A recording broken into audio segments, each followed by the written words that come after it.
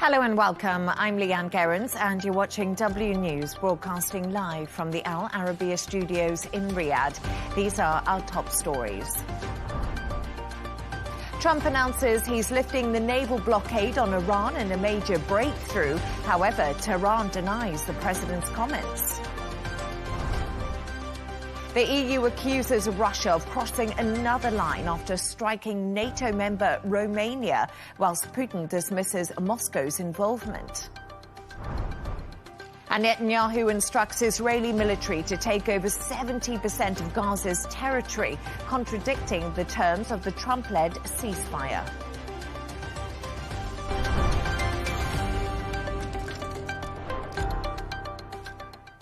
US President Donald Trump has announced that the United States Navy blockade on Iran will be lifted. Speaking on Truth Social, he told followers that ships trapped in the Strait of Hormuz may start the process of heading home. It's been seen as a major breakthrough in the war. However, Iranian sources have reportedly denied President Donald Trump's latest comments. Let's cross live to Los Angeles to speak to Professor of International Relations at the University of Southern California, Derek Grossman. Derek, great to have you on the show. We've got a developing story on our hands as I speak to you. Donald Trump did post a lengthy post on his Truth Social. Iran has hit back, denying the claims that Trump did obviously right. Trump says uranium will be unearthed by the US in coordination with Iran, plus International Atomic Energy Agency, and destroyed. Iran is denying this. It's also denying Trump's claims over the Strait of Hormuz. So I think the big question is, this is so difficult to analyze. Is everyone flip-flopping all the time? Where are we? Well, good to see you again. And unfortunately, I feel like we're all exhausted from this. There's just so much back and forth, as you say. Trump says one thing, the Iranians say another. And it's getting to the point now where we really need some concrete deliverables in these negotiations. And my understanding is, even though he sent out that Truth Social post, probably to try to get ahead of the negotiations, to demand more publicly and see if Iran will bite, and he's done this kind of thing in the past. The reality is he's currently meeting with his national security team, and they're considering Iran's response on the memorandum of understanding, and to see if they can maybe just agree to that document. Now, keep in mind that document only. Now, I say only, right? This is still significant, okay? But it should reopen the Strait of Hormuz. So that means Iran would end its blockade and the U.S. would end its counter blockade, and the ships could actually start traversing there. But I also say only because it's not really at the crux of the matter that resulted in Trump deciding to go to war in the first place, and that is Iran's nuclear program. They are kicking the can down the road for at least the next 60 days to have those negotiations. And so think of the MOU as not an agreement to end the war, but more an agreement to begin negotiating. So we're still way behind where we're supposed to be in terms of getting this war finally to its conclusion and getting back to some semblance of normalcy thereafter. Yeah, absolutely. I think we're all exhausted. We're all trying to read the mood music. This time last week when I spoke to you, we were also on the precipice of a deal which actually never happened. Then we saw renewed attacks in the Strait of Hormuz by the US, and also Iran retaliating to those attacks. But let's talk a little bit about the Strait of Hormuz, because in the draft agreement it says the Strait of Hormuz will be opened as it was before, with no tolls or security permit charges imposed. Does this mean Iran has backed away from its plan to impose this new security protocol in the key waterway? Again, I think the written text means a lot more than the conversations publicly, because, I mean, Trump wants to show that he's still large and in charge. So do the Iranians. So anytime you do negotiations publicly, it doesn't work out pretty well, and it's going to be more difficult to reach an agreement. Both sides want to look tough. But yes, when you look at the MOU language, it does talk about Iran ending its blockade and not implementing any toll there. And I think that is certainly some progress for the United States, because Tehran is now backing away from its earlier initiative to set up a tolling authority there, potentially in conjunction with Oman. And we saw yesterday how Trump responded to those reports, that even though Oman is a staunch ally of the United States, that Oman could also be subjected to punishment. He said, we might have to bomb them, essentially, if they were to cooperate with Iran on tolling. So I do think that it is progress, but keep in mind that Iran has found out through this war that it has enormous influence and some measure of control, maybe a lot of control, over the Persian Gulf region, over the Strait of Hormuz in particular. And that is a strategic choke point that impacts not only the Middle East, but the entire world. And they can use that to their advantage, perhaps more than having nuclear weapons itself. Yes, and today, actually, Abbas Araghchi, the foreign minister of Iran, did have a phone call with his counterpart in Oman on the Strait of Hormuz, because after what Donald Trump said about the ally Oman, lots of people raised their eyebrows to that threat from the president. But I want to talk a little bit more about Lebanon, because if we have a look at what the Fars news agency are saying from Iran, it says the MOU includes a complete ceasefire in Lebanon in line with the view of Hezbollah. Iran is also calling the US an accomplice in the deadly Israeli attacks on Lebanon. Is this potential deal in doubt now due to Israel's actions in the Middle East? And I think a lot of people are saying, is this war personally good for Netanyahu, and that's why he's carrying on? I think Israeli actions in Lebanon certainly can disrupt the negotiations, but ultimately I do think that the negotiations are between the U.S. and Iran. I mean, Iran wants to paint the U.S. and Israel as one and the same. But the reality is that Israel is doing a lot of things that maybe the U.S. does not want, Trump does not want, specifically Netanyahu, to do.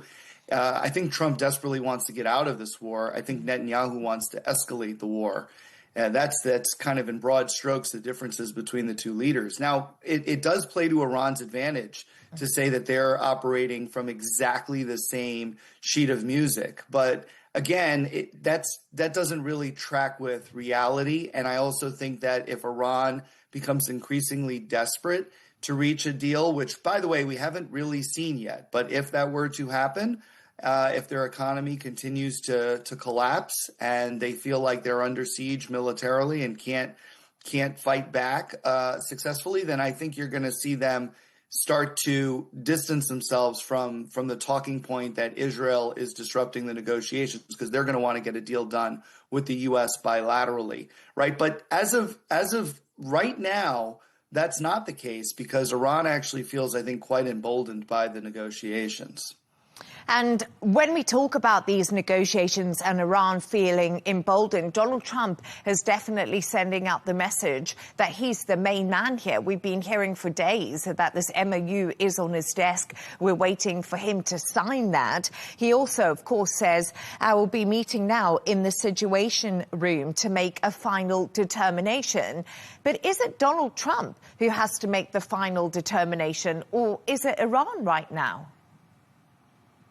Well, really, it's both. I mean, Trump would like to be able to just make the decision and move on. But I mean, in any conflict, your rival gets a vote in what happens, right? So if we were to pack up and go home today, then Iran would then have the next move to make, and that would advantage them.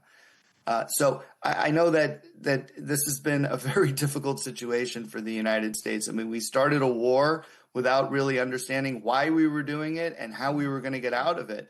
And ultimately, I think what's happening here is that Trump wants to seem tough and wants to see like he's getting a win. But Iran is trying to make it seem like the U.S. lost the war. In other words, the U.S. is weak.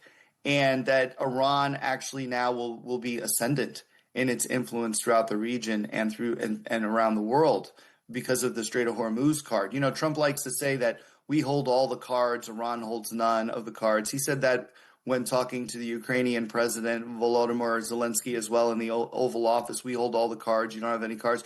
The reality is that Iran holds a very important card, and that is the Strait of Hormuz. They may have few cards, but they have one really important one. And so that is, I think, the rub for the Trump administration. And I do think that we're going to see an MOU signed pretty soon here, but keep in mind, it's just an agreement to begin negotiations about the much more difficult part of this, which is the nuclear program, ultimately. And all the news lines that we're getting out right now, we are seeing how far apart the two sides are, because Donald Trump says one thing, Iran hits back. So let's see what happens if that MOU comes through and we get more details about it. Derek Grossman, as always, thank you so much for joining me on the show. Great to see you. Thanks. Let's continue this conversation with Seema Sabet, a British-Iranian journalist and host of the Seema Sabet Show. Seema, great to have you on the show with me today. Thank you so much. Just speaking to Derek Grossman before you, we have a fast-developing story on our hands. We heard from President Donald Trump in a lengthy Truth Social post, saying a lot of things when it came to Iran's uranium, the Strait of Hormuz, and Iran.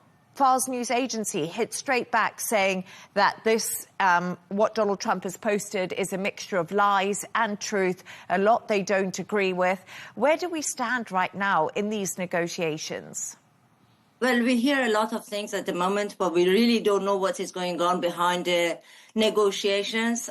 Of course, what U.S. wants is Iran not to have a nuclear weapon. They want the total hold on the nuclear activities. There were lots of other options before the war on the table as proxies, the rest of the demands that the U.S. had at the time. But we don't hear it now, and everyone is focused on the Strait of Hormuz or the nuclears. From the Iranian side, they want the sanctions to be lifted, and also they want the military pressure to be at ease at some point.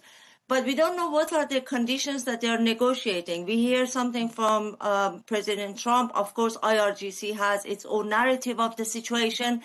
And of course, the complexity of the whole issue is a burden on Iranian people's shoulder. What we don't hear at the negotiation is the demand of Iranians. President Trump, before the war, completely mentioned that he's going to support them. We had a massacre in Iran, which President Trump said that we are going to come after Islamic Republic. But what we are hearing at the moment is a very, very limited kind of like conditions mentioned, and Iranians, of course, are not in any part of it.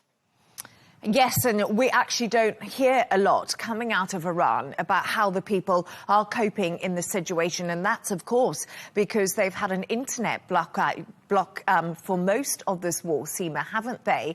Right now, we are seeing that block slightly lifted. More people are having access to the outside world.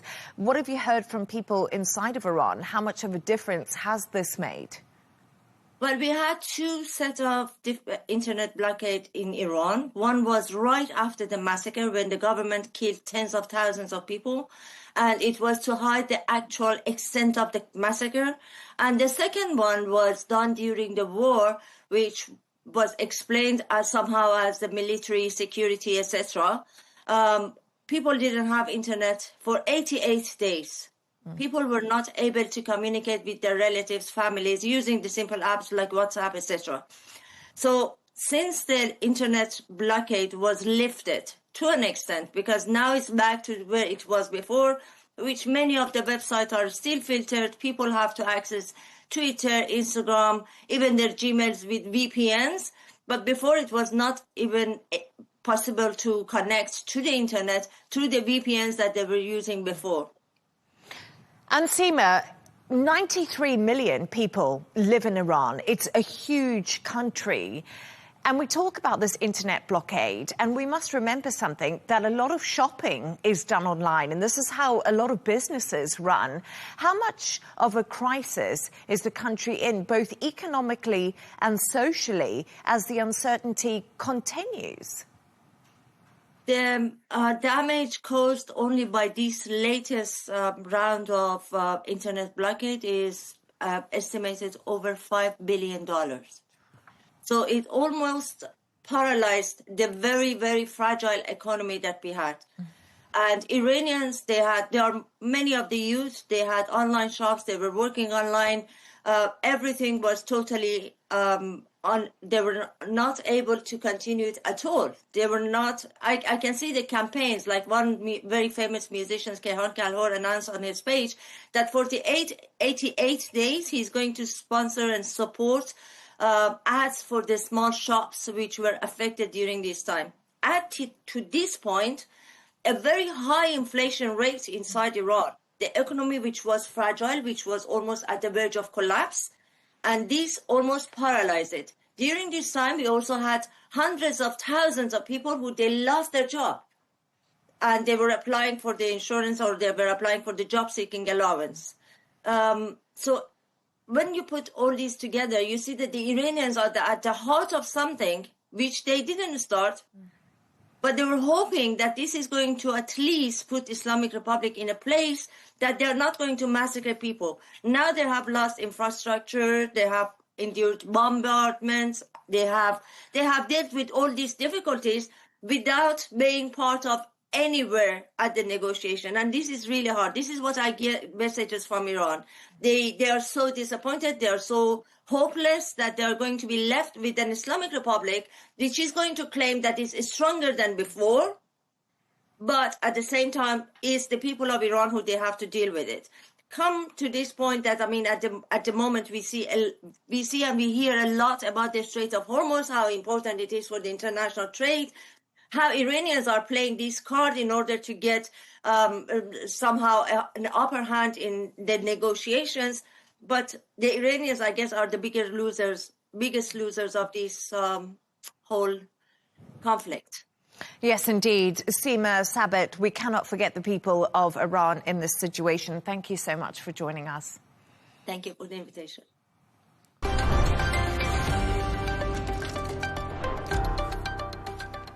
The EU has accused Russia of crossing another line after drones hit a Romanian apartment block, injuring 2 people.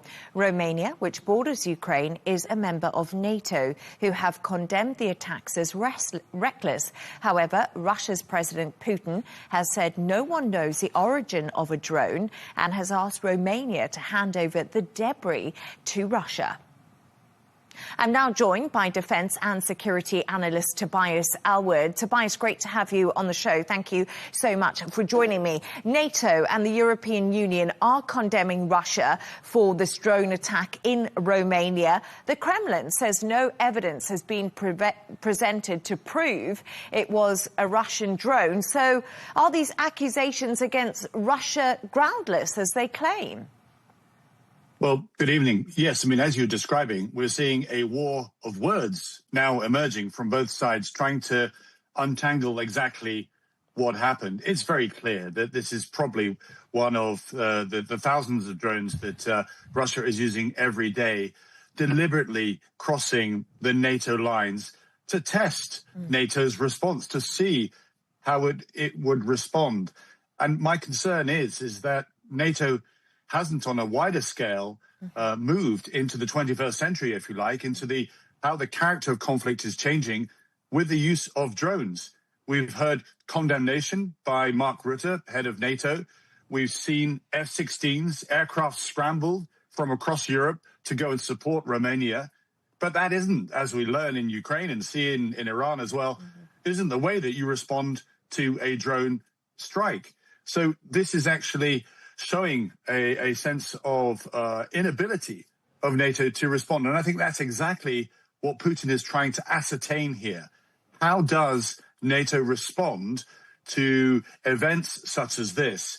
And when you place it into context with all the other attacks, similar incursions that are taking place not just in that neck of the woods, but even here in the UK, the English Channel, in the skies as well, where we're seeing near misses, we're seeing intrusions into airspace. It's part of a wider pattern of activity that we're seeing from Moscow. And I just want to bring you a newsline that we are getting. A spokesperson from NATO's military headquarters has said the drone that crashed in Romania was of a Russian origin. So we're getting that confirmation right now from a spokesperson of NATO's military headquarters. I mean, I guess it doesn't come as a surprise to you, Tobias. But my question is also, I was going to ask you this and you kind of half answered it, but I want to dig a little bit deeper. Russia is testing the EU and NATO, but do you think that's against a backdrop of a whole lot more? Because we've obviously heard comments from the Trump administration that they could reduce troops or pull troops out of Poland or Germany. So this feeds into a wider backdrop that we're looking at the moment. Yeah, absolutely right to step back and see the wider context. We're now 4 years into this Ukraine-Russia war. And we're seeing America absolutely dial back, not just in supporting European efforts to assist Ukraine, but also removing any support for Europe as a whole, reducing troop numbers in Germany. There was discussions about something similar in Poland and so forth. Certainly, they are focusing in other parts of the world. And you're seeing Russia, Putin, take full advantage of that. Absolutely right. We are distracted, waiting to see what's going on in Iran, as you've just been discussing with in your previous interview. So as America chooses to disengage with Europe, NATO is left wondering how and what it should do next. So what Putin does, throw a spanner in the works to test the system even further. So it's just ratcheting up tensions, but also proving that NATO doesn't have the necessary capabilities to deal with the modern kind of warfare that we're seeing both Ukraine and Russia experiment with on the front line in Ukraine itself. So, as you say, NATO doesn't have the ability to deal with modern warfare when it comes to drones and new weapons. How vulnerable does this make NATO countries, and I guess Europe too, Tobias? Because that's what we have to think about now. For the moment, I don't think there's any intention of Russia seeking to gain territory in the way it's seeking to do in Ukraine. What it wants to do is to disturb, to cause political discourse that then perhaps takes you to a place that says, well, why are we supporting Ukraine? It's causing so much angst, so much anxiety, so much pressure on our own economy with potential attacks as well. Let's actually step back from our support. They're wanting countries to reconsider their commitment to the cause in Ukraine.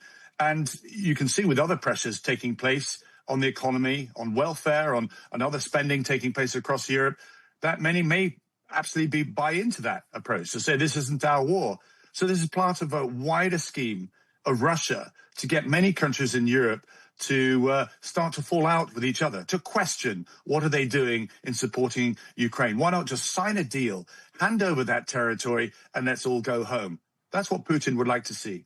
And I guess that we have seen splits when it comes to the European Union countries, when it comes to Ukraine. So Putin's kind of highlighted that. But just a quick pivot, actually, Tobias, because we're getting a news line through. We've been getting a lot through today. It's quite difficult to keep across everything at the moment. But a senior Iranian source has been speaking to Reuters news agency and said a political understanding has been reached between Iran and the US, but it has not yet been finalized. We've heard lots of back and forth. No one really knows where we stand. What do you think? Is an MOU agreement on the precipice?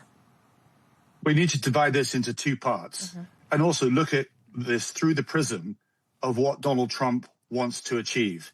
I was in America recently. Gas prices are huge there. That's not going down well from his perspective in the White House. So he wants an end to this. He wants the straits opened.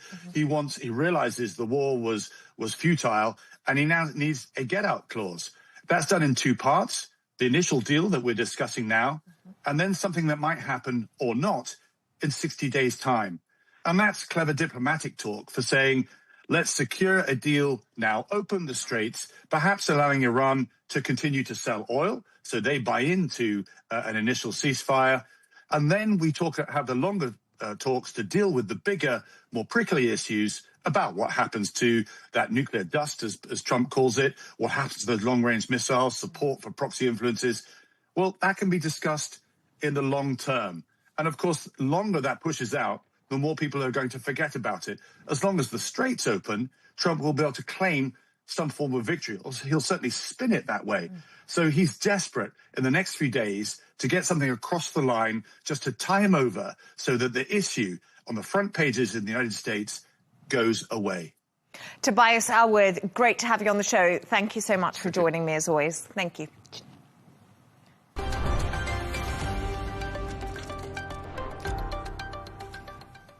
Israeli Prime Minister Benjamin Netanyahu has instructed the military to take over 70% of Gaza's territory. Netanyahu said Israel was squeezing Hamas and pressing them from all sides. If the expansion goes ahead, it would go against the terms of the ceasefire agreement led by the Trump administration. Let's go live to New York now to speak to Dr. Dan Diker, president of the Jerusalem Center for Security and Foreign Affairs. Dr. Diker, great to have you on the show. So let's get into this. Good to be with you. Yeah, great to have you too. Despite a ceasefire with Hamas brokered by the US in place, over the last 8 months, Israel has actually been gradually increasing its control of Gaza. It says it wants 70%, but it already has 60%. How is Israel justifying its troops' advancement across the Gaza Strip? And in reality, what's left to take? Well, that's a good question. I think the answer really lies with the Hamas, because what Hamas has done is to entrench itself militarily and politically in the last 8 months in total violation of what the Board of Peace had dictated for Hamas. Remember, the Board of Peace has demanded that the Iranian-backed Hamas disarm. And that has not happened. In fact, the opposite has happened. And what we're seeing is increased Iran-backed terror activity by the Hamas against Israel in the 55%, 56% that it had controlled. And therefore, the only serious option that the Israel Defense Force has in order to protect Israel, that, remember, there was the worst one-day mass murder in any free country in 60 years on October the 7th, 2023. So Israel clearly needs to have buffer zones and demilitarized areas to avoid another October 7th massacre across its border. And we find that the Hamas has been doing in all kinds of taking all kinds of moves and to entrench itself. So this is why Israel has decided, it appears, to take even a little bit more territory, forcing the Iran-backed Hamas leadership into the westernmost portion, as some of the public is moving towards the Israel and U.S. and internationally secured areas in what's known as east of the yellow line. Dr. Dan, I want to talk to you a little bit about this developing story that we're getting today, because Donald Trump put a post on Truth Social that this deal with Iran was so close. He was going into the Situation Room to make a decision on it. Iran has hit back, denying a lot of what President Donald Trump said. But I picked up on something that Iran said. It says the MOU includes a complete ceasefire in Lebanon in line with the view of Hezbollah. Iran is also calling the US an accomplice in the deadly Israeli attacks on Lebanon and Palestine. Do you think this potential deal is now in doubt due to Israel's actions in the Middle East? And a lot of people are asking the question, is forever war good for Netanyahu personally, because it keeps him in power? The forever war is precisely the Iranian regime strategy, Leigh Ann, and that is why the Hezbollah is not a Lebanese organization. It's an Iranian regime, Islamic Republic organization. It receives its funding, its supplying, its inspiration, its instructions from the Ayatollah, from Mojtaba Khamenei, and nobody else. So the reason that there is no ceasefire is because the Iranian regime decided that Lebanon, which is the crown jewel, Hezbollah, will continue to attack Israel in order to continue to export the revolution and continue to attack Israel and the United States via Israel. So that's why there's no ceasefire there. This is the terror proxy octopus strategy of the Iranian regime, which poses a grave threat to Saudi Arabia, to the other Gulf states, across the Middle East region, is exactly what Netanyahu, the prime minister of Israel, is very concerned about. Because clearly we do know that Gulf states have launched their own attacks against the Islamic Republic because they have been bombing the Gulf states, I think, in a way that we have never seen in decades past.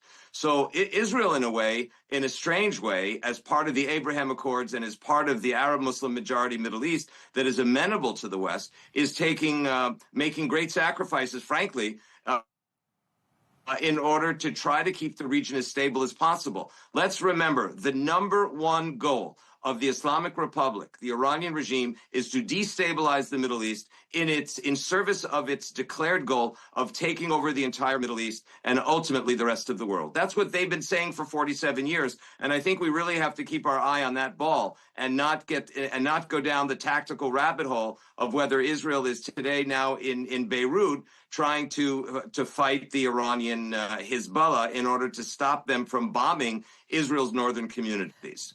Dr. Dan, I want to come on to the humanitarian side of things. We've spoken about the military strategy and Israel's plans of expansion in both Lebanon and also inside of Gaza and the West Bank, but that conversation for another day. The United Nations Children's Agency, that's UNICEF, says 11 children have been killed or injured every single day inside of Lebanon since these Israeli attacks. Do you think this is acceptable? And where is the protection of civilians? Because I'm also just having a look at my notes. And thousands killed during Israeli offensive in Lebanon. We're talking 3,355 people. That's just in a matter of months. And over 10,000 injured. It's a very dire situation for the civilian population. I get Hezbollah is in Lebanon, but we also must remember people live there too. You're absolutely right. It's an unbearably unacceptable situation. That's exactly why the international community, beginning with Israel's neighbors in the Middle East, have got to come together and hold the Iranian regime accountable. The Hezbollah, the Hamas in the south, the Hezbollah in the north, the Iranian regime, what they call the mobilization forces in Iraq, they implant themselves in civilian areas, under hospitals, in residential buildings, near schools, near even UN compounds. And that is why, unfortunately and tragically, civilians are dying. Do you know, Leigh Ann, let me share something with you that you may or may not know. In almost every single home in southern Lebanon, there is a requirement to hold Hezbollah weapons within those civilian homes. Now, you tell me how you fight a war against an apocalyptic messianic organization that holds its own children hostage in a matter of wartime. This is an egregious crime of international law, and unfortunately, too many in the international media are ignoring that and instead looking at death toll numbers that the Iranian regime is all too happy, in the same way that they're all too happy to sacrifice well over 50,000 Iranians, well over 50,000 Iranian children, women, and men in 48 hours in January of 2026. That is the Islamic Republic that we're dealing with. That is the Islamic Republic that is trying to push the entire weight of this conflict onto mini Israel, which is the size of Belgium or the size of Maryland in the United States, opposite a death cult regime that is endangering the entire region. And our friends in the Arab world know it very well. And that's why right now it is time, as Prime Minister Netanyahu called for in the United States in front of Congress, for something called the Abraham Security Alliance, which would be our friends in the Gulf together with Israel and the United States to protect the Middle East and the peoples of the Middle East, so that the numbers that you raise, which are terribly concerning, and I agree with you, that we do not see those types of civilian deaths. This is the problem when you're dealing with international Islamic terror organizations like the Hezbollah, like the Hamas, like the Houthis in Yemen, and those in Iraq. Dr. Dan Diker, good to have you on. Thank you for your analysis. Thank you ever so much.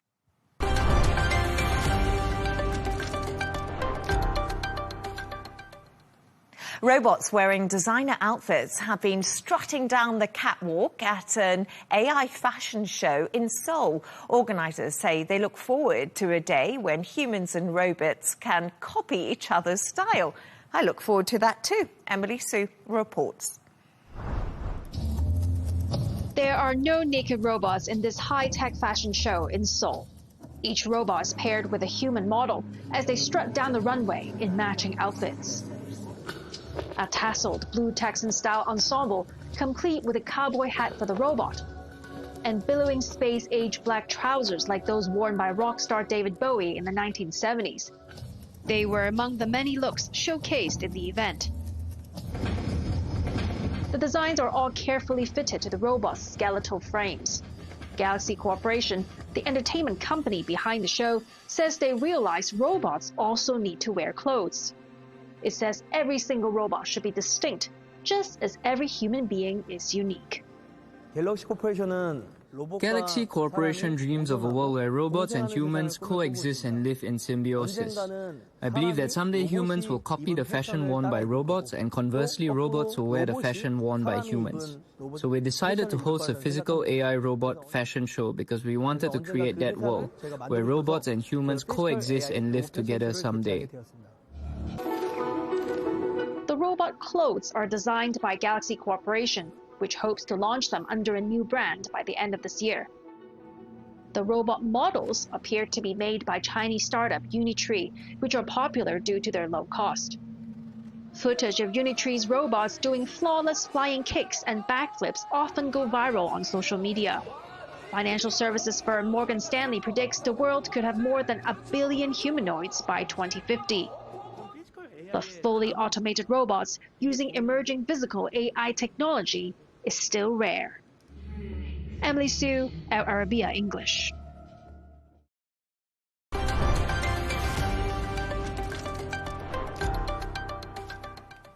Now, 1 million young people in the UK aged between 16 and 24 are not in employment, education or training. There's now a warning that this statistic could rise to 1.25 million in the next 5 years.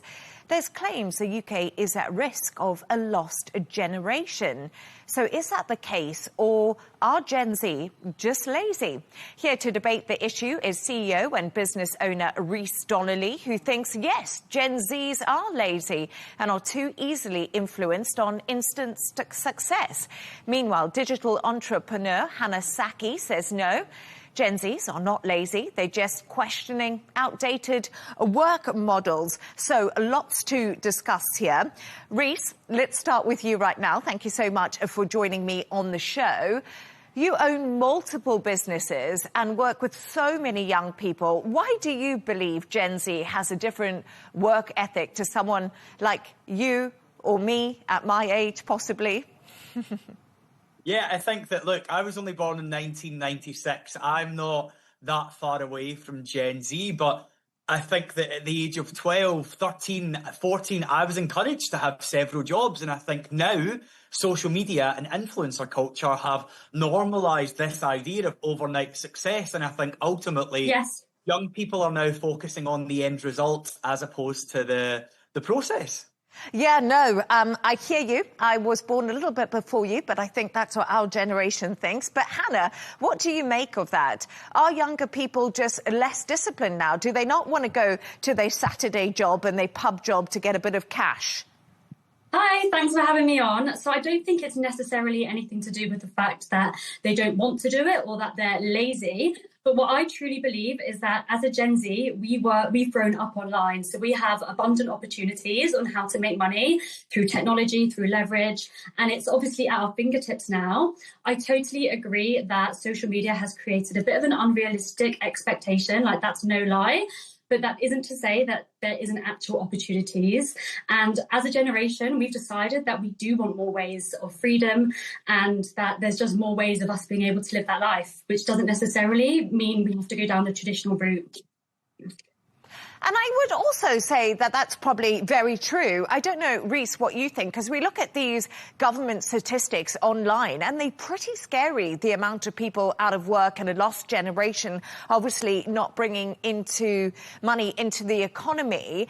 But is there a sense that we're just not preparing young people for the world we live in now, as things have changed so much? If we look at tech, if we look at AI, and I guess the argument is you look at the schooling system, and it's still the same system I had at school.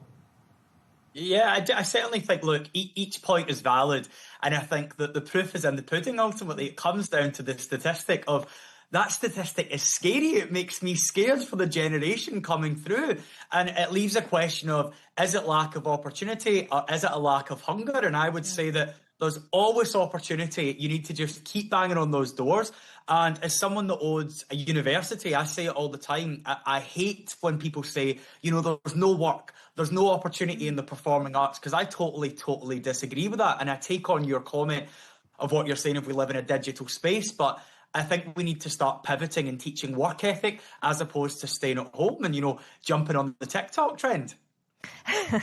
Hannah, you're not doing the 9-to-5 grind like I am, or probably Reese is at the moment in an office. 9 to 9 for me at the moment.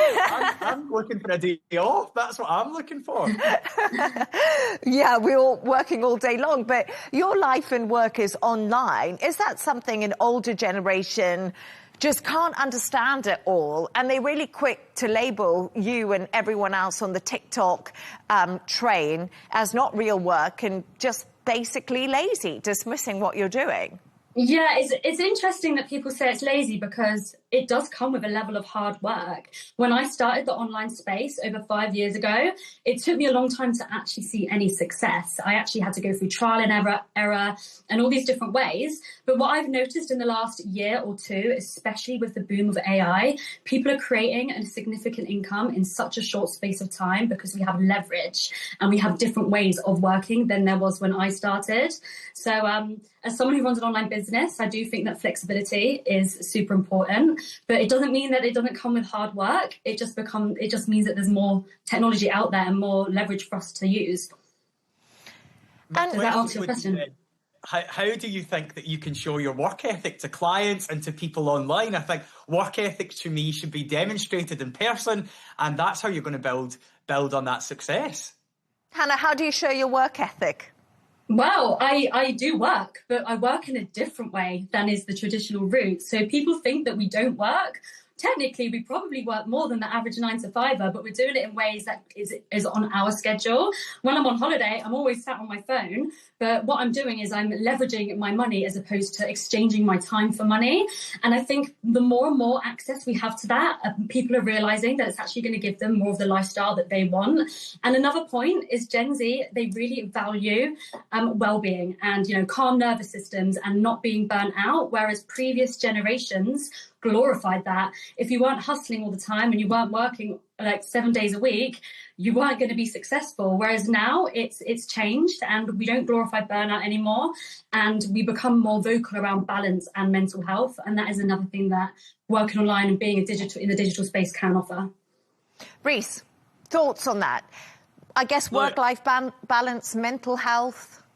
It's all very important things, and as someone that's spent years scaling their business, it's pillars that we bring into the room. However, I would say, would I employ someone that's priority is making sure that they can get the washing done when they're at home, or would I employ someone that wants to be in the premises and wants to be a bright face of the business? Give me someone with a bit of work ethic over someone that wants to live in a digital space any day. And I think that now that's where the progression should come from. I think that now that I employ a lot of Gen Z, I always need to say, I want to see you run. I want to see you come in with ideas. And I just don't know if I'm convinced yet that the working from home and the Gen Z culture is for me, but maybe I have to be convinced. Maybe Hannah can convince you. Hannah, I think you need to go for a meet and maybe you can keep me up to speed and I'll teach you about work ethic. What do you think? I can give you a full overview of what it is that I can do, for sure. But it's absolutely fascinating, this conversation, because I must say, you know, you both brought up really good points. There's a new digital world, but also if you run a business, you want work ethic. You want people to come in full of ideas, on time. I think that's another problem with Gen Zs. I don't know, Reese, quick comment on that. Not always on time, I find. I mean, there's always an excuse and it's never, ever their fault. It's always someone else's. Would you imagine that? Hannah, always got an excuse? I mean, if you want something, you'll do it. But can I ask you a question? Do you genuinely think that Gen Z are actually lazy, or do you think they just have different expectations around work? I genuinely think that they've been brought up with boundaries that weren't in place here, say, when I was growing up. And I think that there is an amazing balance to be stricken there. However, I think for me, we are leveraging that far too much. I think there is nothing that I will argue with than rolling your sleeves up and coming to work and putting in a shift. And I think that we've gone far too much on the other way. And I think that I would really love to just pull back some standards and making sure you show up, making sure that you are good and making sure that your work ethic is at the top of that chart. Guys, you might have to take it offline because we're out of time, but it was such a great debate. And as I always think, balance is so important in all of life. Reese Donnelly and Hannah Saki, great to have you both on. Thank you. Thank you.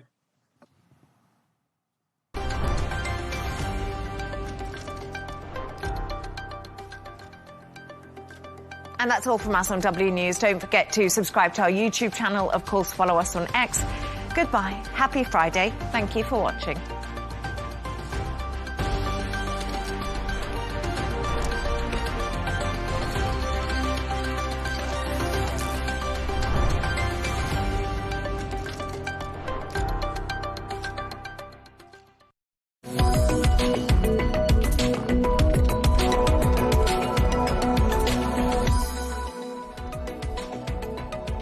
Hello and welcome to The Real Deal. Coming to you from the Arabiya English headquarters in Riyadh, this is your weekly bulletin bringing you all the latest business news headlines and analysis from Saudi Arabia. Coming up today, amidst sharp fluctuations in oil prices, we examine the impact of headlines on energy markets.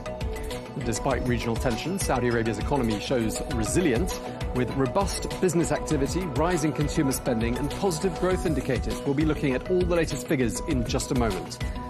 And this year, more than 1.7 million people from 165 different countries took part in this year's Hajj pilgrimage. We'll be talking you through some of the numbers and the logistics.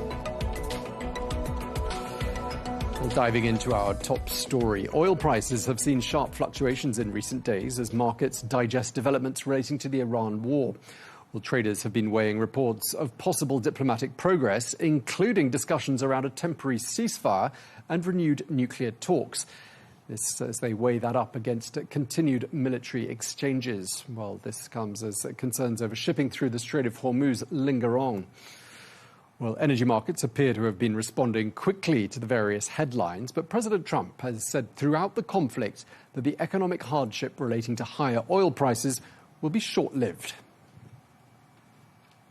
The gas will go down. As soon as the war's over, it'll drop like a rock. There's so much of it. It's all over the place, sitting all over the oceans of the world. And it'll go down. But what won't happen is if Iran had a nuclear weapon and used it, then the whole world is a different place. You're not going to have to pay a little bit more for gasoline. The gasoline, the oil will go down rapidly as soon as the war is over. Well, I'm joined now by Cornelia Mayer, economist and CEO of Mayer Resources, who joins us from Bern. A very warm welcome to the show, Cornelia. Oil prices very volatile in recent weeks. And I just want to start by asking you what you see as being the main drivers behind these swings. What's driving the swings? What's drives the swings is not fundamentals. What drives the swings is psychology. Everybody wants the Strait of Hormuz to open. So every statement coming either out of the US or out of Iran or out of any of the mediators gives a big swing. And it has nothing, it's totally disconnected from reality, because reality is that we are at an all-time low of inventories. We are living on not on borrowed money, on borrowed barrels, which come from the SPR, the Strategic Petroleum Reserve, from other both commercial and government inventories. And they can only keep on giving that long. At some stage, they're really at zero. Have you ever seen anything like this? I mean, is this chapter we're in right now, would you say it's without precedent in our lifetime? I think it's without precedent in our lifetime. We have seen other supply and demand shocks, but this is without precedent because it's been going on for so long. And when I look at the oil price, going between 90 and 126 for Brent, these are humongous volatility, which makes it, by the way, also difficult to hedge. Where are you going to hedge? And again, the geopolitical premium is not in there. We just had, I think yesterday or the day before, the CEO of Exxon came out and said, look, you have to be very careful because inventories are really at rock bottom. Yeah, I mean, when it comes to sort of looking towards a time when things return to normal, or if ever they return to normal, we don't know. Just actually interesting, I saw a headline before crossing to you. A study done by Reuters said that Brent crude is expected to average $90.44 a barrel in 2026. When they were forecasting back in April, it was $86.38 a barrel. So clearly a significant difference in just a few months. But supposing a deal is struck and things go back to normality, the Strait of Hormuz reopens, how long do you expect it to take for prices to normalize and settle at pre-conflict levels?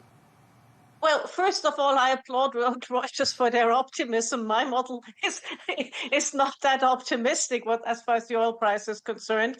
The other thing is, I would say it will take well into 2026 because we have ships in the wrong place. We have a lot of fields that had to be shut in. Some of them can be brought up easily again. Others, though, are more complex, and it's a complex industrial process to restart the field that has been shut in. And then we have degraded infrastructure, imports. We have degraded infrastructure also for LNG. 17% of Qatar LNG was taken out, plus all the extension. They had wanted to extend their capacity by 80% over this next year. So we are seeing real scarcity. The CEO of Saudi Aramco said about 2 weeks back, we are missing a cumulative billion barrels. And that is a lot. Consumption used to be, before this, 104, 105 million barrels a day. So globally. So this is really a lot. Cornelia, let's speak for a moment about the impact of all of this, specifically on the Saudi economy. We're talking here about an environment which oil prices are significantly higher. Well, they fluctuate a lot and they can be much higher, but volumes much lower. So what does that translate into by way of an impact on the Saudi economy? Well, KSA has been lucky, or actually not lucky. There has been a great foresight from the KSA of the government of KSA during the tanker wars, during the Iran-Iraq war, in building that east to west pipeline, which allows about 7 million barrels a day in crude and products to be evacuated, also from the port of Yanbu, which is on the other side on the Red Sea side of the country. But also the port has constraints as well. So they've been lucky in terms of, having been able to export more. And actually, Aramco has had a very good profit because of the higher oil price, right? In the end, what lands in their coffers is price times volume. But in the long run, it's also investors are looking at it. I'm very glad I still see investment going in. But the business model in GCC was we are a haven of stability in a sea of instability, and that haven of stability mantra has sort of gone somewhat. So I'm convinced that Saudi will come back, but it's just not going to be so easy. So clearly the East-West pipeline has been a lifeline for the economy during this period of disruption. Do you think we might see greater connectivity and perhaps greater sort of expansion of the pipeline system? Inshallah, yes. And I can see that other countries like Kuwait, Kuwait was really hit very badly. Countries like Kuwait, Bahrain could potentially at some stage feed into the pipeline. I also see great potential for the rail network. Saudi has really worked hard on building that rail connectivity for the rail network, also to be interconnected with other GCC countries. And that's important because we're not just talking oil and we're not just talking gas. We're also talking solids. We're talking fertilizer, which is, as I've said so many times, the thing that keeps me awake at night the most, because we can do many things, but we cannot live without 30% of nitrogen-based fertilizer comes through the Strait of Hormuz. So I can see rail with aluminium, other things which have to be transported by ship or by rail. So I can see better connectivity amongst some of the GCC countries by rail and pipeline. Okay, so the idea of shortages, physical supply shortages, has already come up in this conversation. I'd like to ask you where we've seen the most severe of those shortages, in what category we've seen the shortages, because there was a lot of talk just a couple of weeks ago about jet fuel running out in Europe. Yeah, there is. And we have seen first the shortages in the not so affluent countries in Southeast Asia. More than 80% of oil and gas coming out of Hormuz goes to Asia. So we've seen Thailand, we've seen the Philippines, Laos, Cambodia, and they've gone to, Vietnam. They've gone to 4-day weeks and so on, seen shortages. We have seen East Asia a little bit more insulated because at the start of the war, both Korea and Japan had about approximately 200 days worth of storage. China has bought so much oil when it was cheap and has a lot of storage. Also, these inventories, they're getting depleted rapidly. So if this is not ending, I can see physical shortages coming up in Asia and also in Europe. And when we see that, we will see real demand destruction. Okay, and just to wrap up, Cornelia, looking ahead, what do you think are going to be the legacies and the lessons learned from this whole chapter? Well, I think if you're an importer, it's the diversification of supplies. You need to make sure that you have a broad spectrum of supplies, which is not that easy. The one thing that really again concerns me is how the developing world is coping, because they're being priced out of the market for gas, for oil, for fertilizer. And so I do hope that we will again fund developmental, the state-run developmental agencies, the UN, the multilateral agencies, because they are woefully underfunded. So we might see food insecurity. So we need to do something. So I hope against hope that people will realize that this sort of funding is important. Okay, we're going to leave it there. We really appreciate you taking the time to share your expertise with us, as ever. Cornelia Meyer, economist and CEO of Meyer Resources. Thank you for your time today, madam.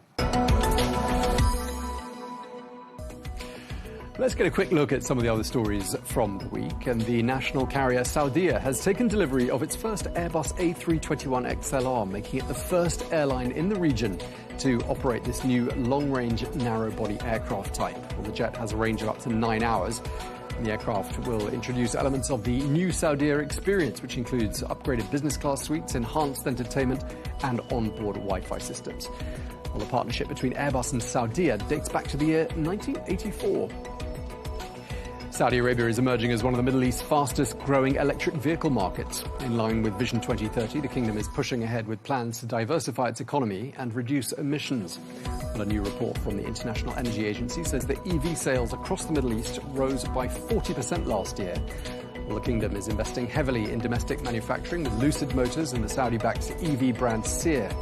And at the same time, charging infrastructure is expanding nationwide.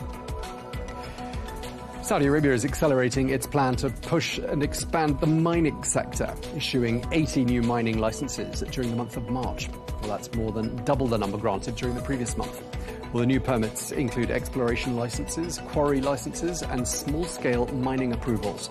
Well, Saudi Arabia is seeking to unlock an estimated $2.5 trillion worth of untapped mineral resources, which include gold, zinc, and phosphate. And Saudi Arabia is going to be seeing a lot more of a new concept in the convenience store space. The first 4 branches of Swift by Lulu have been inaugurated. And more of these new format stores are going to be popping up at high traffic locations across the kingdom, such as at metro stations, petrol stations, and airports. Well, the Lulu Group, which says the goal of these stores is speed, convenience, and quality, says it aims to open 100 such Swift stores across Saudi Arabia by 2030.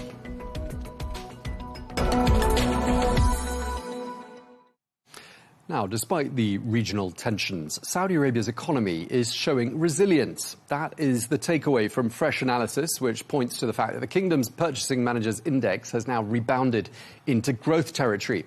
Other indicators of the health of the Saudi economy are a real GDP growth of 2.8% year-on-year in Q1. Consumer spending is also up, driven by strong e-commerce activity and continued demand for digital payments. And unemployment among Saudis has fallen, particularly among women. Meanwhile, the credit ratings agency Moody's has affirmed the kingdom's credit rating of AA3 with a stable outlook.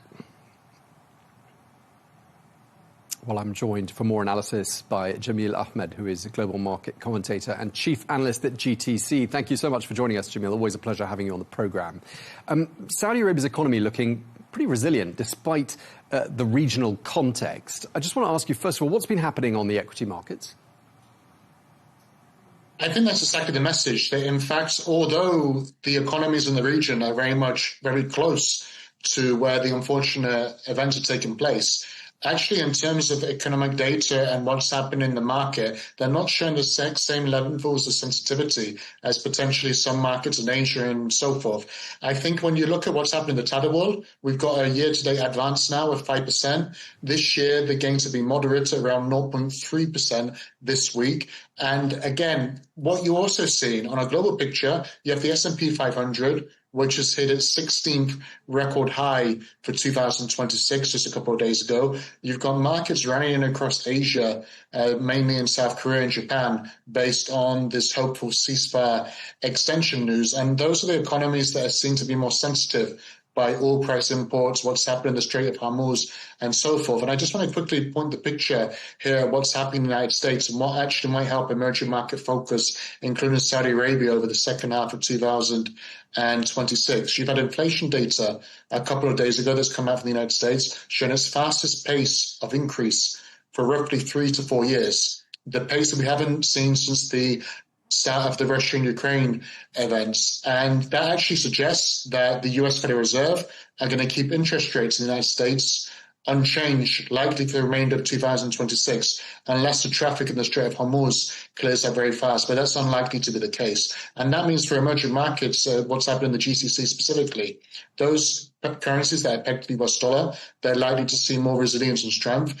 And there's going to be less temptation to take flows and investments out of emerging markets based on the United States unlikely to cut interest rates, which was something we thought would happen on a regular occurrence in 2026. But geopolitics had different ideas. OK, Jamil, just before we cross to you, I listed a few indicators that stood out for me as being indicators that the overall health of the Saudi economy was healthier. I was just wondering what indicators have stood out for you. The PMI indicators, because you did have that contraction that come out in March based on what happened in the region, but actually in April we returned back to growth. So I think the PMIs are very important because it shows what actually activity has happened in the domestic economy, as well as demand internationally for Saudi Arabian goods and as exports, and not only for oil. So I think those PMI figures are going to very much remain something to watch over the coming months. I would also look at what's happening with consumer spending. We do have consumer spending that's continuing to increase, although at a more moderate pace when you compare what happened in March 2025 to March 2026. We only saw growth moderately of around 1%. But what's encouraging is that you're still seeing signs of spending continue to increase and broaden the net in aspects such as what's happening in hotels, tourism, restaurants, food, beverage, events. And those are all key elements and pillars towards the 2030 strategic visions. So this shows that a lot is happening and it is working. It just happens to be that what's happening globally is, of course, impacting the world economy.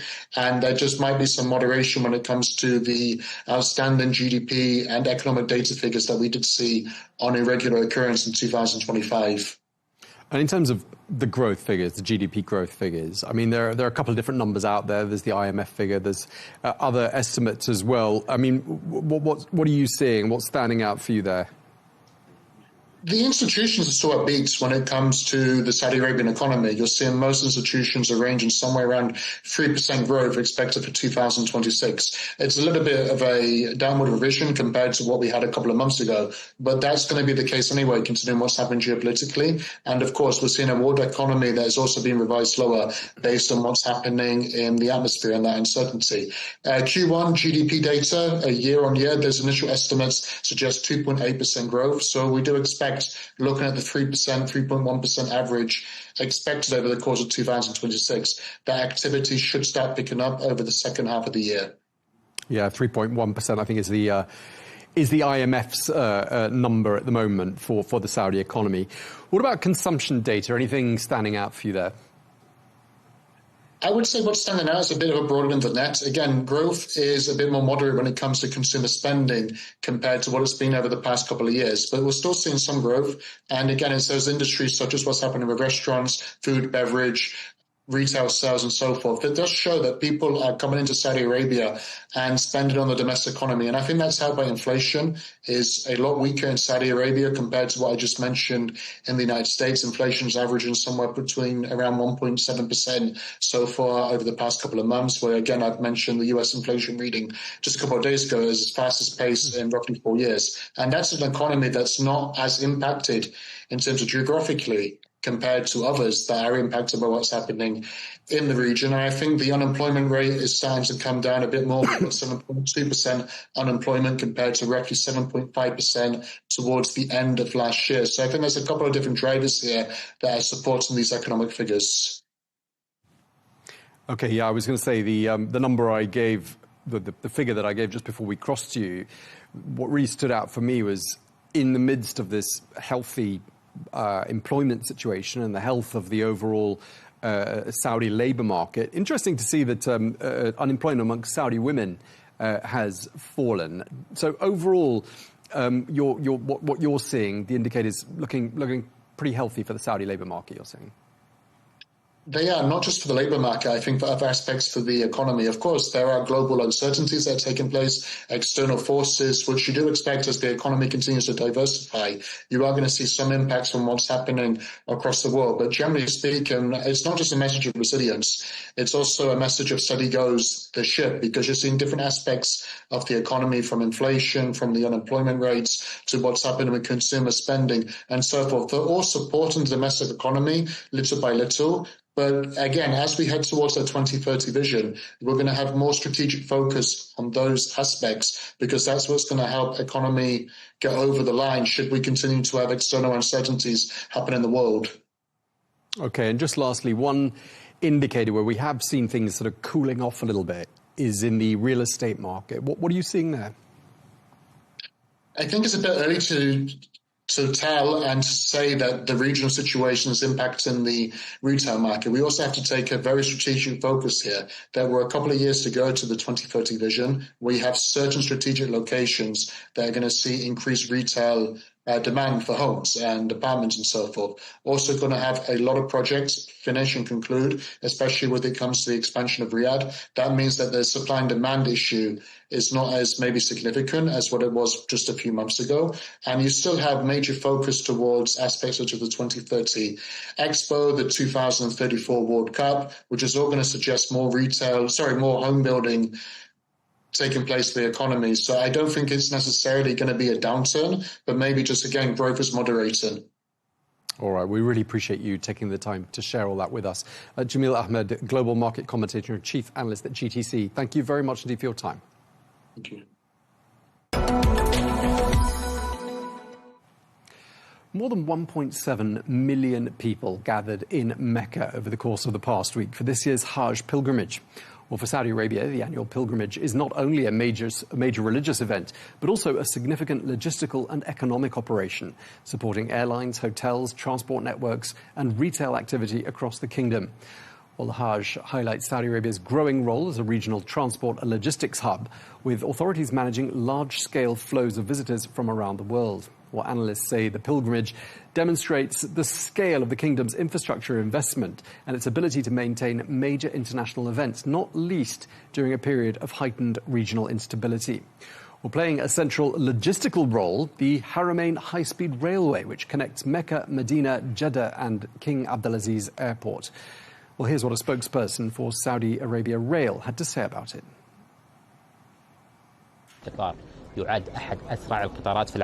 The train is considered one of the fastest trains in the world, with a speed of 300 kilometers per hour. It is the fastest means of transport for pilgrims from this airport towards Medina or Mecca. It can cover the distance from the station to Mecca in just minutes, and it can also cover the distance from the station to Medina in 1 hour and 45 minutes, while this journey between Mecca and Medina takes only 2 hours. During this year's Hajj season, more train trips were provided through the fleet, offering more than 2,200 seats for pilgrims. Okay, so 1.7 million people from 165 different countries took part in the Hajj this year. That's all we have time for on The Real Deal. We're going to leave you with these time-lapse images from the Hajj. Thank you very much indeed for watching. Do join us again next week for another edition of The Real Deal here on Arabiya English.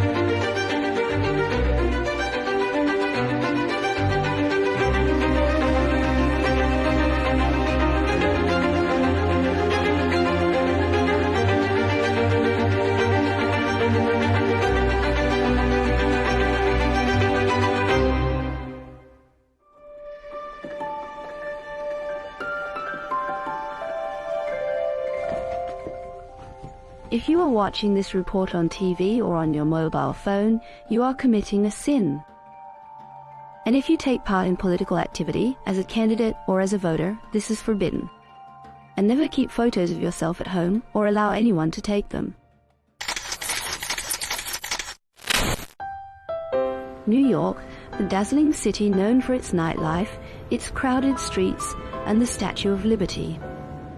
In all its modern lifestyle, its urban sophistication, its fast pace of life, architecture, and advanced technology, and yet only about 300 kilometers away from New York lies the state of Pennsylvania, which is home to the largest Amish community in the world, a religious group that has voluntarily given up modern freedoms and abandoned contemporary technology in order to preserve their traditional way of living. Our team boarded a train from New York to Pennsylvania on a special mission to learn more about this group in a journey that felt like stepping into a time machine.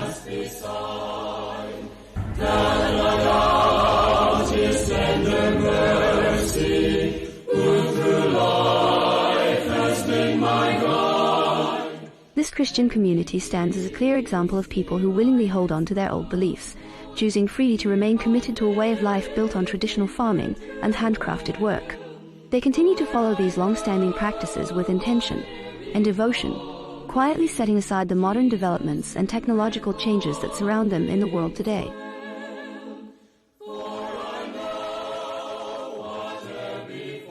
But how far can a community cling to the past in a world ruled by technology?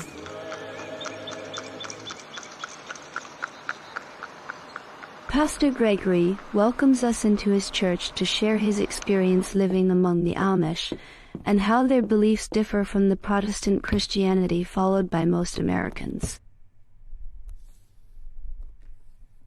They're just people that are living like in another time frame. Most people, we go with the flow. When cars came along, we gave up our horses. When cell phones came along, we gave up our landlines. We just go with all the technology, but they have held back on that on purpose. I think because they want to have a slower lifestyle, more thoughtful lifestyle, more contemplative, and not be influenced by the things that go with these advances. It's a mixed bag. There's blessings in the technology, but there's also some dangers as well, and they try to stay away from that. The Amish believe that good deeds in this life lead to salvation in the next. Unlike most Christian churches, baptism is not done at birth, but at the age of 18. At that age, one chooses whether to remain with the Amish community and be baptized, or leave it with no ties.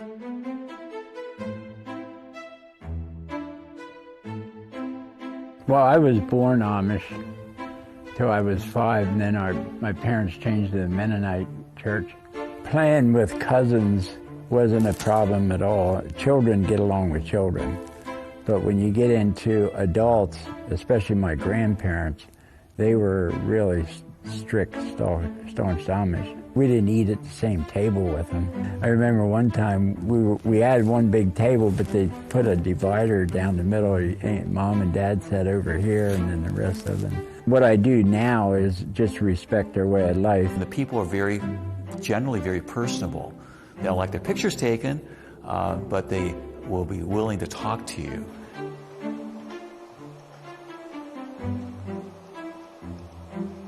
A man named Sam Stoltzfus. He lives here in Gordonville, Lancaster County, next to the church where I pastor. But this man is a resident historian for Gordonville. He's written Lancaster County Amish History is one of them.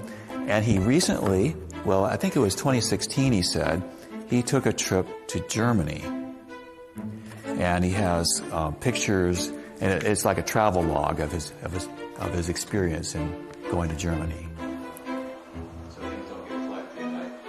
People give me notes, and I write notes, and I put the envelopes in. Pastor Gregory arranged for us to meet his Amish friend, the historian Samuel, who agreed to speak only if his face was not shown, as photography conflicts with Amish beliefs against portraying humans. We don't believe in having our photographs taken because of the graven image. 10 Commandments, second commandment. We have 350,000 Amish people in North America.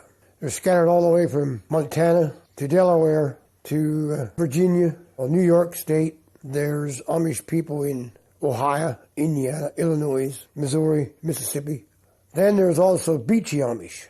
They don't drive cars, but they have tractors. Almost 40,000 Amish people in Lancaster County. The Amish are known for their distinct appearance. Men grow beards but shave the mustache, and women cover their hair and dress modestly. We always wear plain clothes, plain suits, plain shirts. Now, we don't always make our own clothing. We buy some. You can buy some tailor-made. And dresses, the girls wear white before they're married.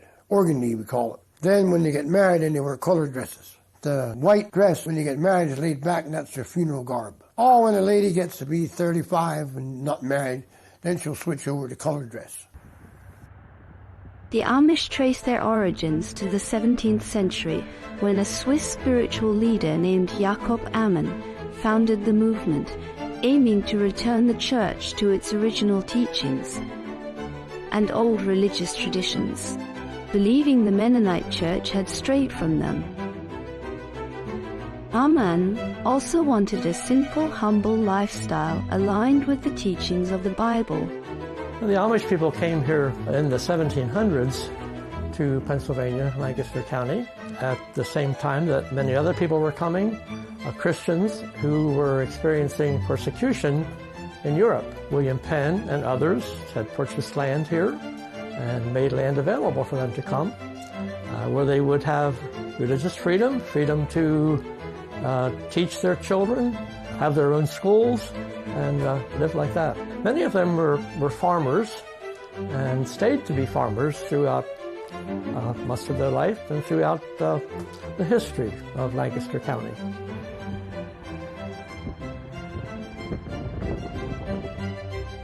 They all came from Germany and Switzerland, Europe, and they all taught Pennsylvania Dutch. And that's English and German and Dutch together. So that's why they taught Pennsylvania Dutch. It's very interesting how at that time, back in the 1700s, that the communication got from America to Europe that, oh, there's freedom here, and why don't you come and live here? But many of them did, and records exist of boatloads of immigrants coming from Europe to America, arriving in Philadelphia, moving westward as land became available.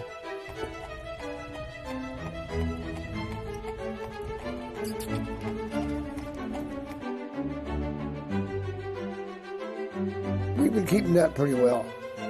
Our church services are in Pennsylvania Dutch and German. Always in Pennsylvania Dutch.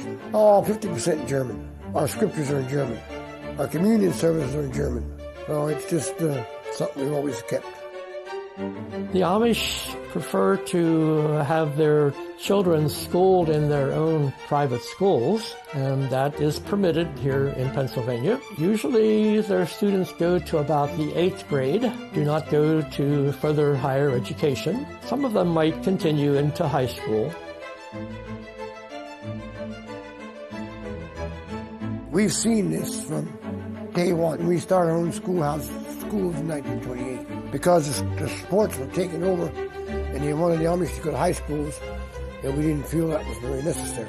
Well, we have to go to school till we're 15. In 1956, that was a big issue.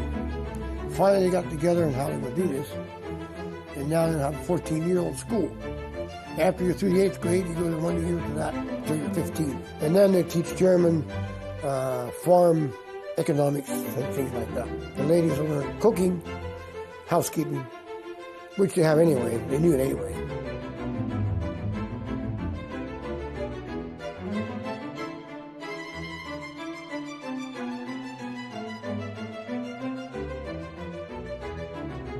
Nowadays, the ministry taught more English than High German. It makes it easier for everybody.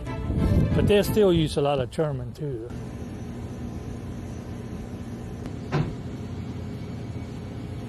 Amish girl will go to Amish school, and when she gets out of school, she can be a helper when she's 15 or 16.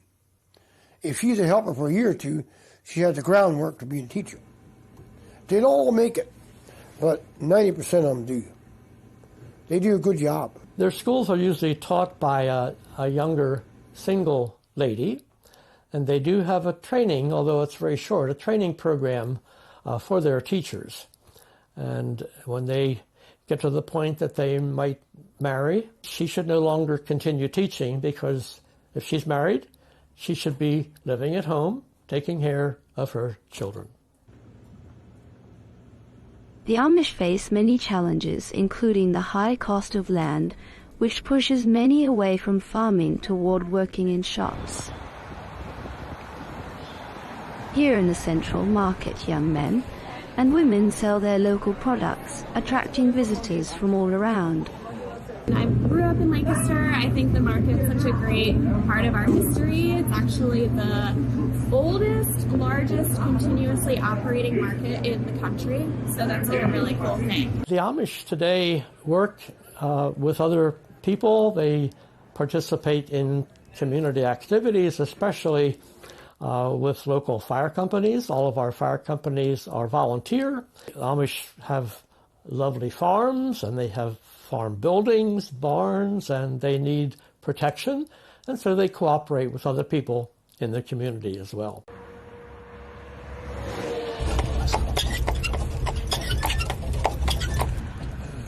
Here's a fire company. The Amish help a lot at the fire company. Some people confuse the Amish with the Mennonites, as both share European roots and have similar beliefs. They are essentially spiritual cousins. I'm not Amish, we're Mennonite. We're not quite as strict.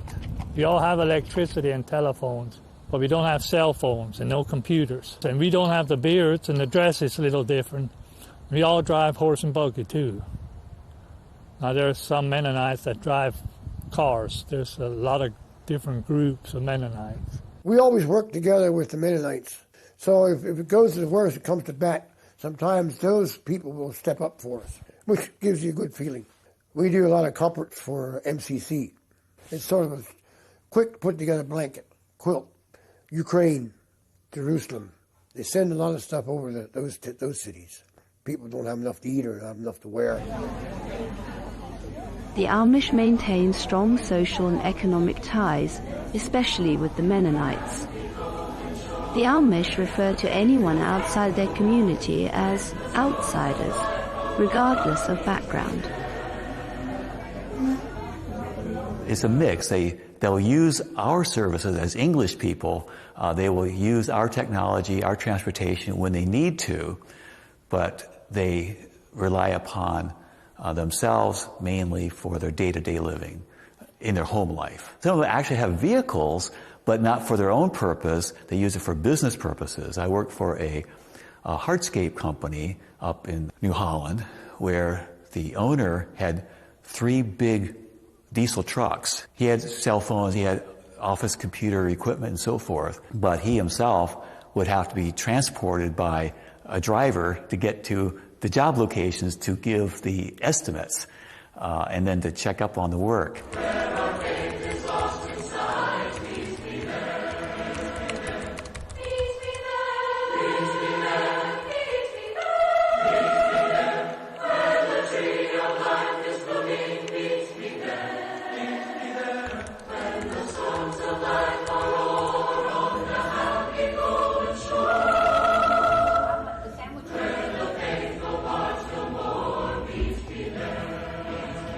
Amish buggies differ in shapes and types and uses.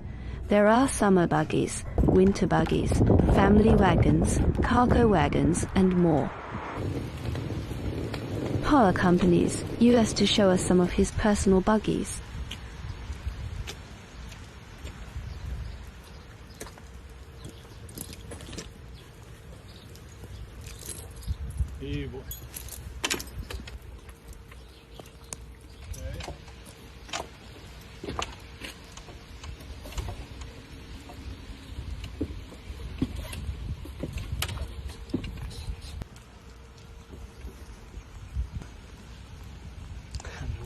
Go through the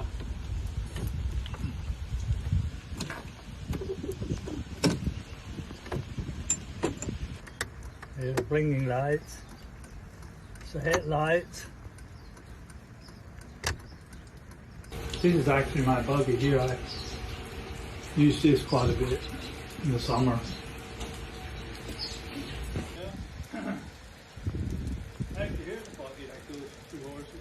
They are head and face. Helps a little for the rain too. You look around more and gives you a good ride. We believe in using horses and on the road and in the field, because if we would start buying cars and buying tractors, we would go way too fast. Our young folks, when they get 16, we get them a horse and a buggy, and that's the way they travel.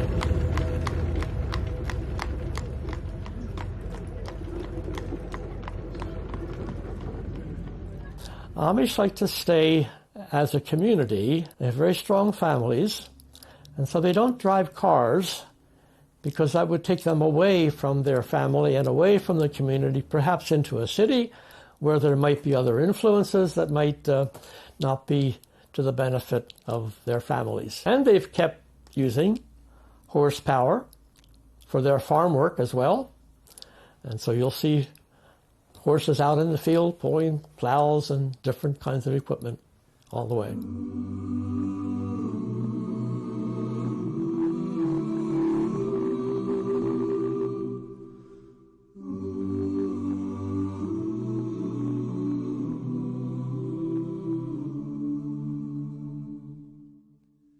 Packing up the dreams God planted in the fertile soil of you. Can't believe it can add up to the price of a car when you have a horse and buggy together. They have different upholstery. He said they can have seating, front row seat, you have a back row seat. So the single guys, he was just going to have a front row seat. He didn't need a back row because he wasn't married. But we'll keep you close as always. It won't even see you go. The buggies all have halogen bulbs now. In the last 20 years, they got much brighter. The headlights and the tail lights, so you can see them. And the boys that ride scooter, I meet a bunch of them going to work, 5 or 6 of them going to work in the morning. And they have a light they put on their hat so they could see, and then they have a flashing light in the back for safety. Among the Amish, forgiveness and rejection of violence are core values, to the extent that they do not join the army. Even so, their punishment is harsh for those who break their rules. For example, if members violate Amish church guidelines and refuse to confess or leave the group, they face expulsion, which in their community is called shunning, as happened with the Miller family. They keep their horse feed in here. Chicken leg, do it again. You go into an Amish-owned store to buy something, they won't take money from you. You have to lay it on the counter, and they'll pick it up. They won't take it out of your hands. They'll ride in a car with ex-Amish, but you're not allowed to drive. They can't. I have to drive because I was never baptized in the church like my parents were. So it gets a little touchy, I guess.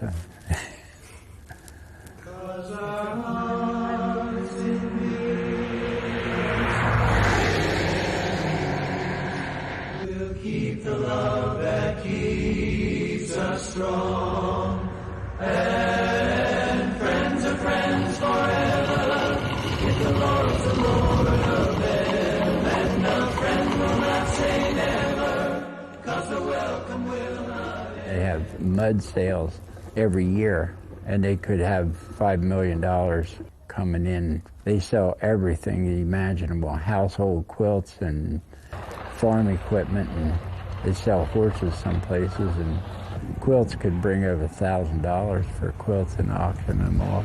But because it's a fundraiser for the fire company, they don't mind paying twice as much as what you would maybe buy it at a store. You might get 5,000 people showing up at the sale. English and Amish, they go together, and Mennonites, and sell buggies and horses. And we got the, well, we're at about 35. Mud auctions, as they are called among the Amish, are one of the major traditional events in their culture. These auctions are held every spring with many community members and neighboring groups participating. They sell many items including handmade furniture, farm equipment, horse-drawn wagons, and local foods. This event is a chance to raise donations, and also a special social occasion where Amish people and visitors meet to enjoy the auction and exchange stories and experiences. A harder life, riding a bicycle, pushing a scooter, which would use one foot on the platform, and the other foot they use to push. I mean, it's a lot harder. It's slower. It's a slower life. And I said to one Amish lady, you know, you're kind of away from the world kind of a thing. But she said, you know, but we're still tempted. We're still tempted. We're still, you know, it's part of life. Not that all of it's bad, but it has its influence. It changes things. So I think as long as they're able to maintain their independence to some degree, they'll be fine. You on my side, Ben, or not? 22, not 5. And now 22, 22, 5 and 9. So $22 straight down the middle. Number 100. Number 100. 22, 5 and 9. So $22 left side. The Amish are a very important part of Lancaster County culture. They contribute in many ways to our history and our culture now today. We like having the Amish in Lancaster County. They are people that add to this area and make it unique. And if we lost the Amish, Lancaster County would be just like anywhere else. But in this case, from birth, the announcement was made that Jesus is a Savior, a deliverer. In fact, his very name means salvation, means Savior. They shall call his name Jesus, for he shall save his people from their sin. For many, this community misses out on much of life's pleasures. But as the Amish say, sometimes the simplest things in life are the best.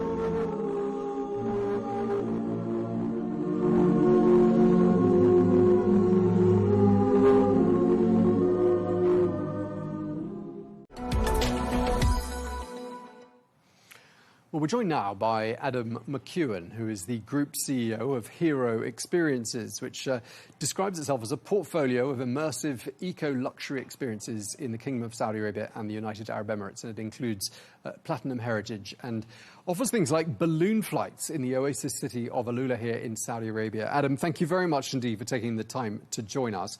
I just wanted to start by asking if you could just tell us a little bit more about Hero Experiences and what you actually offer. Sure. Well, thank you very much for the invitation, Tom. So Hero Experiences is entering into its third season in Alula. I actually visited as a tourist the first time I went to Alula, and I was absolutely blown away by how beautiful it was. And I was actually attending the Alula Skies Hot Air Balloon Festival. As an owner of a hot air balloon company, that was of particular interest to me, of course, as a tourist. But when I was there, I was absolutely blown away. And I was just thought to myself, you know, for 2 weeks of the year, you can show up to a festival and do these amazing balloon flights. But what about the remaining 50 weeks of the year?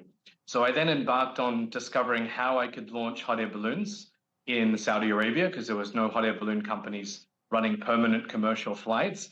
That took about 2 years working with the civil aviation authorities, trying to work out exactly how we can get that done. And eventually, 3 seasons ago, we launched permanent hot air balloon flights. What is very, very special about Alula, of course, is the UNESCO site of Hegra. It's something that is very, very fascinating to see from the ground, of course, but from the air offered a completely unique perspective. A lot of people haven't seen it from above, and you get to see the whole landscape, the whole area, and of course the beautiful canyons and dunes around it. So it was just an absolutely perfect flight and something that we just had to embark on as a business. So since then, it's been very, very successful. We flew 5,000 guests last year, which is fantastic for a small little destination. And then following that, we entered into the Sharan Nature Reserve, absolutely stunning natural reserve and future home of the Arabian leopard, where they're going to release the Arabian leopard in its natural habitat. And we conduct eco safaris inside the reserve, where we drive through different kind of ecosystems, different biomes, and take guests out to do everything from beautiful curated dinners, stargazing, night walks, and of course a safari through the reserve. Wow. That's what we do. Okay, so Hero Experience is offering some wonderful opportunities to people in the region and further afield as well, I imagine. But this ought to be peak season for you there in Alula, oughtn't it? I mean, it ought to be the time of the year when you've got the highest number of visitors. It's kind of academic school holidays in lots of parts of the world.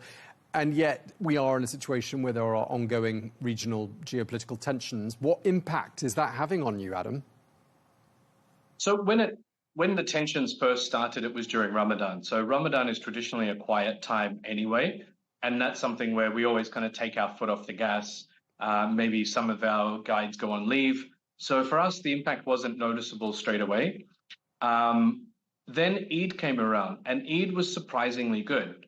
We were hopeful that the domestic tourism market would pick up, but we were a little bit surprised about how good it was. So we had multiple days where we were sold out. We had no more balloon spaces available, and our safaris were sold out. So we were pleasantly surprised. It has started to kind of taper off now that the Eid holidays are over, and it's kind of business as usual. And we're just finding the dynamics have changed a little bit. So, for example, we always had a very strong domestic travel on the weekends, and the international travel is usually coming midweek. So it kind of evened itself out a little bit. So at the moment, midweek travel has taken a bit of a dive. So we're down about 40% midweek compared to where we were same time last year.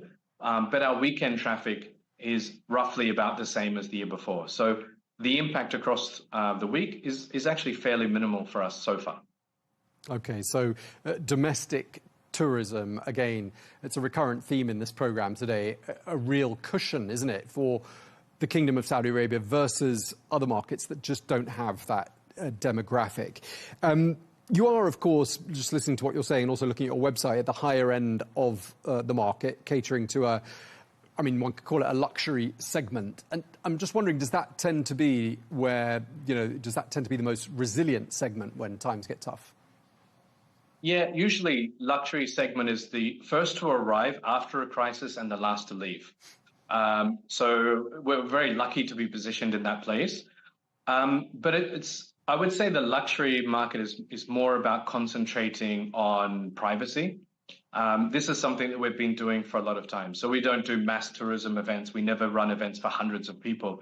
It's always been about curating special journeys for people and exceeding the expectations that they come in. So for us, we're kind of, let's say, in the right place at the right time to have that type of business model for an event like this. Okay, I'm just wondering about your cost base. Are you having to do anything on that front to adapt to the current situation? Yeah, well, in Saudi Arabia, no. We're actually running business as usual at the moment. We are anticipating potentially a quieter summer because there were some international tourists that were flying through and they would come and visit Alula during the summer. So we'll have to do some slight changes. In the UAE, it's a very different story.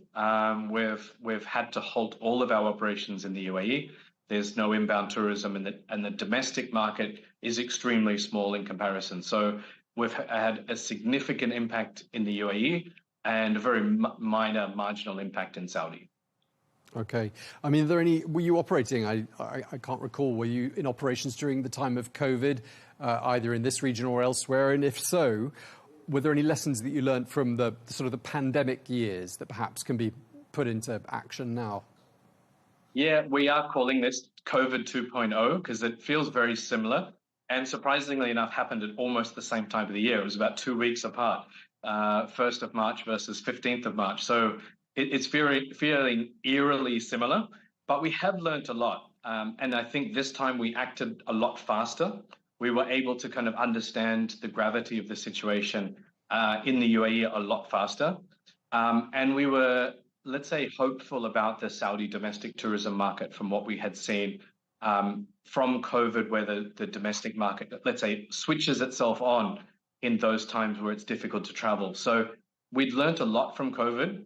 But what's interesting from the experience I had with the global financial crisis before, where the industry doesn't go back to normal, it always comes back slightly different. And the adaptation is what's important. So from the global financial crisis, for example, after that was, let's say, a little bit of a race to the bottom. So price became the most significant factor when it came to choice. After COVID, price became irrelevant, and it was more about the quality of the experience, the privacy, and getting out and let's say living your best life, because people had been impacted by being indoors for a long time and they just wanted to go out and explore Mother Nature. So we were really adapted to that more private nature. What happens after this? I think there will be not back to normal. There'll be a new normal. What that looks like, we're still examining what that market will be. But we are definitely going to be there to explore, and hopefully our adaptations work.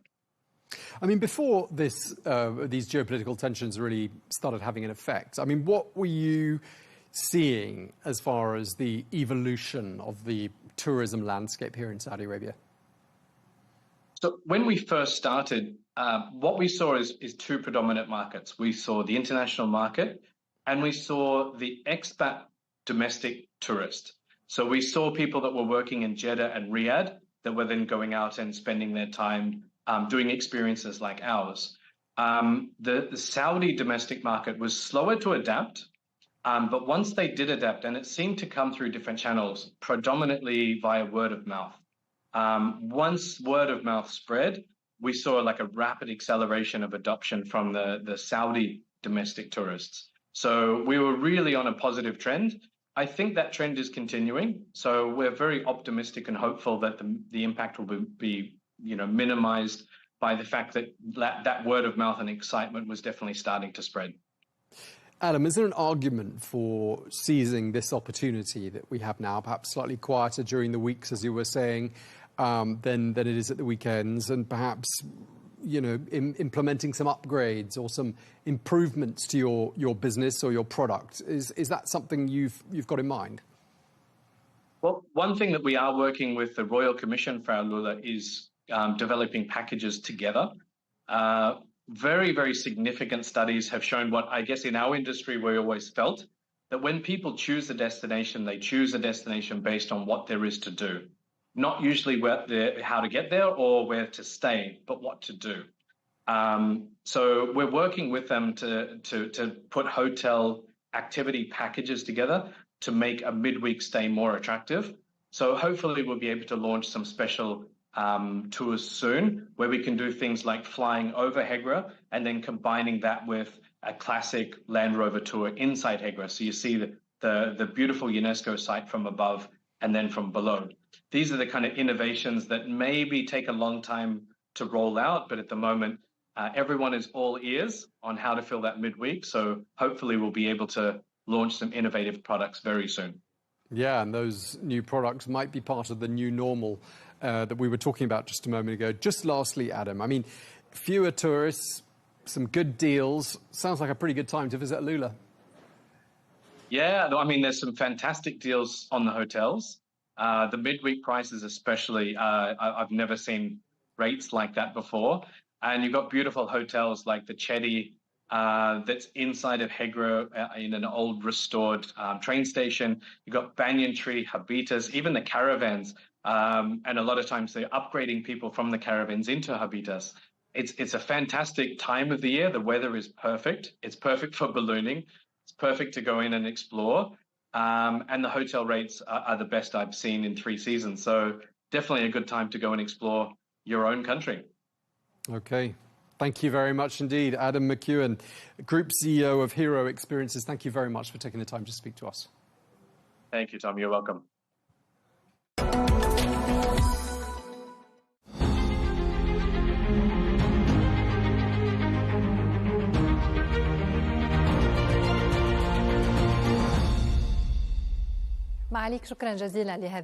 Your Excellency, thank you very much for this interview. Undoubtedly, the first question in light of the current security situation is your assessment of the implications of this war on the Saudi economy, as well as on the fund's strategy. Naturally, the impact of the war is not limited to the Saudi economy or the fund's strategy alone, but extends to the global economy as a whole. Oil prices have increased, shipping and insurance costs increased, food prices have increased, as a significant portion of chemical fertilizers passes through Saudi Arabia and other Gulf countries. In addition, helium gas is facing difficulties reaching Taiwan, leading to delays in semiconductor chip manufacturing or increased costs. As for the fund, our strategy is long-term rather than short-term. It spans the next 5 years and represents a continuation and evolution of previous strategies since the fund's establishment in 1971, through the transformation phases in 2015 and 2017, followed by the 2021 to 2025 strategy, and now the current strategy for the period from 2026 to 2030. We will return to the fund's new strategy or its next phase shortly. But specifically regarding the war, Your Excellency, were there any initial commitments to external deals that are now being reconsidered due to the impact of the war? Some deals and investments are being reviewed, whether due to the war or for reasons related to economic feasibility. We continuously reassess our priorities and existing investments. I cannot say that we cancel a specific investment in favor of another, as this process is inherently dynamic, both in times of war and under normal circumstances. However, it is certain that the presence of war places greater pressure on the need to reposition certain priorities. And where do the priorities lie? Priorities are naturally defined based on national needs and aligned with the requirements of the national economy, which constitutes a key priority for us. We do not operate solely as financial investors. Rather, our role extends beyond that. Since the fund's establishment, the objective has not been limited to generating financial returns. While returns are an important part of the fund's goals, they are not the only objective. Financial returns and developmental objectives for the fund. Based on that, how do you measure performance? And what KPIs do you rely on to assess what has been achieved for the Saudi economy? KPIs are significant in light of what has been achieved. To answer this question, it is important to review the fund's stages of development since its establishment in 1971. In its early years, the fund focused on developing the local economy, particularly in the financial sector, the petrochemical sector, and infrastructure projects such as railways, playing a clear role in driving development. In 2015, a major transformation took place. Developmental goals were no longer the sole objective, but became part of a broader framework that also includes economic feasibility. Limiting objectives to development alone would mean overlooking the economic viability of projects. In 2015, following the transfer of the fund from the Ministry of Finance to the oversight of the Council of Economic and Development Affairs, work began on redefining its strategy for the 2018 to 2020 period as part of this transformation phase. During this transformation period, we established several companies and major projects. Among the largest globally were launched, including NEOM, the Red Sea Project, and Qiddiya. The fund also strengthened its partnerships locally and internationally, contributed to the creation of significant job opportunities, and enhanced collaboration with the private sector. At the start of 2021, the fund entered the third phase of its strategic development for the 2021 to 2025 period, marking a stage of expansion and growth while building on the achievements of previous phases. Several national companies were launched, including Roshen, Humine, and Savvy, while existing companies such as ACWA Power, Bari, and Ma'aden were further enabled and developed, with the fund playing a key role in expanding their operations and strengthening their impact. The current strategy, covering the period from 2026 to 2030, builds on this trajectory and focuses on transforming 13 strategic sectors into 6 integrated economic ecosystems. On what basis were these ecosystems selected? To answer this question logically, it is important to explain how the fund's investment structure has evolved. In the early phase of its strategy, the approach was based on a geographic allocation of investment objectives. The fund had 6 investment portfolios, 2 dedicated to international investments, 2 to domestic investments, and 2 to local real estate investments, including a dedicated portfolio for mega projects. We have now moved to implementing 3 main portfolios: the Vision Portfolio, the Strategic Investment Portfolio, and the Financial Investment Portfolio. Each of these portfolios has distinct investment objectives, although all are ultimately aimed at delivering strong financial returns. The Vision Portfolio focuses on enhancing integration across priority strategic sectors for the Saudi economy and the Public Investment Fund. It also aims to maximize value for the fund's companies and support local economic growth through the development of integrated economic ecosystems, numbering around 6. The second portfolio, which is the strategic investment portfolio, focuses on managing and maximizing returns from strategic assets, while also increasing the economic impact of the fund's companies. The third portfolio, the financial investment portfolio, is primarily focused on generating financial returns, both domestically and internationally. Since the transformation, the fund has achieved average returns of around 7%. Are you now targeting higher returns than that? Overall, yes.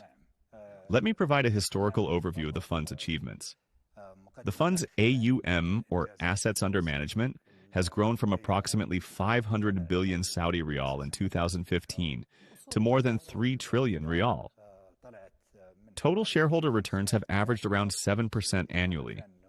Approximately 750 billion Saudi riyals have been invested domestically, contributing an estimated 910 billion riyal to the GDP.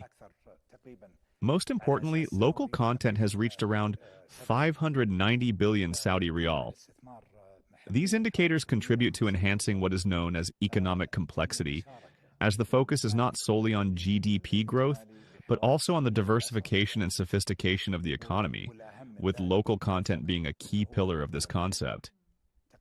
In addition, a number of global asset managers and investment funds have established regional headquarters within the kingdom. Also, from 2021 to 2025, foreign investments exceeding 75 billion riyals were brought into the Saudi market, with support from the fund. Is foreign investor appetite today affected by the war? Certainly, investor appetite is affected across the board, not just among foreign investors. Even European investors within Europe see shifts in sentiment, as do investors in Asia, whether in China, South Korea, Japan, or Indonesia. Everyone is impacted.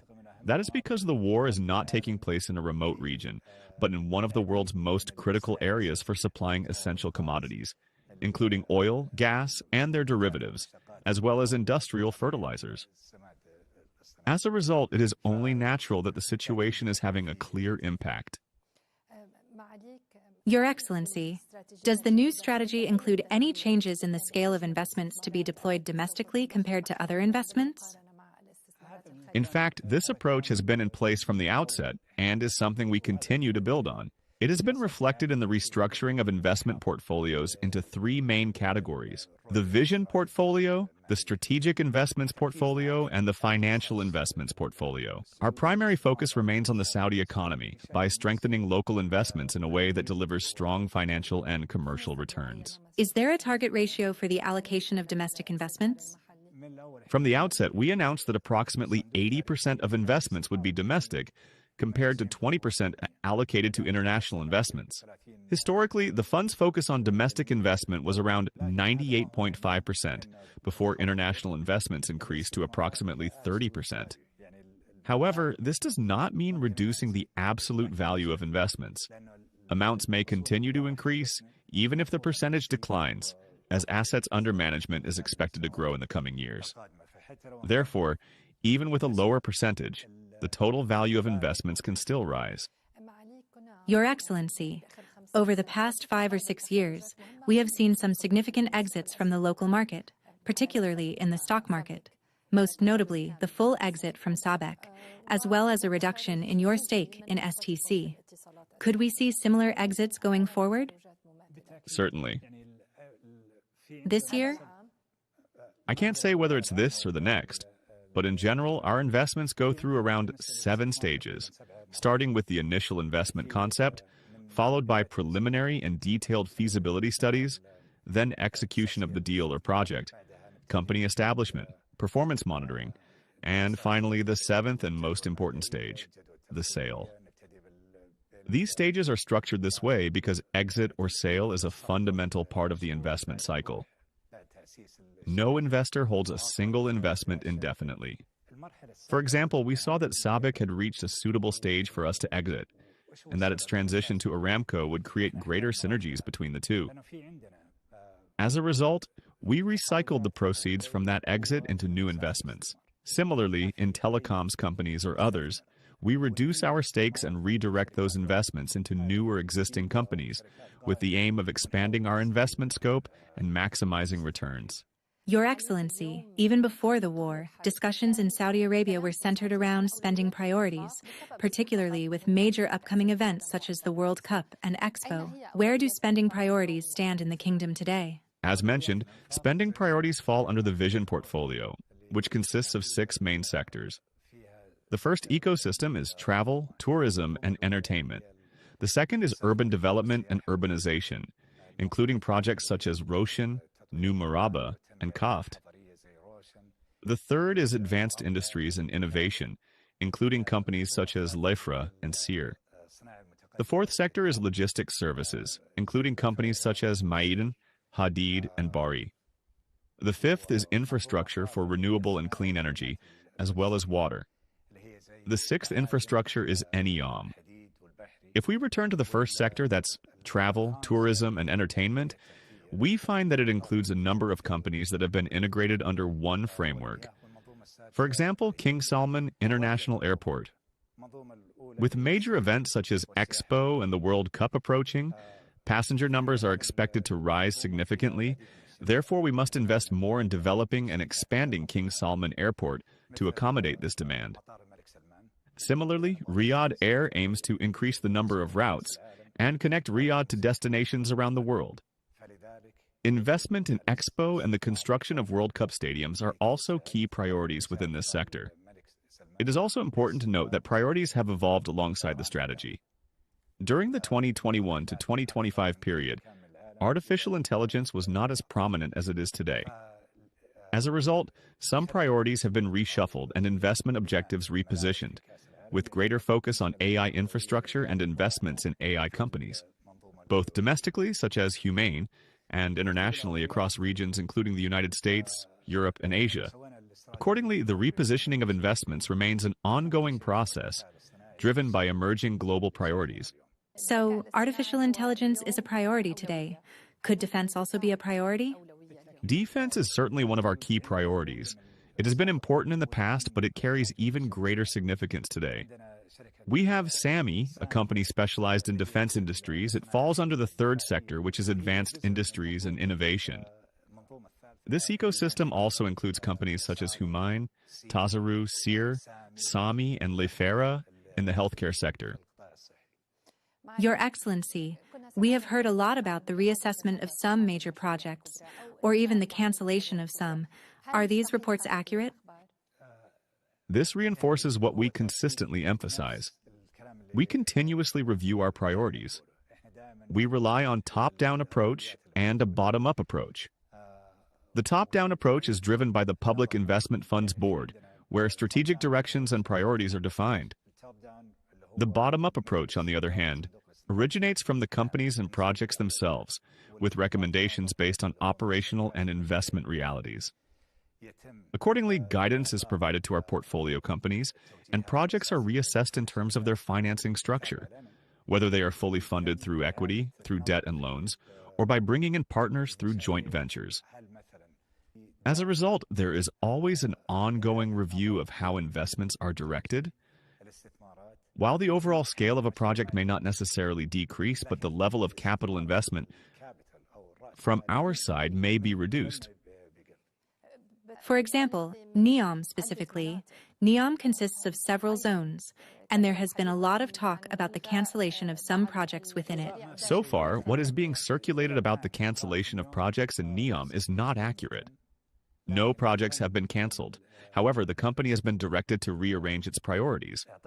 There is a common perception that the line represents NEOM in its entirety, whereas in reality, it is just one of the projects under NEOM. Is it necessary for the line to be completed by 2030? I don't think so. It's good to have, but it's not a must-have. The must-have is the industrial zone Oxagon, which includes a port for commercial shipping and trade, multiple data centers, and hosts a number of local and foreign investors. Based on our strategy and the ecosystems we operate within, Oxagon is currently the most suitable focus for investment, while some other projects within NEOM may be deferred. As for deferrals, these are managed through directives given to our companies, including NEOM, within the framework of an integrated ecosystem under the Vision portfolio. The company itself evaluates these directives after receiving guidance from its board and the funds board, And we then await the company's plan on how to achieve all or part of the objectives in the most financially efficient way possible. Historically, most of the fund's projects, especially in mega projects, infrastructure, and real estate, were fully funded through equity from the fund. But is this the optimal approach? Certainly not. This aligns with our current strategy, which aims to achieve the same objectives or a significant portion of them with less capital. As an economic catalyst, we initially assumed the early-stage risks by developing the infrastructure. Once that phase is completed, it becomes much easier for the private sector, both locally and internationally, to step in and invest. For example, it would be extremely difficult for any private investor to initiate a project on the scale of NEOM or the Red Sea projects, given that their scope is comparable to entire countries, and in some cases even larger than certain European or Middle Eastern nations for a single company. Therefore, it is impossible for any private sector investor, whether local or international, to initiate. However, we initiated by putting infrastructure in place. And now, the Red Sea, most people, whether local or international, saw on the ground what offerings are in place, improved investor understanding, and consequently, increased interest. Today, we are seeing growing demand from both local and international investors to participate in these projects. I recently met with one of the largest American investment management firms, and they said, "We understand infrastructure, and we like it and want to invest in it." We have also observed that investors tend to invest in sectors they understand. As a concept, the Red Sea, or Roshan, are unprecedented in the entire world. As these projects evolve and become more concrete, investment decisions become much easier for them to make. Your Excellency, let us move to the final topic in this interview, one that concerns a wide segment of viewers and has recently sparked debate: the sports sector. Specifically, the fund's investments in major football clubs, where questions have been raised about a lack of parity and fairness in spending among these clubs. How do you respond to that? I don't think this is true. When comparing clubs within the kingdom to their counterparts in Europe, we see that systems such as financial fair play are implemented there. In Saudi Arabia, we aim to adopt similar frameworks once we reach a comparable level, in coordination with the relevant regulatory bodies, such as the Ministry of Sport and the Football Federation. In general, club revenues are derived from ticket sales, broadcasting rights, merchandise, and sponsorships. In Saudi Arabia, this is further supplemented by support from board members, as well as contributions from fans, which often come in the form of donations or financial backing. Naturally, clubs differ in the scale of these resources. Some receive greater support from their fan base or board members than others, which directly impacts their spending capacity. As for the fund, it invests in club companies at relatively similar levels. However, we cannot control donations or external contributions that fall outside its investment framework, whether from honorary members or fans. However, the primary objective for these clubs remains their privatization and eventual sale. Are there serious negotiations underway in this regard? Yes, there are ongoing negotiations, and we expect, God willing, to announce within the next 2 days the sale of our stake in one of the clubs. Can we know the name of the club? You will find out within the next 2 days, God willing. And are there other deals that could be completed this year? As mentioned earlier, our investments go through several stages, with the 7th being exit or divestment. We entered the club sector with the objective of improving governance, which was previously quite weak but has now significantly improved. We have also worked on enhancing financial sustainability and increasing club revenues, particularly on match days, where revenues have risen by approximately 120%, more than double. We are gradually moving toward the privatization of these clubs. While we may retain certain stakes, we will not remain the majority owner. Your Excellency Governor Yasser Al-Rumayyan, thank you very much for this interview. Thank you.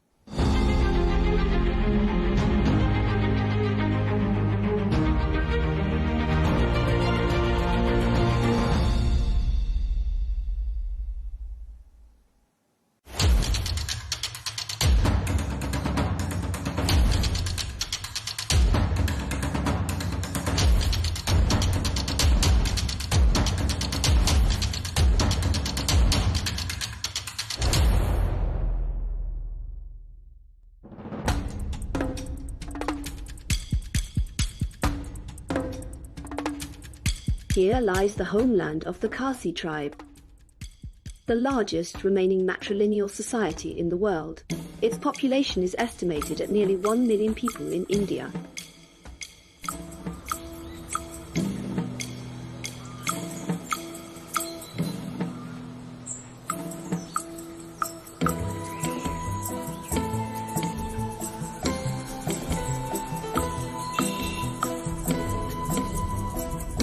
Our travel team set out on a long journey.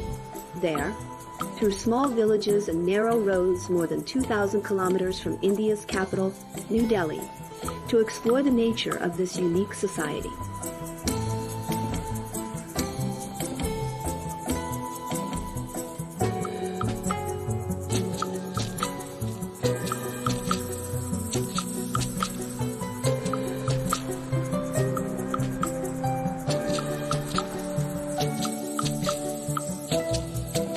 We've arrived at Molinong village, or as its people call it, God's own garden.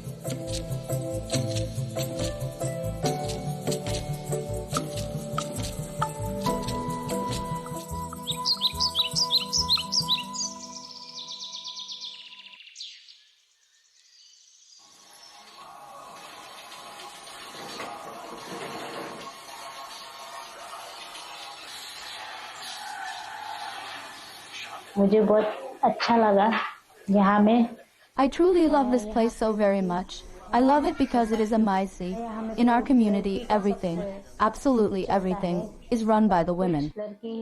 For example, the household work and the farming. All of it is managed by the women.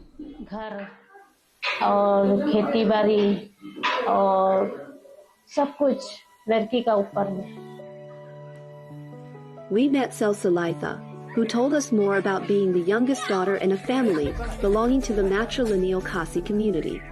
Being in a matrilineal society is a privilege for us women. It gives us inspiration to do more and to contribute more to society. Us girls, we inherited the property of our parents and the business that our parents work also, like the business that they are currently working also, like we get that. Being the youngest daughter or being the only girl, here we get the privilege of getting all the property of the parents. So eventually you're gonna be rich because you inherit the lands, gold and everything. So yeah, maybe finding a good husband also.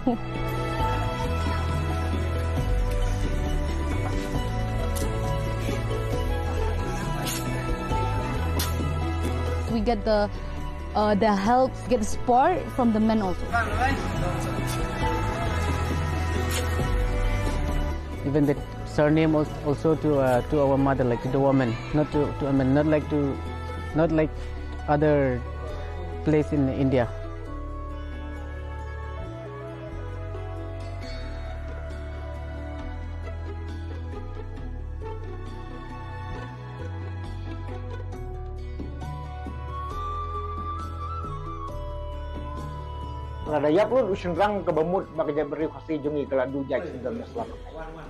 Long ago, titles were passed down from the men.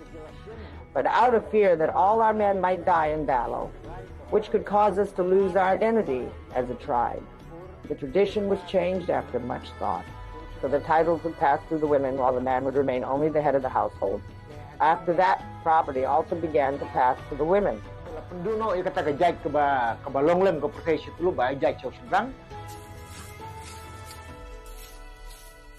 The title goes to the mother. We don't come up so much. Other people know those who have the title to the father, they become rich. Because his man, he takes the responsibility to make his family come up. Here, women hold power, property and wealth, raising many questions about the men's role. How do they view the matrilineal system they belong to? And what part do they play in it? The structure of the matrilineal society is still going on very good. Actually, we support it. We have been following this system for a long time, in this, in Khasi, and then in this village also. For me, it's we have been following this tradition, so it's okay for me. The Khasi believe that daughters are the continuation of the family, which deepens the community's desire to have many girls, unlike most other Indian society.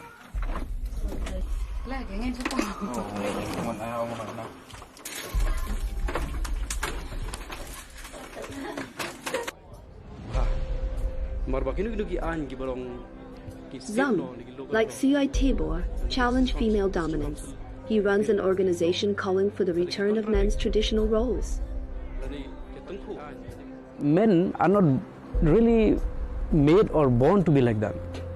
They're born to lead, they're born to control, they're born to have authority on something. But he cannot be under authority of someone. So that itself hurts the ego of man. Till this date, as we have done some research, the lifespan of a general Khasi man is about 35 to 45 years age. Very low. Because most of them die of desperation. Most of them die of irresponsibility, we call. So his roles, his responsibility, his dedication is dispersed. For women here, choosing to remain unmarried carries no social stigma at all. Many do so proudly, taking comfort in their independence. And in this place, it is often the husbands who move in with them, joining their families and their homes, rather than the other way around. The Khasi community holds firmly to its historical roots and traditions deeply tied to nature. Some of its legends reflect this matrilineal spirit. On our journey, Cecilia takes us to the Molinong waterfalls. Legends tell of a widow named Kalikai who lived near one of the waterfalls in the Khasi region. She had a beautiful daughter. After her husband's death, people urged her to remarry, to ease her burdens. She did, to a selfish, cruel man. One day, while Kalikai was away from home, the husband killed her daughter and cooked part of her body. When Kalikai returned home and discovered the horrific crime, she collapsed in grief and ran to the edge of the cliff, leaping into the unknown. Her story became a symbol of women's independence in Khasi culture and their refusal to depend on men. There are many Khasi legends like it, yet they do not conflict with Christianity, which most of them follow today.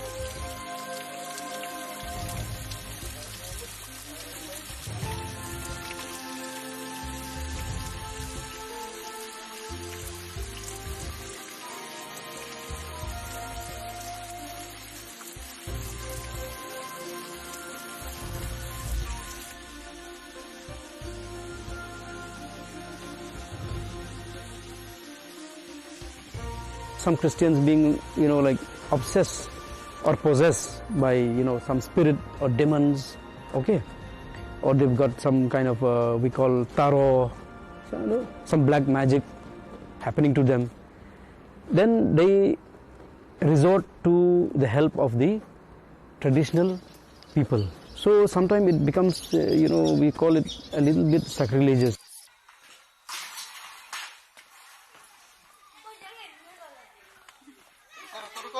Now it's less that Christian will participate in all Khasi traditional rituals, very less now.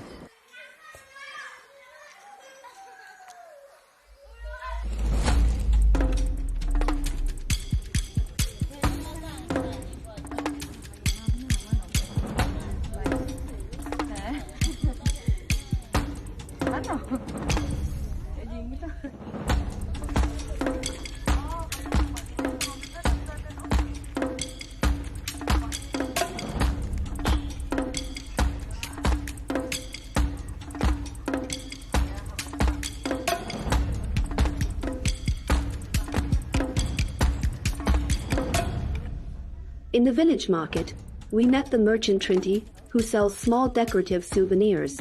She is the head of her household and fully supports her family, while her husband stays home and takes care of the children.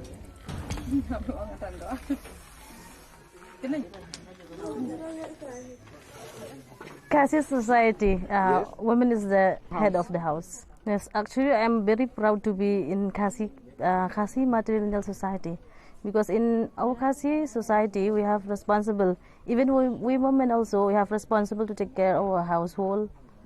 Anything we can arrange or we can manage, all things. Because in our society, women also has more power, but the youngest one get more property. All the inherits from parents' side. All the young, only for the youngest one.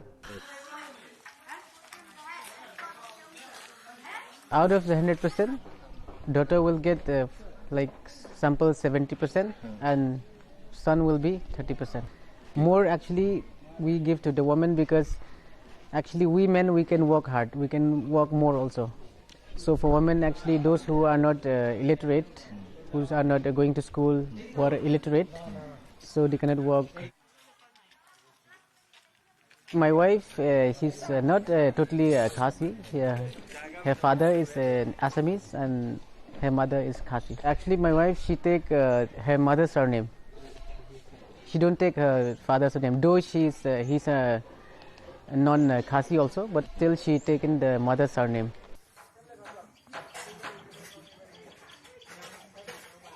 Those who marry our ladies, they enjoy, in fact, more than 200% of benefits. Property goes to the ladies, so whoever marry our ladies get the property. And the business they do in their wife's name. This trend is going through a dangerous phase, that I'm saying. Because if you continue to go in this manner, then one fine day, we will not find pure Khasis anymore. Due to mixed marriage, Khasi blood will be diluted. The social independence women enjoy here, this doesn't mean Khasi women have unlimited privileges or total freedom. Parents still worry when their daughters travel or move away.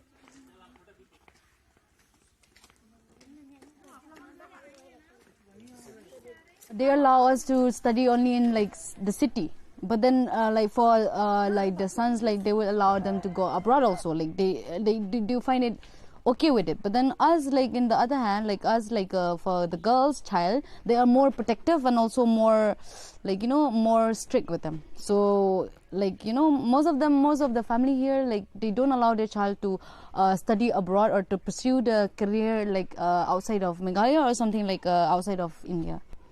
Maybe because they're like little protective of their child. That's the main reason.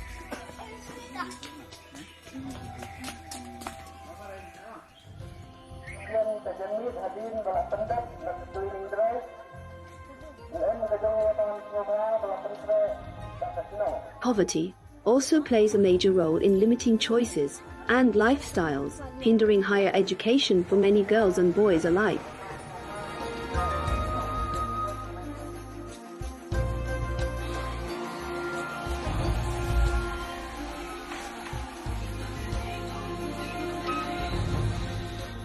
Here, young men and women do the same kinds of work.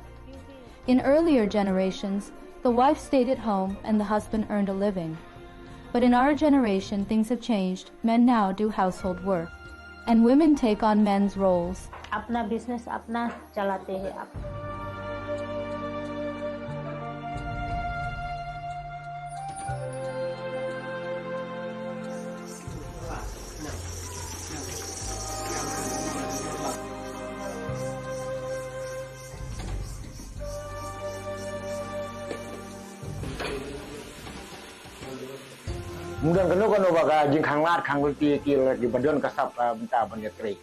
In our culture, women can take part in any job they want. There is no discrimination except for the local Khasi council, the Durbar. Although titles passed to the women, the Durbar, which sets the rules, fell under local men's authority.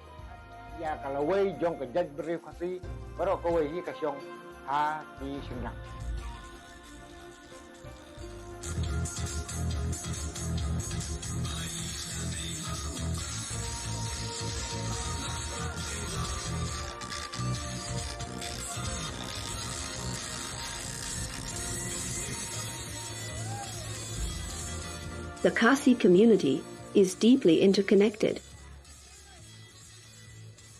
Men and women participate together in all village activities, local celebrations, communal cooking, and sports that last from early morning until nightfall.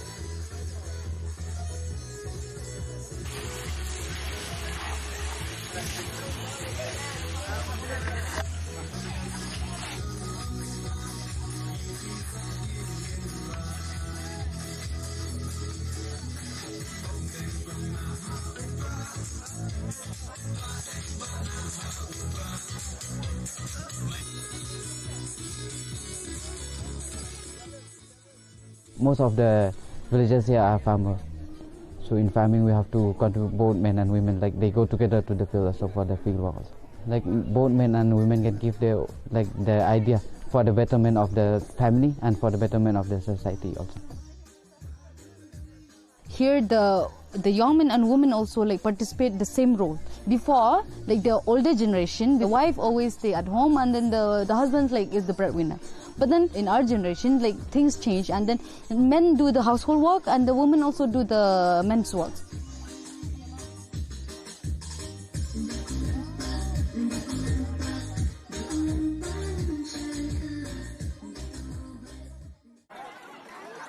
Everyone contributes and everyone shares the meal.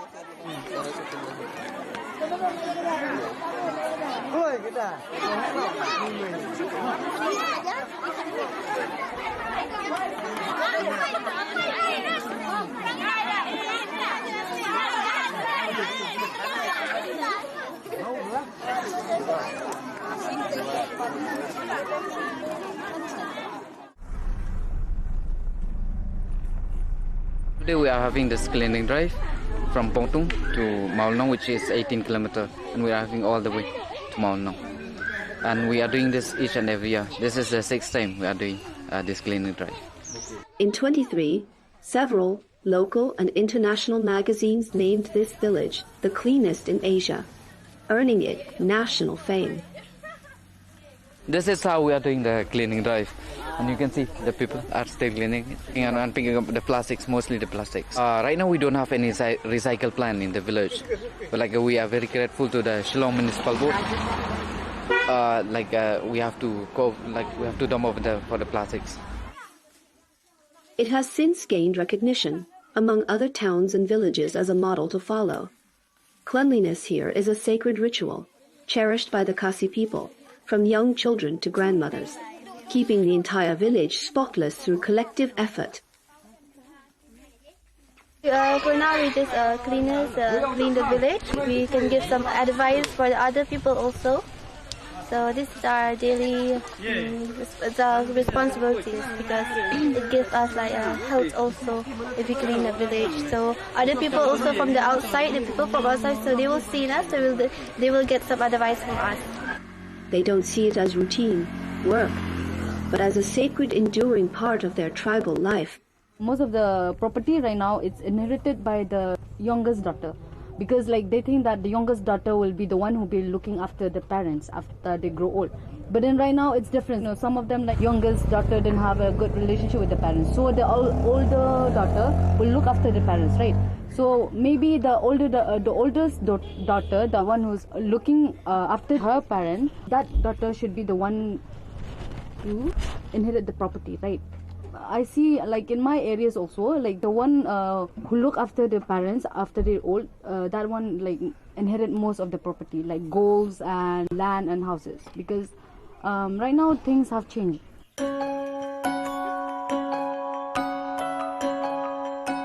The art of weaving, living plant roots into bridges, is unique to the Khasi tribe. It was created to span rivers. The entire community works together to design, manage, and maintain each bridge. A process that takes more than a decade, shared across generations. The young people caring for these bridges today will walk across them in the future.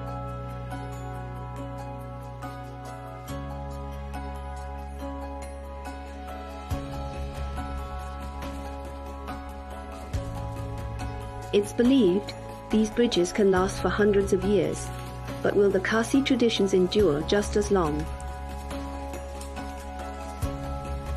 As the organization are trying our level best to fight this head on, so that we say, even if a foreigner, even if a male from another community marries a Khasi girl, they should not give the title of the Khasi. They should give the title of that Khasi male or that male from the other community. Material society, it will be different afterwards, but then material process will still go on. But then I think that Some of them will also, like, as I've seen now also, like some of my friends like inherited the father's title, their father's titles. But then I think that this will go on and on in our state. I think it will go on for ages, and there will be difference here and there. I mean, there will be difference in sharing property and in sharing like the power in the household and in the society.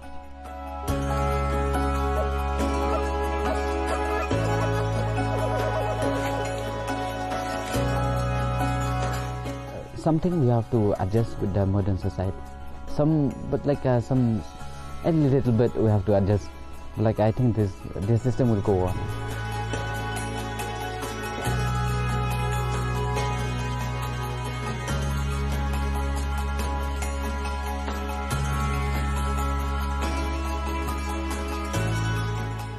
Changes regarding to the culture, and then the way of livelihood, the way of eating, the way of literacy. Actually, it's almost totally changed compared to like the old ages, like long time ago.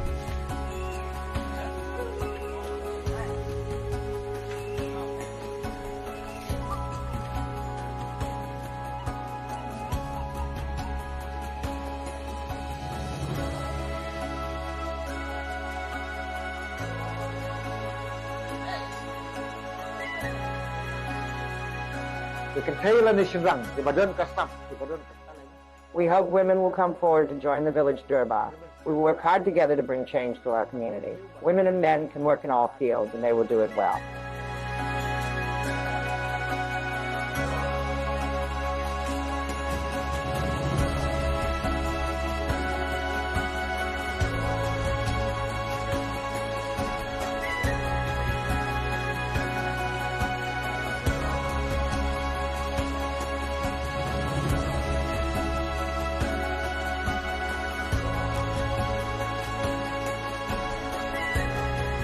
Everything will be changed because of this technologies also, no?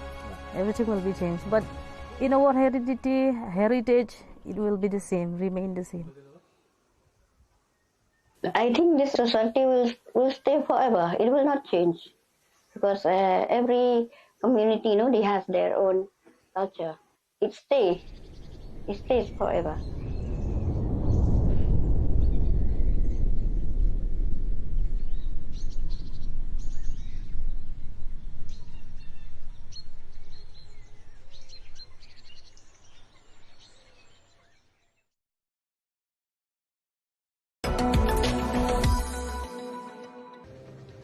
Hello and welcome to this special edition of the Real Deal here on Al Arabiya English. Now, as Saudi Arabia pushes ahead with Vision 2030 and its goal to attract 150 million visitors per year, places like this at Qiddiya City have a major part to play by reshaping the kingdom's tourism and entertainment landscape. Today we are at Aquarabia, which is just opening its doors to the public. This is the largest water theme park in the region, featuring more than 20 rides, many of them world record breakers.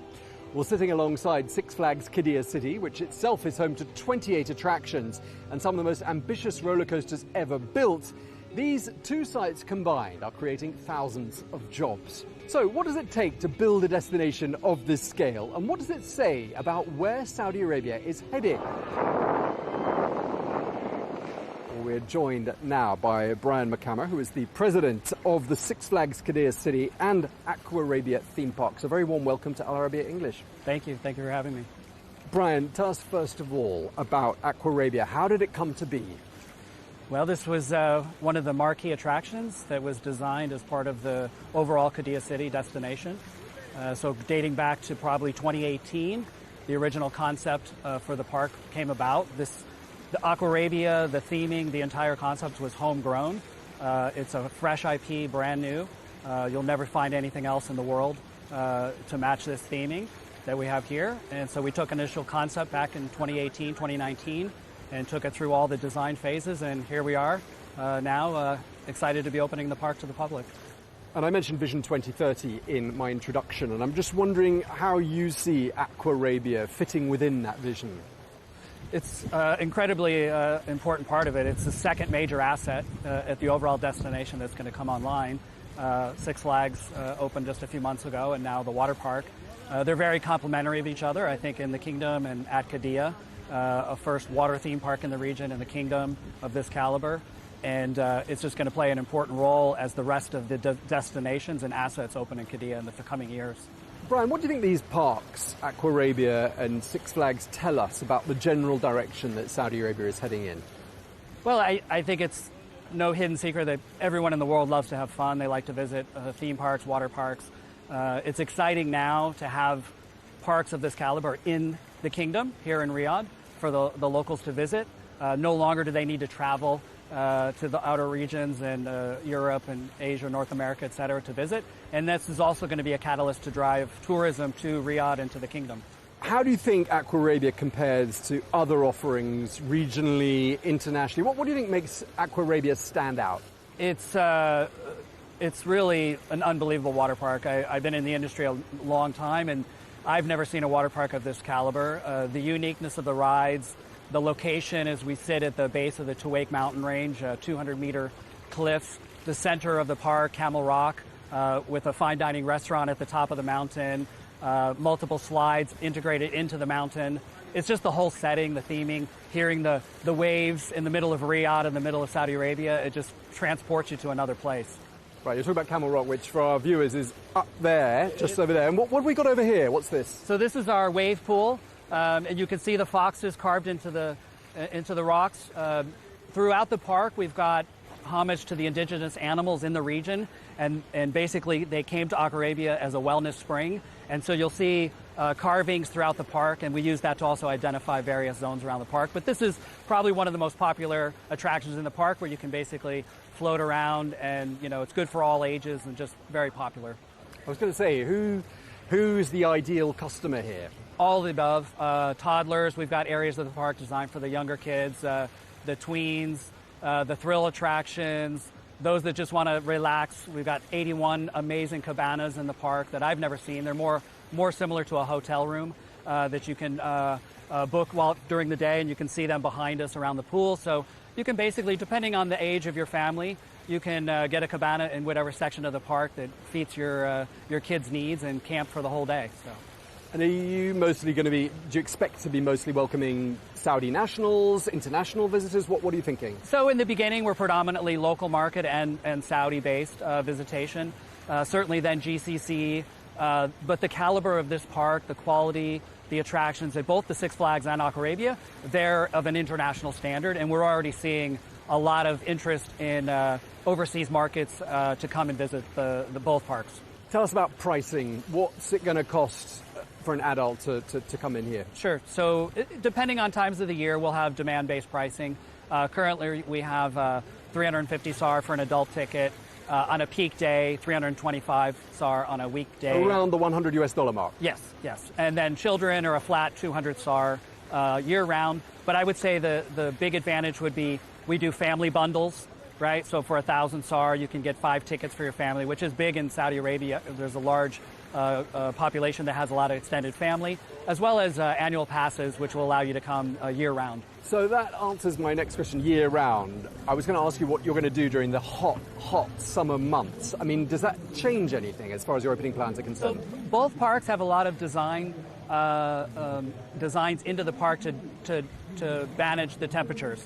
A lot of shading around the park if it's during the daytime. But as we move into the stronger summers, we can shift the operating hours later in the afternoon into the evening. The park is designed to operate at nighttime, and actually it's probably more beautiful even at night with all the lighting. And so it's going to be designed to operate year-round, daytime, evening, based on the climate or the customer's preference.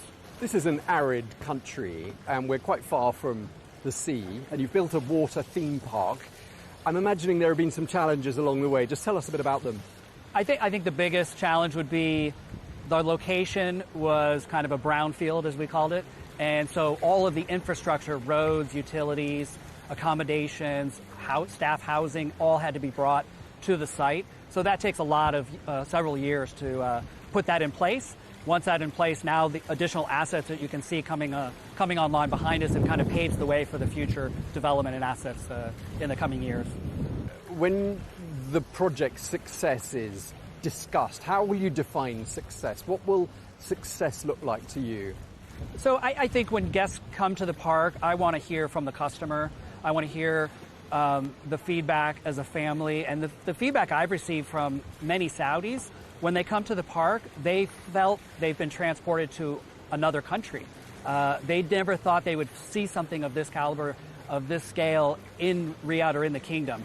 To me, that's the first accomplishment, right? We've built something that is amazing. It's going to be world-class operating standards, and that's going to be great, not just for our local market from a visitation, but it'll be enough to draw from a worldwide audience to come. Okay. I mean, this is a business show. I'd like to talk about a couple of numbers with you, if that's all right. What sort of opportunities has this park, Aquarabia, created in terms of job opportunities in the area? Well, I would say, between Six Flags and Aquarabia, we have over 2,000 employees. We have a heavy desire to employ Saudi nationals as a key priority for the project, and I'm happy to say that we're probably approximately 45% of our workforce is Saudi national. This is a new career opportunity, and we've tried to explain and show that just like in Orlando or in other parts of the world, this can be a long-term career. You can start out, as I did, at an entry-level position in food and beverage or aquatics, and through time and advancing yourself and your skills, you'll be able to make a lifelong career of this. And that's really our goal for all the assets within Qiddiya, is to show that this is a great growth opportunity from an employment perspective. Okay, from a sustainability point of view, I mean, obviously managing water use and energy, presumably that's a key part of what you're focused on. How are you doing those things? A lot of that goes into the initial design, the engineering of the parks. Many parks are decades old, 50 years, 70 years old, so they've got kind of legacy systems. Here we were able to design these parks with a lot of the modern technologies and monitoring systems. For example, BMS management systems that we can control, water temperatures, air conditioning, utilizing underground holding tanks so you don't have a massive water evaporation. So there's all of those planning that went into place in the initial design of the park. Yeah, I mean, you'd have thought evaporation would be a really big issue with the sorts of temperatures that can be reached. I mean, is that going to be a major challenge? It's something that you can't avoid. However, I think we've put the best mitigation plans as possible, into the initial design of the park. We talked about how there are a lot of standout rides, standout elements to Aquarabia. How are you going to make sure that you maintain those standout elements and stay ahead? As any park, when we open, every attraction is new to the park, to the visitors, and we take surveys, and we want to hear from our customers on a daily, weekly, ongoing basis. And we will, as we move into, say, year 2 or year 3 of operation, understand where we may have missed on the design. Do we need more attractions for thrill seekers or the toddlers or family attractions? And then that's what evolves into our planning, our capital investment, our capital projects on what we want to add or enhance in the park. Sometimes it's rides, sometimes it's things like toilets, prayer rooms, restaurants, retail. So that's something that we monitor ongoing as the park evolves. All right, always looking to improve and evolve. A couple of partnerships. You've got a partnership, I gather, with Saudia. I mean, how important are partnerships in driving perhaps the international visitor numbers? I think people like to have brand association. I think what I was very impressed with Qiddiya and the entire Vision 2030 is the collaboration and the willingness for corporations and companies within the kingdom in Riyadh to partner with us and support us. It's more of a collaboration. It's really a partnership. It's not a sponsorship term. It's a partnership, and it's been great to have some of the larger companies and organizations in the kingdom to come on board and partner with us. Okay, and just lastly, obviously you're new and lots of elements about it are going to be the novelty factor of Aquarabia. How are you going to keep the visitors coming back? Well, we have the luxury of, we're the first 2 assets with Six Flags and Aquarabia. However, our Sir Nick Faldo golf course will be opening later this year. We have hotels coming online next year. Every 6 months, 9 months, year, there's going to be a new amazing asset opening at Qiddiya City, and that will, in my opinion, keep us, on a upward trajectory for the coming years, if not decades. Well, it is just the beginning. It sounds like it's going to keep getting better and better. That's all we have time for. Many thanks indeed, Brian Markham, the president of Six Flags Qiddiya City and Aquarabia Water Theme Park. Thank you very much for your time. Thank you. And thank you very much indeed to you for watching this special edition of The Real Deal on Al Arabiya English. Do stay tuned.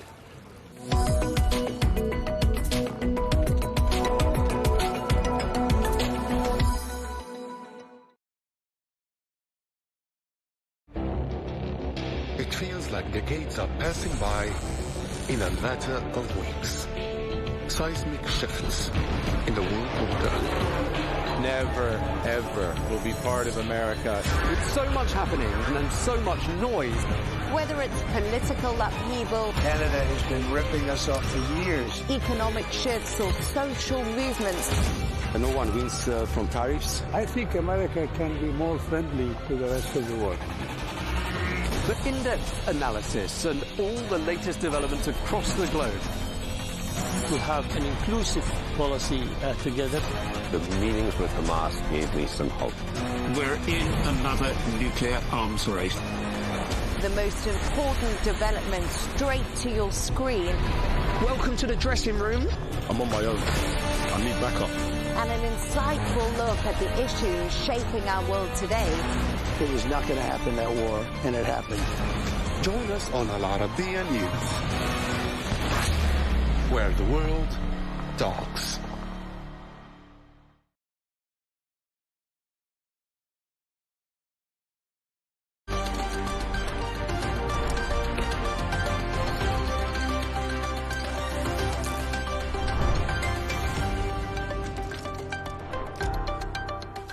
The United States and Iran have reportedly reached an agreement to extend the ceasefire and begin negotiations on Iran's nuclear program. However, according to Axios, the deal still needs approval from President Trump.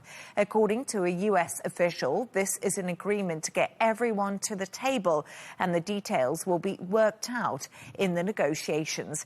To discuss this and all of today's stories, I'm joined by correspondent and columnist Gemma White and news editor of the Arabian Gulf Business Insight, Shane McGinley. Shane and Gemma, great to have you on the show with me. Gemma, let's start with you because it sounds like we've actually had a breakthrough today. What more do we know about this possible agreement? So there is still a lot of confusion right now, especially in light of the latest US strikes near Bandar Abbas. However, multiple outlets are reporting that the US and Iranian negotiators have agreed on a framework for a 60-day ceasefire extension deal, but that, as you said, it still needs President Trump's approval. Now, this follows reports by Reuters and Axios that negotiators are currently discussing a possible 60-day extension of the truce, reopening nuclear talks, and reducing tensions around the Strait of Hormuz. Now, reports say the strait will reopen, and Iran has been tasked with clearing all the mines in the waterway within 30 days of signing. Now, also said to be on the table is Iran pledging not to build a nuclear weapon and for the US to open discussions on sanctions relief and the unfreezing of Iranian assets. Now, it's also being suggested that Iranian officials are seeking a full agreement to end the war on all fronts. So that's with particular reference to what's going on in Lebanon right now. Now, Trump has publicly rejected suggestions that sanctions relief is close, and he has said that Iran cannot outweigh Washington, if we're still playing this waiting game. And for their part, Iranian officials, they've accused Washington of repeatedly violating the ceasefire through these new strikes. So right now, we're looking at a situation that is a mix of differences between what's being said publicly and privately, ongoing limited military confrontation, attempts at diplomacy and mutual deterrence. Now, all of this confusion stems from this an unofficial draft of a 14-point memorandum which was reported by Iranian state media on Wednesday. Now, that's sort of like another draft of the 14-point memo that was put forward a few weeks ago. Now, the report said that Tehran wanted the lifting of Washington's naval blockade, withdrawal of US forces from the vicinity of Iran, restoration of non-military traffic through the Strait, and also Iran and Oman in control of the management and routing of vessels. Now, that's caused a lot of controversy itself, but notably absent from the report was any talk of Iranian concessions. Now, the White House have called this purported draft a complete fabrication. And today, Iran's Tasnim news agency have actually cited a source close to the negotiating team, and they've said today that the text of this potential memo of understanding between Iran and the US had not yet been finalised or confirmed. And they said that Tehran hadn't yet even informed the Pakistani mediators that the text was complete, but that's the next step. That's what they're going to do. So at the moment, like I said, still a lot of confusion. But the next few days, it looks like, we need to look at whether the ceasefire will continue and talks around the ceasefire will continue. We need to look at whether any attacks, tit for tat around Hormuz continues. And we need to see if any side looks like they're escalating or de-escalating. Right now, as you say, it doesn't sound like a solid plan is in place, because we've heard this before. It's almost deja vu. The White House and sources close to the US government say a draft deal is on President Donald Trump's table. It's about to be signed. But as you rightly said, Tasnim news agency is saying Iran has a very different thinking on this at the moment. So in some respects, a deal is closer, but will it be a good deal? Because we don't actually know the details yet. So lots of questions around this deal. But Shane, we have seen the markets really react to a lot of these news headlines that are coming out of the US-Iran situation at the moment. How have oil markets reacted to the news that we're having today, now this conflicting report we're getting from Tasnim news agency? Yeah, well, volatile is the word, and I kind of feel a bit like a broken record, because last week I was saying about how oil was up and down all day in relation to the various different news that was coming out, and again, I'm afraid it's the same story again. Before we were talking before we came on air, and oil was going back down, having been up previously on the back of renewed attacks that went into Kuwait and US attacks into Iran. But scrap all of that, because as Gemma was saying, there has been some sort of breaking news in the last sort of half an hour. So I'm looking at the oil price again, and it's starting to creep back up again, because WTI had fallen below $90 a barrel, and now it's back up to 89. So it's going in that direction. So volatile is the word, and I think the stock markets are going to be equally up and down, because the European ones had dropped and were paring back some of the losses before they closed, and the S&P 500 and Nasdaq were on the way up. So it's difficult to know if you're a trader in oil or in stocks, but there's a couple of other factors that sort of weigh into that as well. In terms of the oil price, there was reports out that the amount of oil that the US had taken out of reserves wasn't as big as people thought. So that meant there was a lot more oil on the table, which meant that prices would go down. So that's going to impact as well. And then if you look at the markets, there has been new US inflation figures out, which is at the fastest pace for 3 years, which is again linked to energy and oil. So people will be hoping that if the oil price starts going down, then that will be good to ease US inflation, which will be good for Donald Trump and his standing with the US public. So I'm sorry I can't be clear, but unfortunately the market is just not clear itself. So it's difficult. You have to take it minute by minute, hour by hour. Absolutely. When it comes to the markets, I was speaking to an analyst earlier, and they were saying to me oil prices are underpriced at the moment, because we keep on getting news of a deal and it actually doesn't come through. And the reality is the Strait of Hormuz is still largely closed. Yes, Iran is letting ships through, but ships that agree with it and agree to pay tolling and fees, and of course countries that are friendlier towards Iran. But Gemma, I want to to touch a little bit on Oman, because we heard from Donald Trump yesterday. He had this cabinet meeting at the White House, and he did say Oman, needs to behave or we'll bomb them. And I think this has brought quite a lot of shock to many people, because Oman has been a long-time ally of the US, of course, a mediator in these talks between the US and Iran. And I don't know what the reaction's been from Gulf countries regarding those comments. You're right. They have like an economic understanding and a bond that dates back to 1833. So this is a relationship that is very, very old, especially, you know, for the region as well. So, yeah, this outburst was at the cabinet meeting. He said Oman will behave just like everybody else, or we'll have to blow them up. They'll understand. They'll be fine. Now, we have to, you know, wonder, is it a threat, or is it, you know, his sort of characteristic lack of decorum or manners or diplomacy when talking about other countries? I think it's probably the latter that doesn't make it, you know, any better. It's a incredibly rude and threatening thing to say about a country. But Oman and the Gulf, like, they've obviously been playing like a big mediation role in what's happening within the region. But no, we haven't heard any comment from Oman, and I don't think I would expect anything from Muscat. You know, they tend to play their cards close to their chest, and they probably wouldn't react to every kind of outburst that Donald Trump has. If every country reacted to every Trump outburst, you know, that would kind of dominate the news cycle. And nothing from the Gulf countries either, but I think that's to be expected. You know, they're quite actively neutral, you know, for a large part. But yes, we haven't heard anything.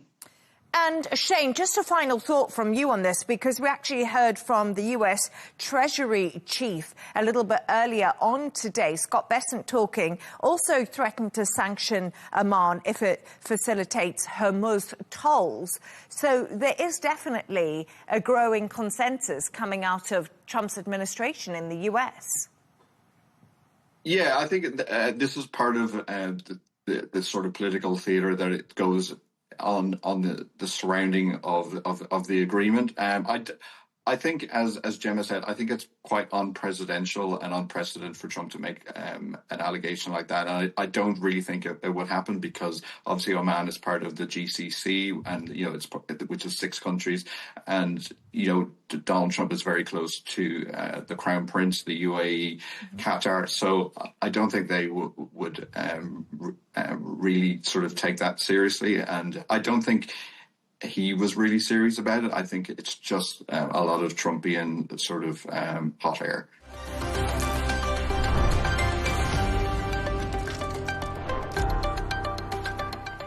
And we're going to the US, and we're going to be talking about Ken Paxton. Texas Attorney General Ken Paxton has won the Texas primary, setting the record for the most expensive campaign in US history. During the $128 million contest, he unseated Senator John Cornyn, who has held that position since 2003. Lily, absolutely fascinating result for Donald Trump. We're just talking about his foreign policy not going quite the way he wants, so this win at home is pretty important. Yes, so I think this wasn't just a Republican win. This was, again, another message of him sending out to America, to any kind of party, that if you are not loyal to me and don't get my backing, then you're potentially not going to win. So, yeah, it was interesting because Paxton, you know, he's been around for 23 years, a Senate veteran. He's been in the Republican leadership establishment. He's deeply embedded in the Washington political scene. And, yeah, unfortunately, he didn't win in this instance. But I think, fortunately for the Democrats, I mean, they feel like maybe they've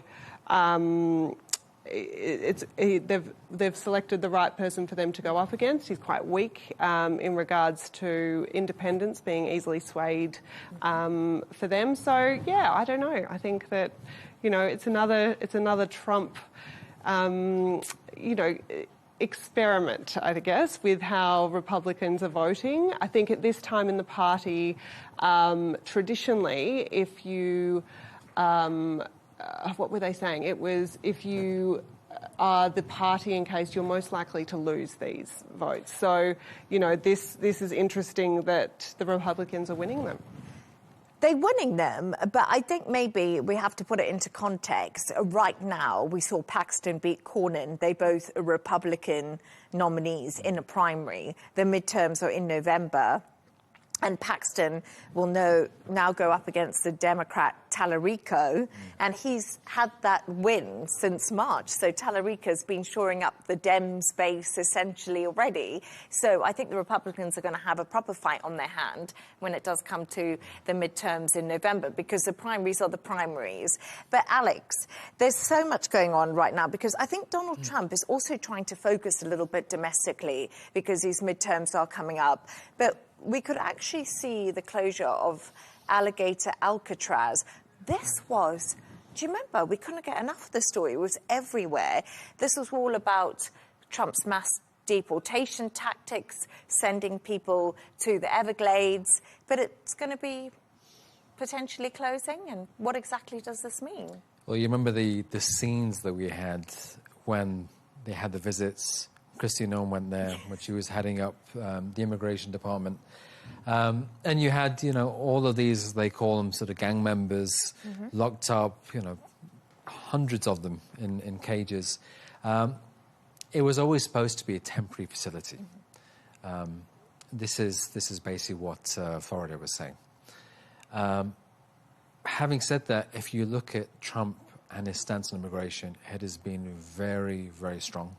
He's always said, I basically don't want any illegal immigration coming in.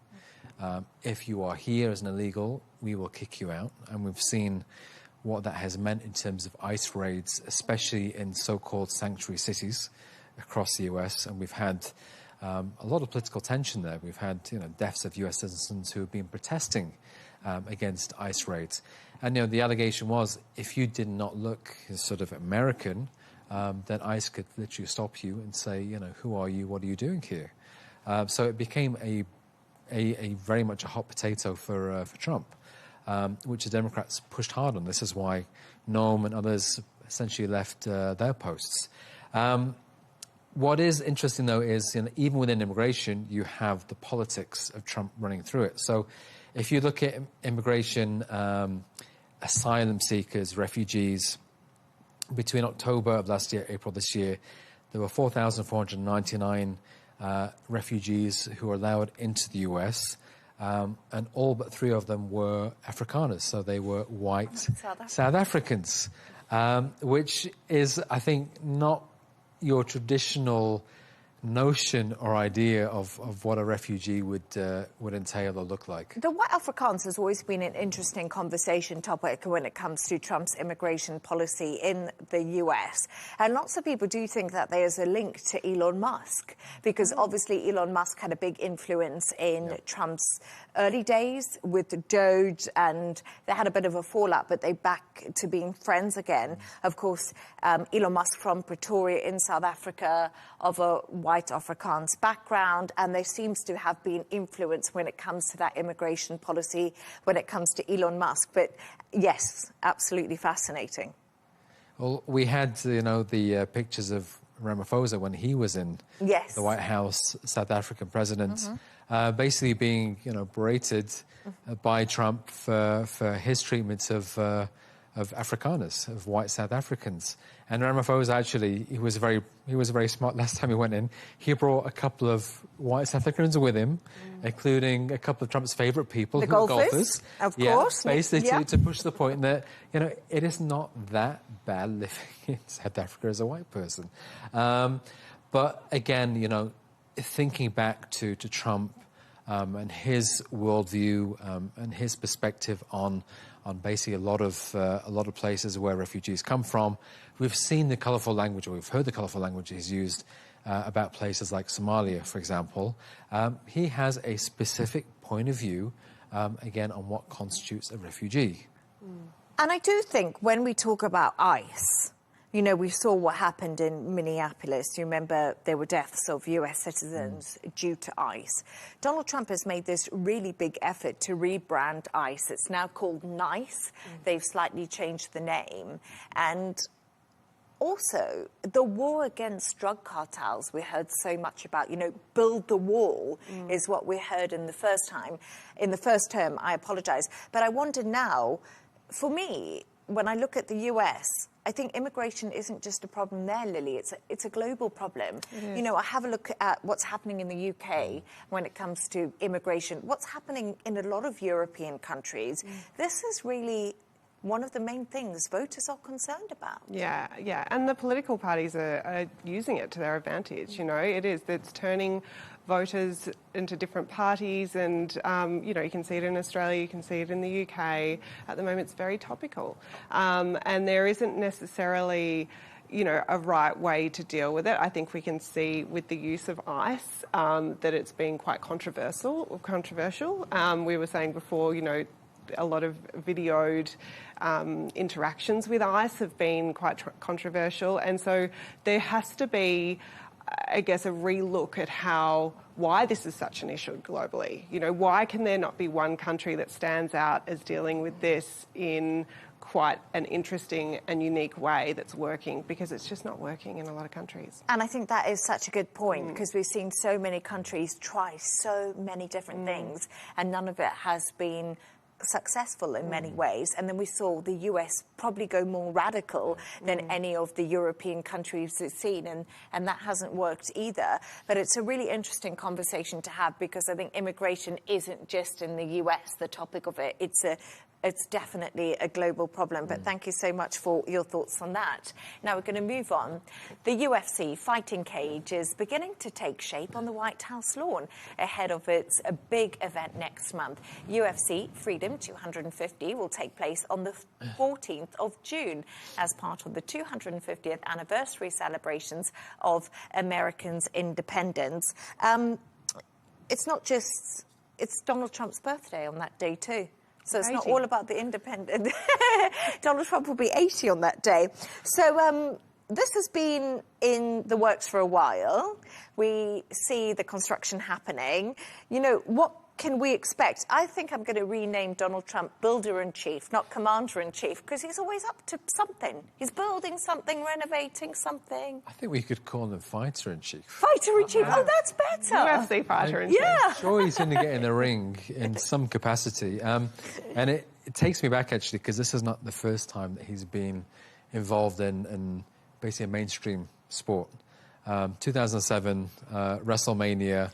There was a so-billed, you know, Battle of the Billionaires. He wasn't fighting, but he did choose his fighter. His fighter won, and basically his reward was to shave the head of the loser. And as we know, President Trump is not a loser; he's always a winner. But with this, you know, it's very much a coup for UFC. You know, the head of UFC, Dana White, is very close to President Trump. He supports him in terms of campaigning, in terms of fundraising. It's also very much a MAGA demographic. You know, these are people who support President Trump. He's been to many UFC fights. I think what is obviously going to be unique is this is happening on the lawn of the White House. That is unique because obviously Joe Rogan, a lot of people credit Joe Rogan for helping Donald Trump win the White House in the last time he ran. So back in 2024, he did that extended podcast with Joe Rogan, also with Theo Von. Of course, Joe Rogan is the announcer of UFC. Joe Rogan has himself come out on his podcast, which is the most watched in the world, and said, this is a gimmick. And security is a massive concern because it's on the south lawn of the White House. We know that Donald Trump has had more than one assassination attempt on his life. Now they're holding a big UFC event there. But Joe Rogan says, we're all going anyway. So this just shows you, right? It doesn't matter what anyone thinks, it's happening. Well, I think he knows his audience, doesn't he, Trump? I mean, he loves the spectacle. Yes. And this is exactly what it is. It's a huge spectacle in his arena, which is the White House, and he's doing what he loves best. But he is turning 80 as well, so I think it might go hand in hand with him kind of going, well, you know what, I am still culturally appropriate. I'm still like in the trends. I may be 80. We were saying before, this is almost like him having the 80-year-old midlife crisis. Like he's just.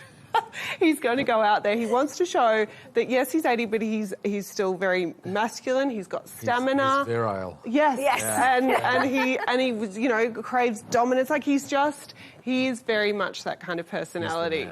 But we do have to look at it as well, because perhaps not everyone loved the approach in the White House of having a UFC fight on the lawn.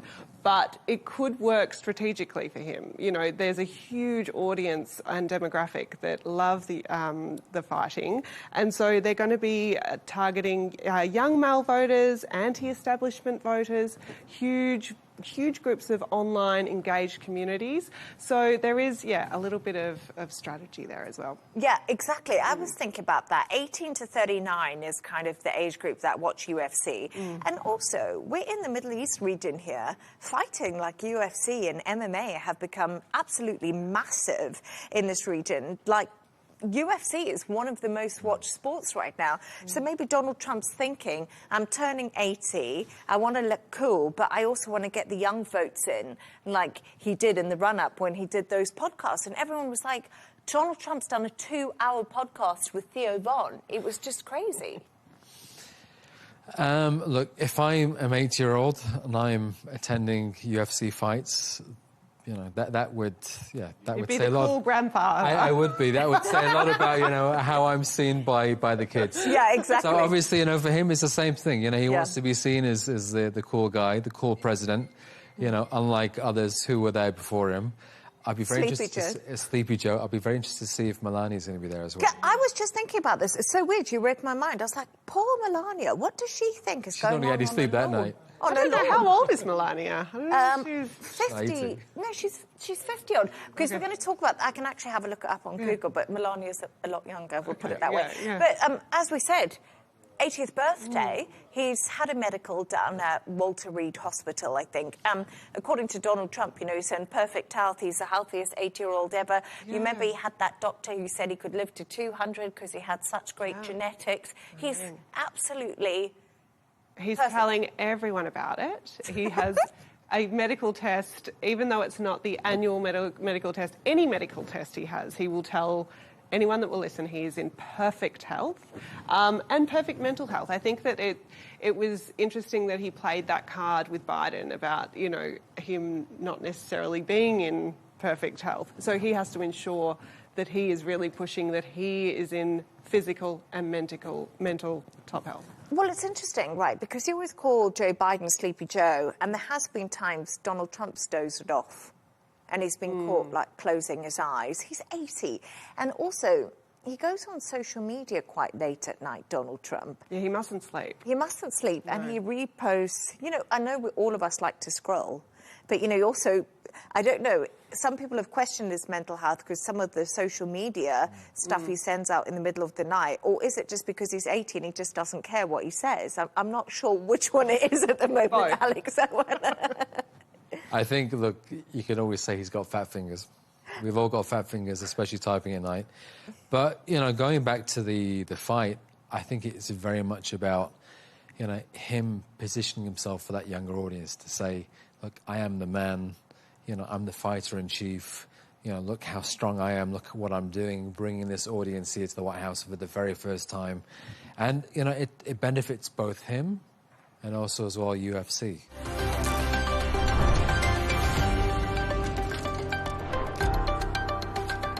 Amid the diplomatic negotiations and the latest US strikes on Iran, China has urged for parties concerned to observe that fragile ceasefire. Michael, it's really interesting because China is also saying that it wants the ceasefire to be observed. But why is China so interested in this? Obviously, they have skin in the game when it comes to Iranian oil. 100%. You know, their biggest priority is economic stability. And they purchase about 80% of Iran's oil. They are the world's largest importer of oil. They are the world's global manufacturing base. If they are going to continue to be that, and if they are going to, most analysts will say that China's GDP is growing at about 4.5 to 5%. If they are going to hit those targets, then they need to make sure that they have the oil that they need so that, again, everything can come into the country so that it can then be manufactured and then so that it can be sent out as well. We also have to remember that I think China is in a unique position at this point. They've done a really good job since Donald Trump has come back into the White House of not getting in the way of Donald Trump and all of the mistakes, some would say, that he's made. They've kept a pretty low profile. There haven't been a lot of responses too often from the Chinese when it comes to what Donald Trump has said that some might say is inflammatory. So they've kept a pretty level head throughout this entire tariff process, throughout the war with Iran, for instance. And I think that this has presented them with an opportunity to sort of look as though they're the responsible global power. Vladimir Putin was just in China, and they're in the midst of the start of the 5th year that they've been fighting in Ukraine now. The United States is involved in a war in Iran, and China is welcoming global leaders. The Crown Prince of the UAE has recently signed dozens of deals with China. We know that the Canadian Prime Minister has also been there. We know that, as I said, Vladimir Putin has been there. So there have been not just a delegation from the US going to China, but there have been other global leaders that are going there. And China really, I would say that their position on the global stage has been elevated by what they've not said and by making sure that they stick in their lane and they focus on the priorities for them, which is making sure that their GDP continues to grow at a healthy rate.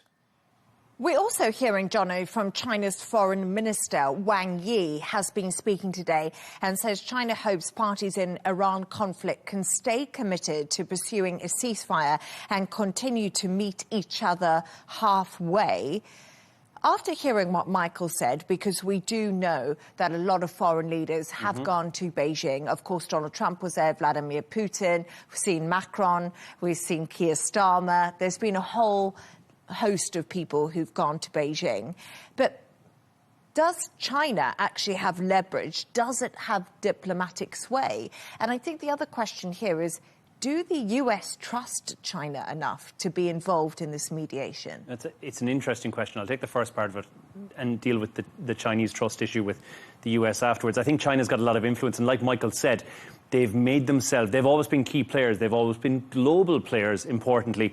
But I think what they've done now is they've set themselves up to be mediators, to be negotiators, and to hold the cards a bit more. And I think they do have a lot of influence, and probably more than people realise, but they definitely don't have enough to walk in to end this, to get to some sort of a peace deal. That's not where we're at. But economically, I think China is such a major player in the region that they're very hard to overlook. And it imports a massive amount of energy from the Gulf as well. They've got very strong trading partnerships. And as Michael said, they're just getting stronger as well. And they have them with Iran. They have them with many of the Arab states. And China is also Iran's largest trading partner. 40% of the crude imported to China comes actually from the Gulf region. Iran's the large player in that as well. So stability right now is very much in Beijing's interest. And I think Xi Jinping knows this and knows that that is a very important issue that he needs to get through. He probably, more than any other nation, requires the Strait of Hormuz to be back open again. And like Michael mentioned about the oil that's been bought in, this is why they need to be a diplomatic broker. And they've done it before. Remember, back to 2023, they were part of the reapproachment deal that took place as well. So Beijing can sometimes achieve, and I'm not going to say it's groundbreaking, but they can break through where I think others failed or where others have difficulty. It's quite interesting because we have seen news lines and reports coming through that tankers with Chinese flags are getting through the Strait of Hormuz. Yep. And Iran has always said the Strait of Hormuz is open to the people that are our allies, who that we are dealing with, and it's closed to our enemies. Yep. And they've always stuck by that. So in some respects, China is getting some vessels through the strait. However, it is significantly slower. And Michael, China's economy, John was touching on it there, it's been under massive strain. 2026 actually looks better for China economically, but it's going to be uneven. We obviously saw that big housing problem in China. The Evergrande sinking of the housing market was absolutely devastating towards the economy for China. Of course, COVID, they've had to recover from COVID too. There's also been real concern when it comes to consumer spending in China. So it's important for President Xi Jinping, because he doesn't face elections, but a lot of what he has to do is keep the Chinese people happy and the economy benefiting everyone. So he's got a lot of pressure on his shoulders too. Absolutely. And I think it's one of the tricky things that Donald Trump sometimes doesn't recognize. He, everybody will argue, is a big fan of strong men. And I don't know if Donald Trump necessarily recognizes that he is able to manipulate, to play the press the way that he wants, where a lot of his comments will be taken by the media and they'll run with it. And he has to stand for election every 4 years. And then once he's done it once or twice, then halas, that's it. But the Chinese president, he doesn't have to stand for election, but some would argue that his job is a little bit tougher. Yes, of course, he can dispatch with people he might see as his adversaries, but he's also in a position where he has about 1 billion people who need to make sure that they're comfortable following the path that he has set.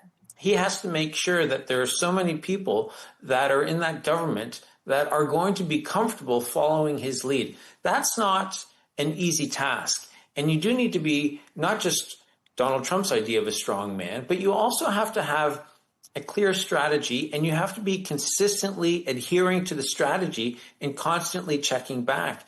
That is not an easy position to find yourself in. And I think the Chinese president, regardless of what you might say about some of his moves in the past or about the political system that the Chinese live under, but that is a pretty big responsibility. And I think that the Chinese president has done a pretty good job over the past 14, 16 months of welcoming so many leaders in, not just so that the leaders can diversify as the United States have introduced tariffs and the U.S. has become unpredictable, but also making sure that there are plenty of growth opportunities for China and for the Chinese people. Frenemies is how lots of people describe Xi Jinping and Donald Trump. Yeah, because what the difference with this crisis is that China is obviously, the US is the dominant military power in the region right now in this particular conflict. So China has to be very careful, and it's like Michael rightly pointed out as well, the relationship that they've now formed, and that's a new pseudo-relationship, I'm going to call it, but they're not allies, I'm not going to use that term, but they're certainly better friends. But in terms of energy, oil, cost of living, China have a vested interest here. So I think, they have a seat at this table in terms of negotiations, but it's very much not their table. They're just part of it, and I think they can have some influence.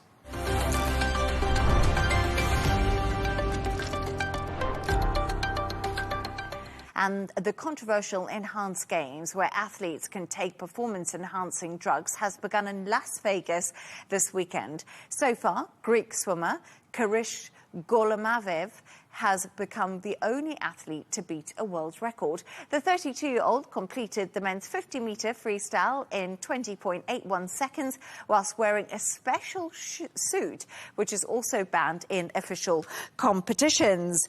Sarah, let's start with you. So I guess you're not in Las Vegas at the Enhanced Games because it looks like you've got DC in the background.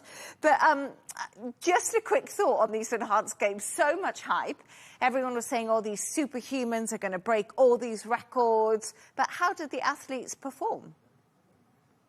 Yes, not in Las Vegas, sadly. Had I known ahead of time, I would have been pushing for that. I'm very jealous not to be in the studio with you and John Leigh Ann. But look, this is one I'm filing under only in America. It is these enhanced games where there are strict rules around it. So the performance-enhancing drugs that they're allowed to use or equipment that they're allowed to use, the pharmaceuticals in particular have to be FDA approved. But if you look at what's actually taken place so far, not only has it only been one person, I think, so far with who's been able to break a record for people who are competing in other areas where performance-enhancing drugs are, of course, banned. But you've actually had a number of the athletes taking part in this event in Las Vegas clean, if you like. They're not taking any performance-enhancing drugs. And in the 100-meter sprint, the person not taking the performance-enhancing drugs won the sprint. So, I mean, that's actually caused a little bit of an argument to break out amongst some of those competing. One of those who has been taking the performance-enhancing drugs said that it was disrespecting the point of the gathering. I don't really know what the point of the gathering is. You know, the rules around performance-enhancing drugs in the Olympics are very clear. Yeah, so it feels a little bit maybe like the Cheetahs Olympics, if you like, taking place in Las Vegas right now. Jono might have a very different point of view on that, and we're definitely going to speak about that. But I find this absolutely mind-boggling because in many ways, Jono, for years and years, if you watch sport and you love sport and you follow sport like all of us do, you know the doping scandals are always in the background. And every time you see somebody famous, everyone speculates they must be doping. How can they not doping? How is he not clean? We always So does this just prove that the fact that if you're clean, you do as well as the dopers anyway? Well, I would argue, much to Sarah's point, is that the guy who took part without taking any performance enhancement drugs had actually been, he was the cheat in all of this because he wasn't adhering to the rules of the game, so to speak. I mean, I guess the big win out of this from the point of view of the organisers is that Greek swimmer that you mentioned, Christian Goleme, he has beaten the world record. However, there are conditions to this. There's an asterisk beside it.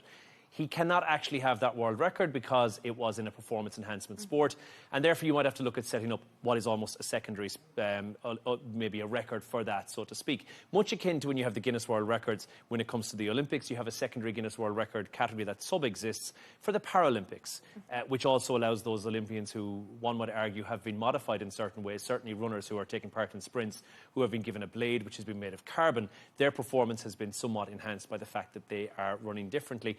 But then again, you might look at the F1 and say those cars are as good as the drivers that are behind the wheel, but also they're as good as the modifications that that each of the individual race car drivers have. So you have to look at that as well. As I said, this is performance enhancement more than anything else. There was a permission for that guy who also took part to wear a specific polyurethane suit, which is not allowed because it does increase your performance as well. So I'm going to call it the Mod Olympics. It's been modified ever so slightly. It's not there to try and compete with the Olympics, and it's not there to try and take the crown of the Olympics as this elite sporting academy of absolute world greats. But what it does want to do is take a look at the biometrics of the human body and how it is that we currently utilise that as a tool and utilise it to the best of its ability through the use of, under medical supervision, I should point out, performance enhancement medications which can alter the performance of an average human. And that is the aim of the game here. And yes, they hand out gold medals, but not just that. It's hugely lucrative in comparison to the regular Olympics. We're talking $250,000 for a first-place win in some of these sports, and up to $1 million if you manage to break what is currently existing world record. And that could be a lot of money for an athlete, even if they're professional. They have to travel the world, they have to pay for trainers, they have to pay for accommodation. It's very expensive. Sarah, but does it question integrity and your morals in sport? Because we talk about the Olympics and people go to compete in the Olympics on the, I guess, guarantee that they're clean, that they haven't been doping. That's why they go there, to show off their own ability. And then in the reality, we've seen these big doping scandals when it came to East Germany, when it came to the Russian doping scandal. And it makes you question the integrity of these athletes. Like, why are they doing it?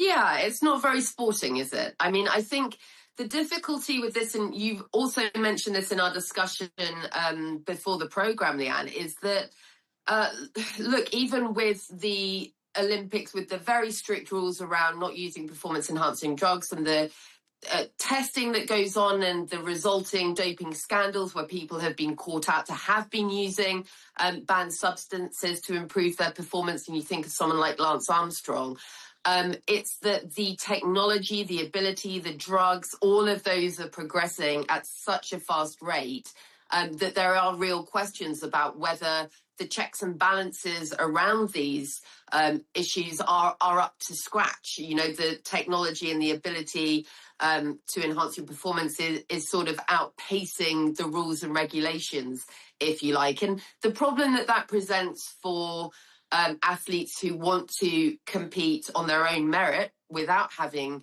used performance-enhancing drugs is that it creates a very uneven playing field.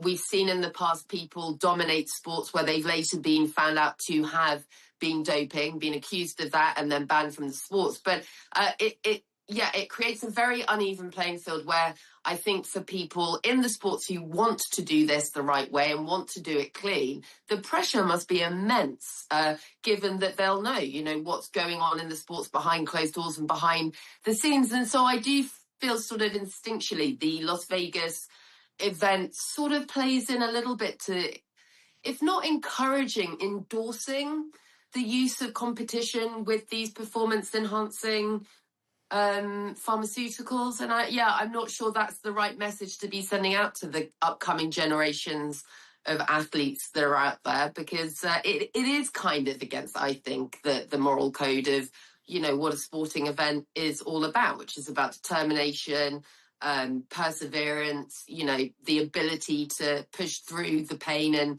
and to train your body to be as strong as possible. And yeah, I mean, sort of promoting and celebrating performance-enhancing wins sort of undermines that, I think. Well, but I think we've been celebrating performance enhancement wins for the longest time. We only have to look at the Grand National from a couple of years ago to discover that most of the horses were on dope.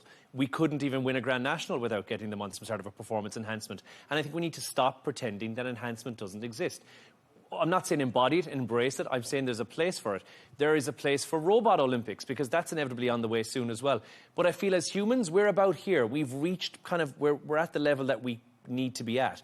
And any of the records that are currently there, and we see them broken every single Olympics, we see these records being broken once again. And then we give it 2 or 3 years and discover that there was some assistance, which was given there from an external source. So I think what we're trying to do here is look at the next level and the next stage of human optimization. We're making the human body into something else, and then there is a room for people who want to take part and do it the natural way. And there is room for people, or allegedly natural way, and there's room for people who want to take part in the enhanced way and have a separate Olympics for them where they can win their gold medals or whatever the equivalent is for the enhanced Olympics.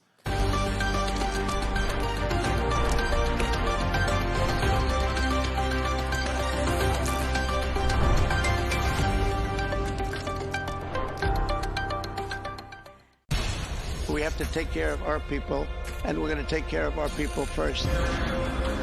For in-depth analysis and all the latest developments across the globe, make sure you join us every weekday.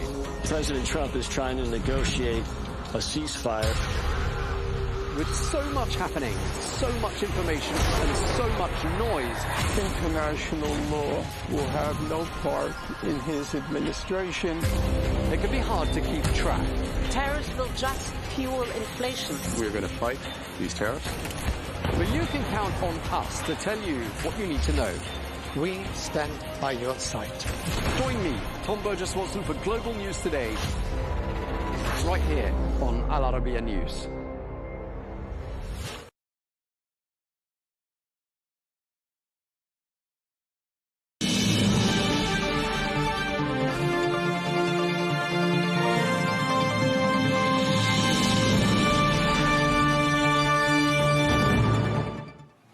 Hello and welcome to the programme. We take you straight to the latest in the efforts to broker peace and an end to the war in Iran. Well, today there were fresh positive signs of progress, with Tehran saying that it has received the latest US proposal, which includes provisions for US military forces to end their naval blockade and withdraw from the vicinity. which it's hoped will get traffic moving once again through the Strait of Hormuz. But the US Secretary of State Marco Rubio is cautioning that an eventual peace deal would still take a few more days to finalize. Well, once agreed, a second phase of negotiations is then expected to focus on the most complex issues, in particular, Iran's nuclear ambitions. Well, the week began with what looked like a significant complication to the peace efforts as the US conducted what it called defensive strikes on Iranian targets close to the Strait of Hormuz. Well, Iran called the strikes a gross violation of the ceasefire. Well, Iran's Revolutionary Guard said they reserved the right to retaliate, though they are also saying that a return to war with the United States does look unlikely. We can speak now to John W. Miller, who is a retired U.S. Navy Vice Admiral, who was the commander of the U.S. Naval Forces Central Command and commander of the U.S. Fifth Fleet. He joins us from Maryland. Admiral Miller, thank you very much indeed for taking the time to speak to us. You've had several important roles. I mentioned the Fifth Fleet. I gather you know the side of things. I'd just like to sort of get your sense as to where we are with finding an end to this war. Iran's Revolutionary Guard saying today that a return to war with the United States is looking unlikely. Would you agree with that? Tom, thanks for having me. I think the Iranians feel like a deal is relatively close, and part of it revolves around the statement that they made today, but part of it revolves around the fact that they're starting to open up the internet inside Iran for people to use. It's still very restricted, but it's better than it's been in the last several months. So it seems to me like the Iranians feel like they're close to a deal. We hear from the administration in the United States, we've heard it for several days now, that the administration feels like we're close to a deal. So we'll have to see how all this plays out. What is going to be very important in the future, whatever deal that we come to with the Iranians, is that we get an agreement where we can verify that the Iranians and the regime is going to do what it says it's going to do, because they don't have a great history in that regard. I mean, the Iranians could say the same to the United States, and the ceasefire was violated only earlier on this week. You know, these defensive attacks that were carried out by the United States. Do you see that as complicating the peace effort?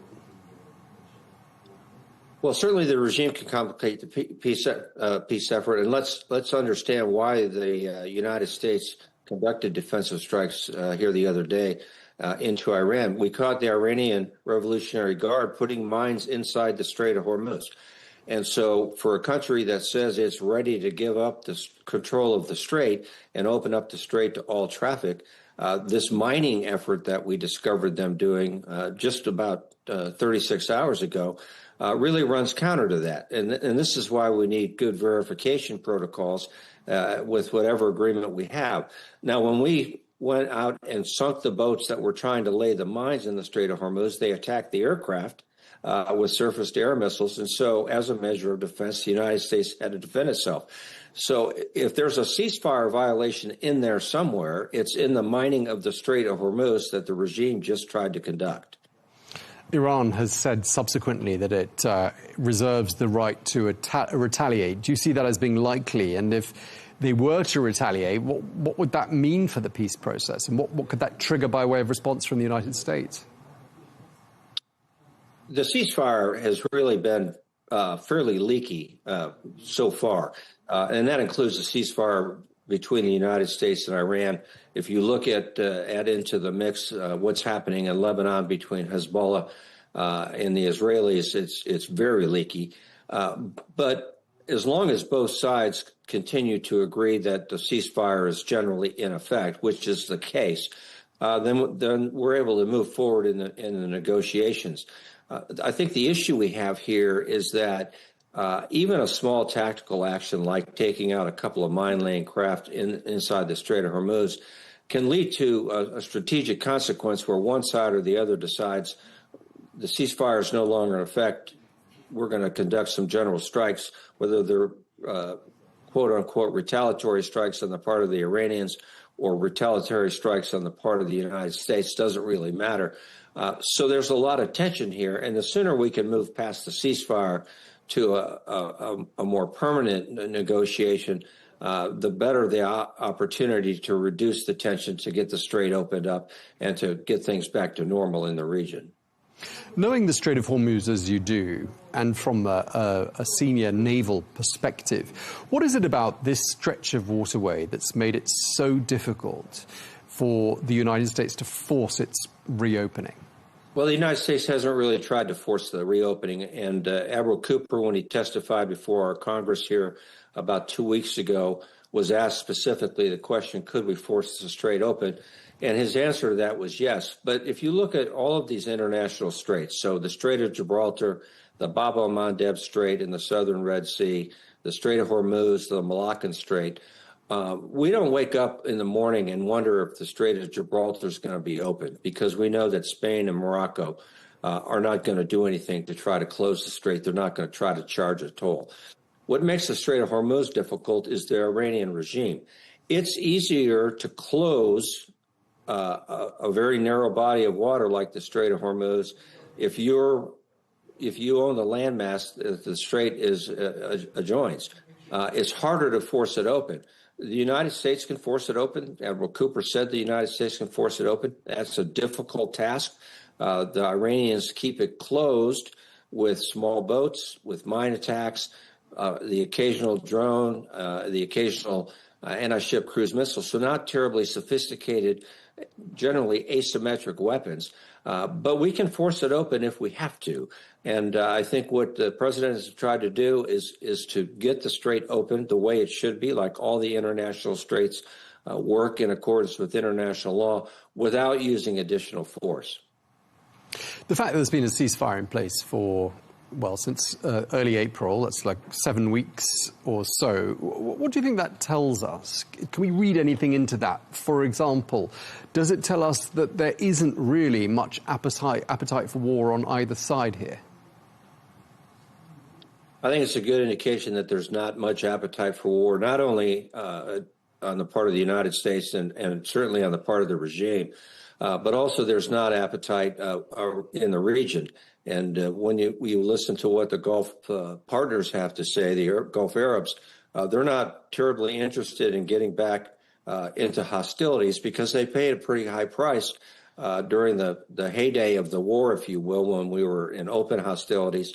The Iranians launched thousands of drones and missiles against the Gulf Arab countries, and they did that not just against targets where U.S. military forces were located. They did it into oil infrastructure, desalination plants, hotels, apartment buildings. And so I don't think there's an appetite anywhere for additional hostilities. But the president's made it very clear, if he can't get the deal that he needs to get, that includes the nuclear material, and it includes a free and open Strait of Hormuz, then we will go back to hostilities in order to solve the problem.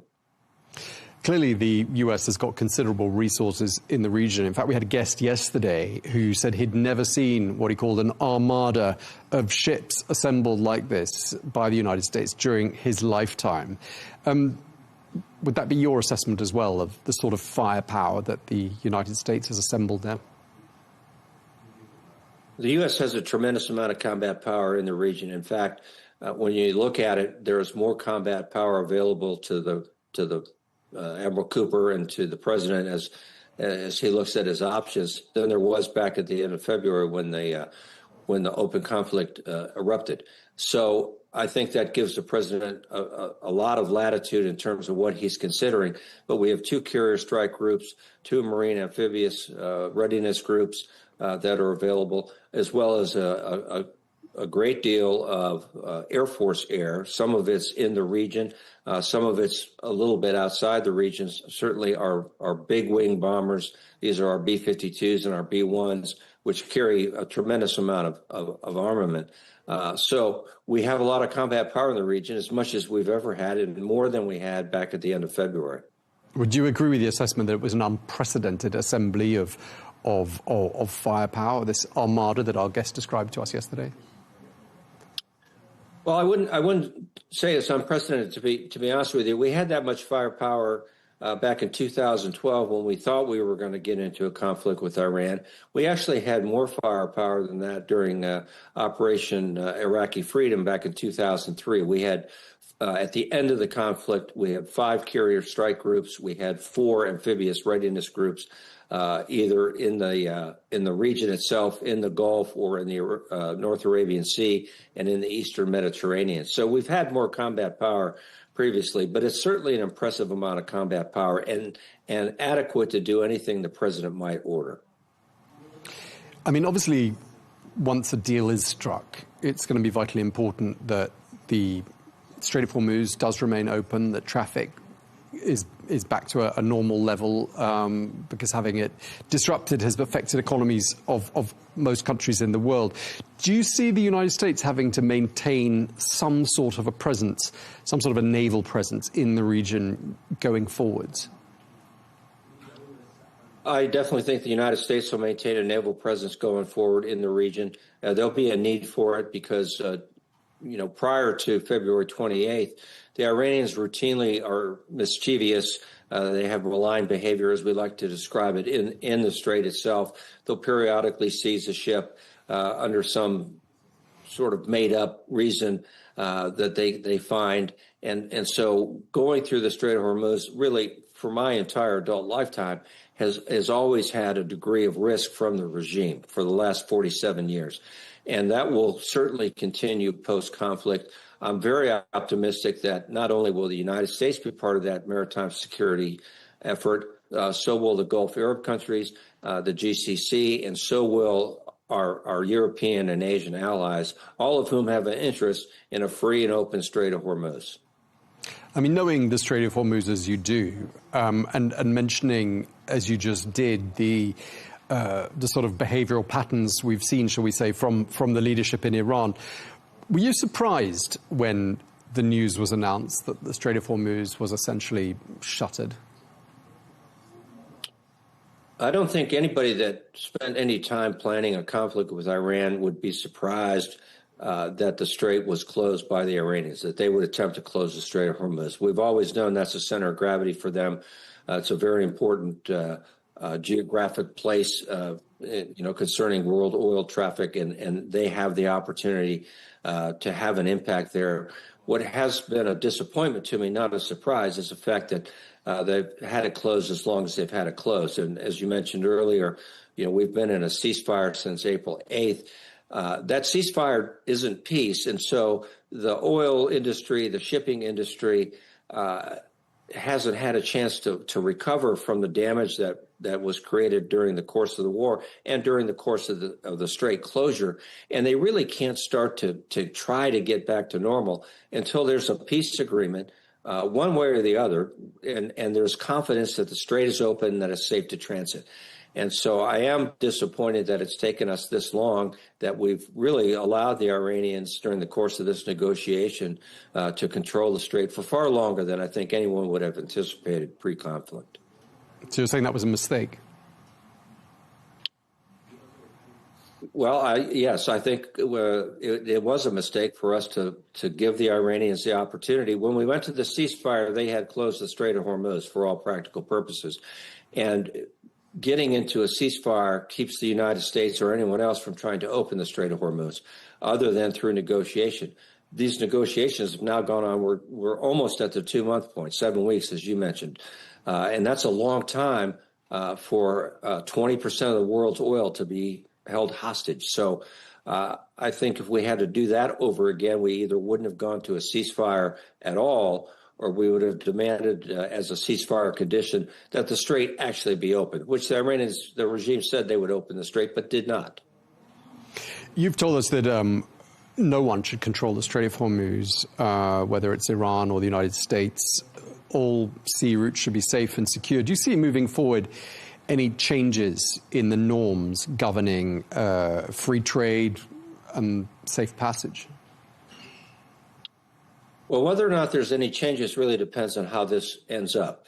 And so at the end of this conflict, if the Strait of Hormuz is treated like every other international strait in the world, and in accordance with the United Nations Convention on the Law of the Sea, then no, I don't see any change happening, because the whole world benefits from the way our international straits operate. The Strait of Malacca between the Indian Ocean and the Pacific Ocean is the busiest seaway in the world, and about 60% of the world's trade either goes through the Strait of Malacca or in the vicinity of the Strait of Malacca. That's very important to the global economy.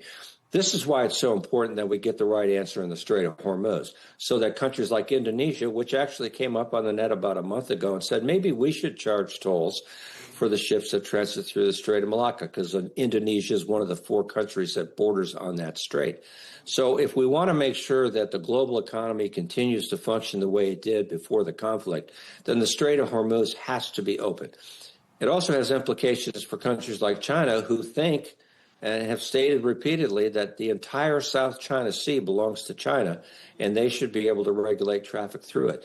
If we end up with that kind of a norm, then global trade as we knew it before the conflict will never be the same. Just before we wrap up, Admiral Miller, I mean, I'd like to just get a sense of really just sort of going back to where we started this conversation, how you see a deal unfolding. Do you see it as being something along the lines of a cessation of hostilities, traffic starts moving through the Strait of Hormuz once again, and then the really difficult issues like Iran's nuclear ambitions, their missile program, their support for proxies, that all of that gets dealt with later on down the line? Is that roughly the time frame, the sort of the sequence of events that you see before us? Well, I think what we ought to expect, and this is in line with what the administration has been saying, is that immediately upon an agreement, the Strait of Hormuz will be open and access will be unencumbered. No one will be interfered with as they try to transit the strait. That has to happen right away, and really that's a condition for the cessation of hostilities. What happens with the nuclear material that's in Iran, the 60% enriched, the 20% enriched nuclear material, all of which adds up to about 650 kilograms. That's quite a bit, is important to the agreement. But can we negotiate that over the next 30 to 60 days? I think that's probably the best way to do it. It doesn't need to come to the United States. It just needs to get out of Iran, along with an agreement that they'll not enrich nuclear material. They consistently say they want a nuclear program for energy and for medicinal purposes. That's 3.7% enriched uranium. They can get that from anywhere. They don't have to enrich it themselves. But that's something that can be dealt with in the 60 days or so following a ceasefire agreement. But the Strait of Hormuz has to be open immediately. Okay, we really appreciate you taking the time to talk to us. Thank you very much indeed. John Miller, retired U.S. Navy Vice Admiral and former commander of the U.S. Fifth Fleet. Thank you very much indeed for your time, sir. Thank you.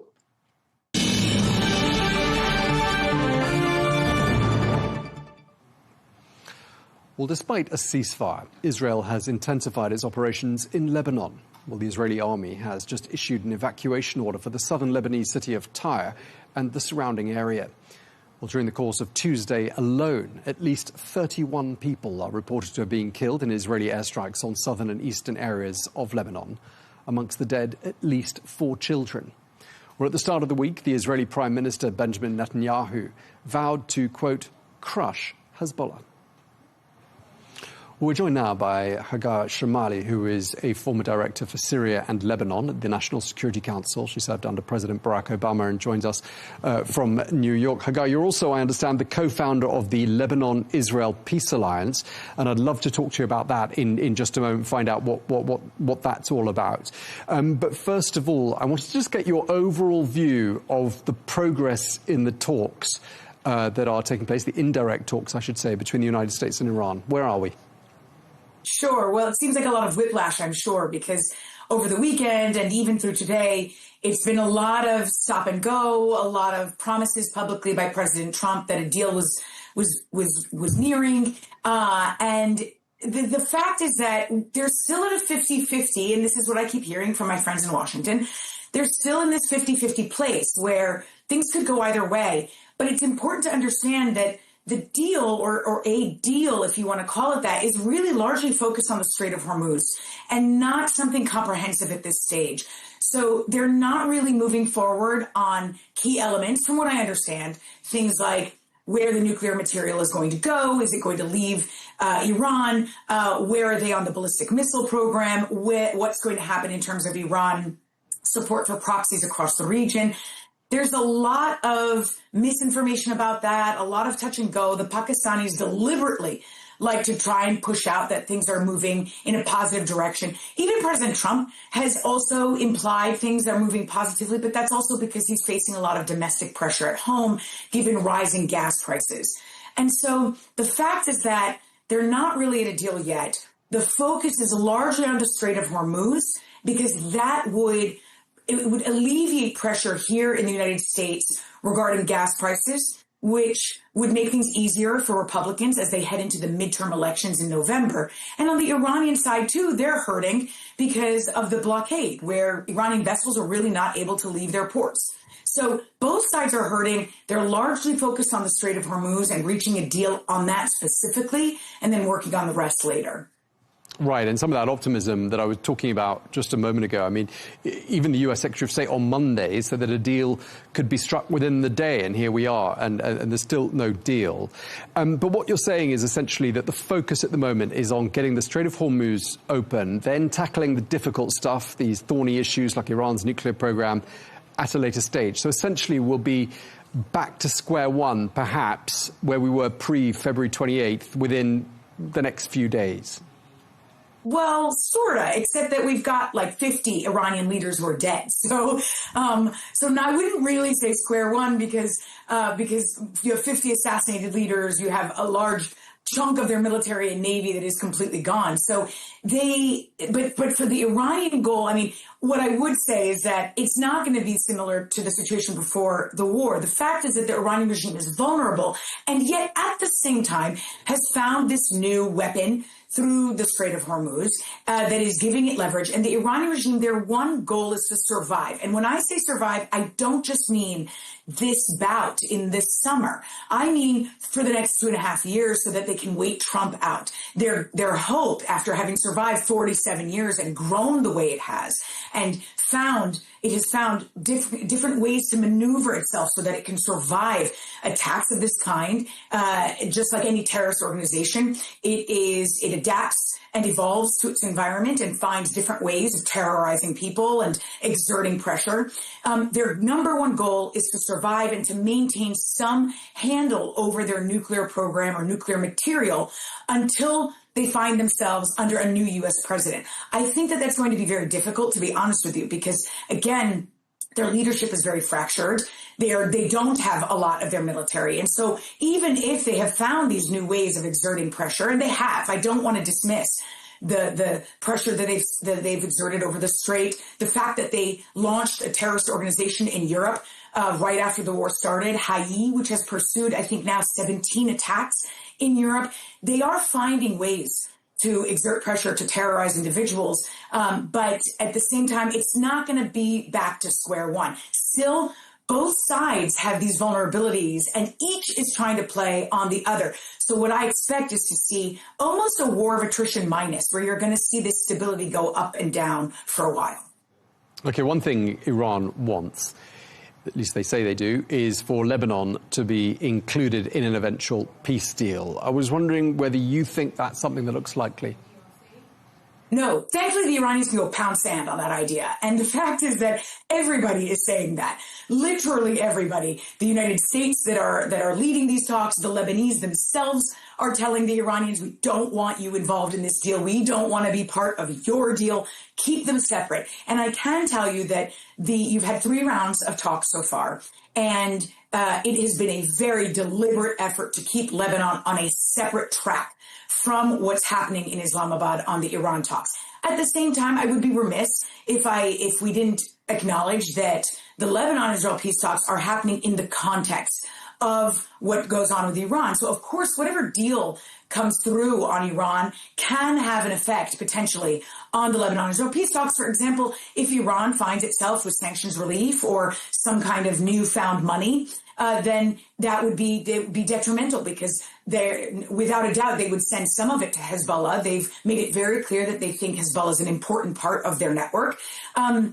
Or it would at least embolden Hezbollah psychologically. And that's the last thing we need in the Lebanon-Israel peace talks, when you have Lebanon's leaders really trying to exert sovereignty here and repeatedly trying to say publicly that they don't want to be under the thumb of the Iranian regime, and that they now view Hezbollah as this foreign proxy in their land.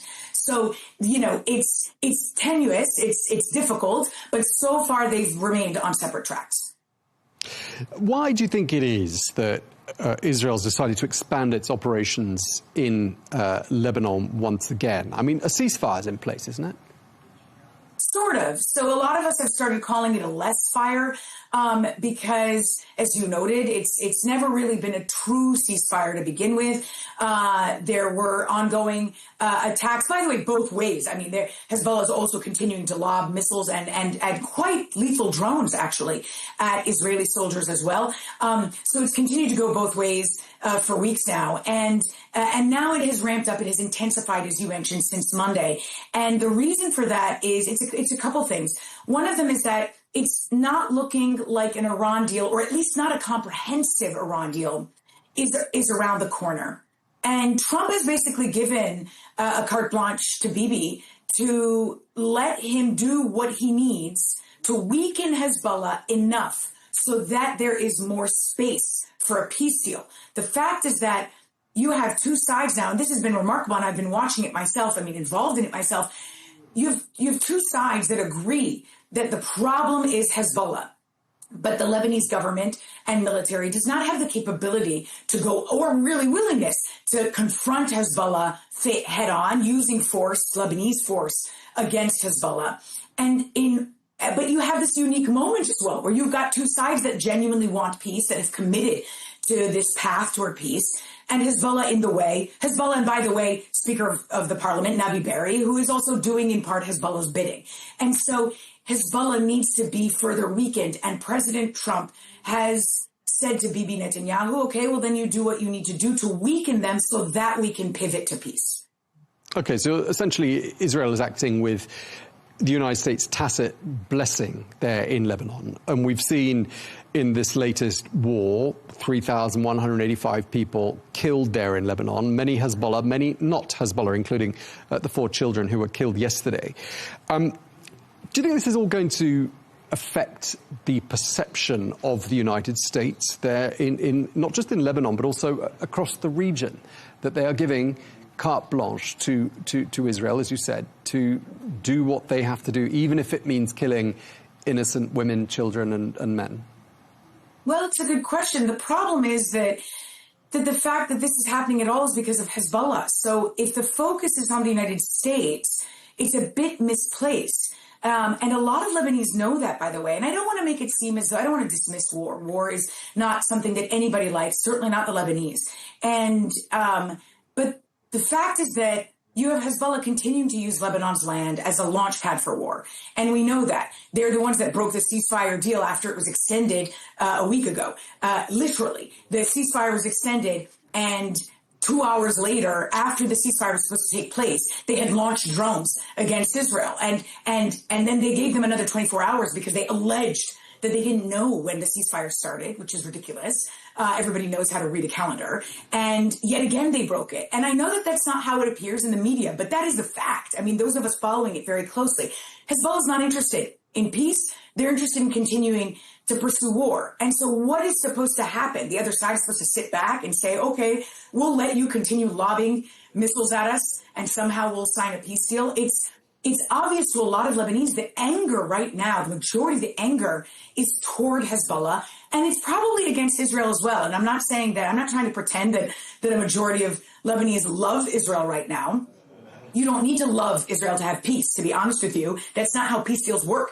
It would be better, but it's not necessarily how they work. And That's where the focus is on. If they're angry at the U.S., it's possible, but right now they're looking toward the U.S. to help get to a peace deal. So they understand the war is not the fault of the United States. The U.S. is the only reason there are peace talks happening. They're in Washington deliberately because they don't want other countries involved that have other agendas. And they are grateful to that. And I see that right from the Lebanese and the Lebanese involved in the negotiations over and over and over again. And now, of course, you don't, with any war and any peace effort, you do want the public. There is a public campaign here, of course. You don't want them not having faith in the process, not having faith in the United States. I don't see right now that that balance has been tipped. It is always a risk for sure, but this is not going to go the way of Gaza. And the numbers you just stated, by the way, highlight that. And so the hope is really more that they can figure out how to really degrade Hezbollah quickly enough, really target the drones that Hezbollah is using in particular, and pivot to peace very quickly. And that's why the U.S. and all the officials have said they don't see a reason why there can't be a peace deal imminently. I'm hopeful for it. I always say, if you work on these issues, you have to be optimistic. Otherwise, we wouldn't get out of bed in the morning. But there's a reason why they're all saying that. And it's because they see the momentum there. Sure, and I think, a lot of Lebanese people might agree with what you said, but there is also a lot of cynicism in Lebanon about what Israel's intentions are here. And when you look at what Israel is doing in the West Bank, for example, and you see that Israel is clearly aggressively playing an expansion game of its footprint. At least that's how it looks to many people in the world. And you look at this yellow line in Lebanon now, and you look at this buffer zone idea, extending it between 5 and 10 kilometers inside southern Lebanon. I mean, a lot of people wondering, what are Israel's intentions? I mean, are you suspicious of their intentions? No, I'm not. I'm so glad you asked me this question, because this is something that's really not well understood. And I'm not saying I can understand why individuals might view things a certain way. I've had the fortune of working very closely for the majority of my career with the Lebanese and Israelis, including when I was in the U.S. government for 12 years, and including now as under the Lebanon-Israel Peace Alliance. And no, there is no territorial interest in Lebanon. In fact, Israel's leaders have repeated this over and over again, the leaders who matter. I understand that there are extremists, and we know them, Ben Gvir and Smotrich, and they go out and they say idiotic statements like, "Oh, well, we want to put settlements in Lebanon, and we want to expand to Lebanon too," and they don't represent the Israeli government policy. And I understand that's frustrating. It's actually very frustrating to me too. Those videos go viral in Lebanon, and it's unfortunate because literally at the same time, you have the Israeli defense minister, you have the prime minister himself, you have the Israeli ambassador in Washington repeating over and over again, we don't have territorial ambitions in Lebanon whatsoever.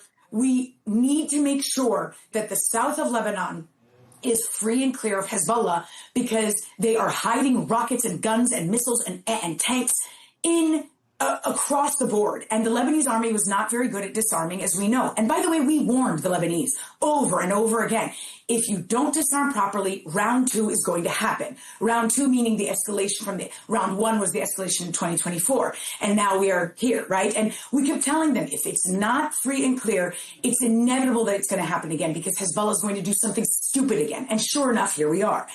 Israel is done. They don't want to do a war every other year. So they need to make sure that that area doesn't have there are tunnels that they're destroying. There are missiles and guns and so on being hidden in private property, which the Lebanese army was not able to access. And then the goal from there is to ensure that the Lebanese army is in a position that it's strengthened enough, it is funded well enough, that they can then take control of the south inch by inch. And then the deal on the border, and they've said this numerous times publicly as well, that they could solve the border in 5 minutes. And they could, by the way, and everybody knows it. So if they keep saying that they're going to solve the border in 5 minutes, then why would they have any interest in that land? And by the way, I would add that Israel has gone into Lebanon a number of times. And if they wanted the land, they would have taken it by now. Hezbollah, the fact that Hezbollah was the one that prevented them from doing that is a joke. That's why they were there in 2024 and they left in 2025. That's not part of the Israeli agenda, certainly not now. And I wish there's no amount I can say it and repeat it for the broader public to believe it. I understand they don't believe it. They just are going to have faith in the process and see the deal in the end and see the terms of withdrawal for Israel and watch it happen. But in the meantime, I understand it's difficult for them to believe it, but it's what I see and it's what I know. Okay, I'm afraid we're out of time. I'm being told we'll have to wrap it up there. But thank you very much indeed, Hagar Shamali, former director for Syria and Lebanon, the National Security Council, and the co-founder of the Lebanon-Israel Peace Alliance. Thank you very much indeed for your time. Thanks.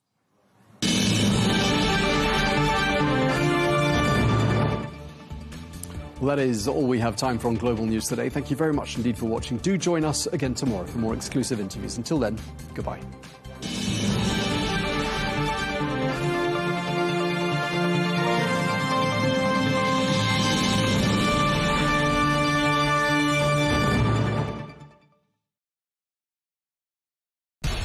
We have to take care of our people, and we're going to take care of our people first.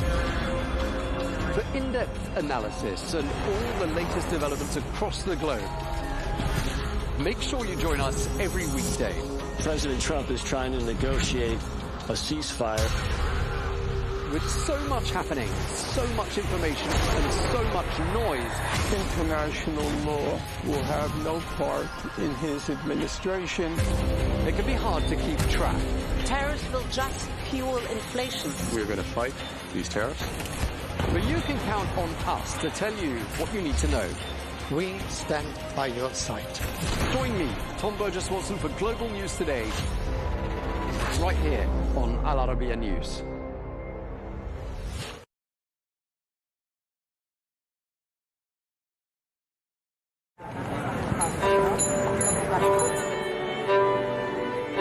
People think that we launder money, but actually we make money black. It's a weird law. They call it gedoogbeleid, like this. That is the law. So they say, okay, bye, but don't let us see you.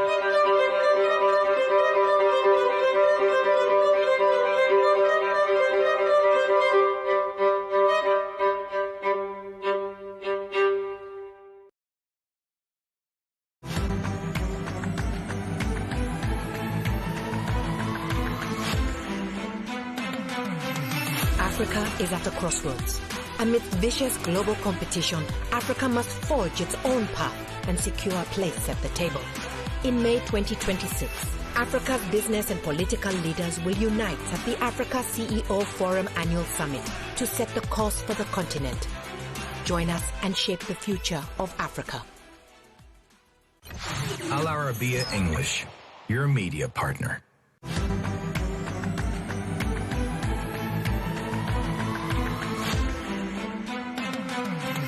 Africa is at a crossroads. Amidst vicious global competition, Africa must forge its own path and secure a place at the table. In May 2026, Africa's business and political leaders will unite at the Africa CEO Forum Annual Summit to set the course for the continent. Join us and shape the future of Africa. Al Arabiya English, your media partner. If you want a different tourist experience, take the city tourist bus. These, especially Medina and Mecca, give me a nice price. What do you think? Pretty. Honestly, the spice smell on the liver is wonderful. Welcome from Yathrib. To the land of the companions, city of migration, Medina al-Manawara. Nostalgia brought me, and now I am guest of its kind people.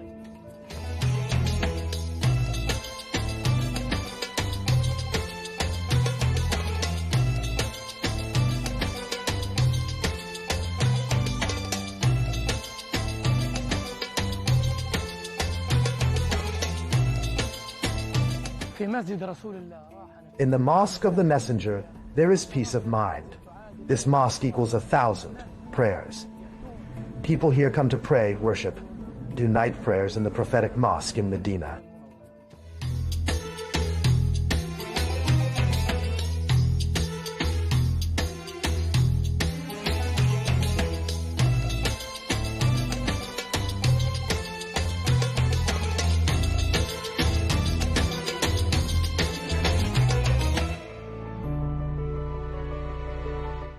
Al-Baqi Cemetery, where 10,000 companions are buried, mothers of the believers. The Prophet visited it regularly and prayed for its people with mercy and forgiveness.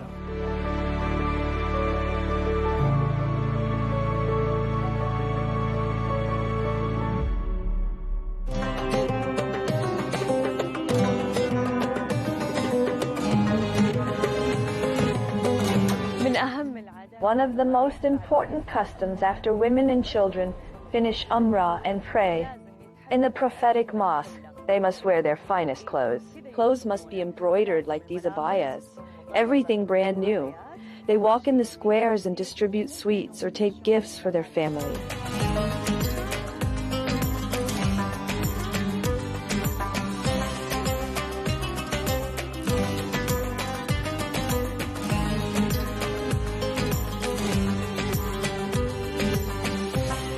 Give me a really nice price.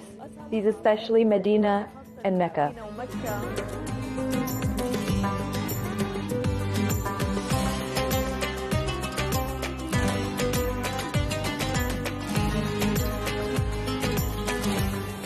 If you want a different tourist experience, all you have is the Medina tourist bus, like London and Dubai tourist buses. Open top. Takes you through more than 12 areas. As for the information it provides, it is in 16 languages from around the world. Most sites, as you see, most are Islamic, related to history, the biography of the Prophet and battles, and besides that there are various tourist areas. The bus moves every half hour, meaning when you arrive at any site, the bus stops 5 minutes. If you want to get off at the site and learn more about it, we'll pass again after half an hour. Happy tour. Don't forget to check the map.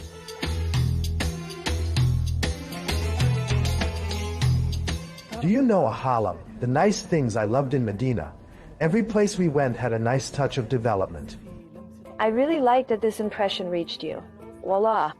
Now, in Saudi Arabia, there is a very important project called Quality of Life. Its goal is that every neighborhood has a complete cultural and social community. For every family, walking paths for sports, cultural touch, especially since most of these places are historical. We are now in the middle of Al Ainia Market. Imagine they restored a complete art promenade. Every Friday, for example, they gather in this square talking about their hobbies.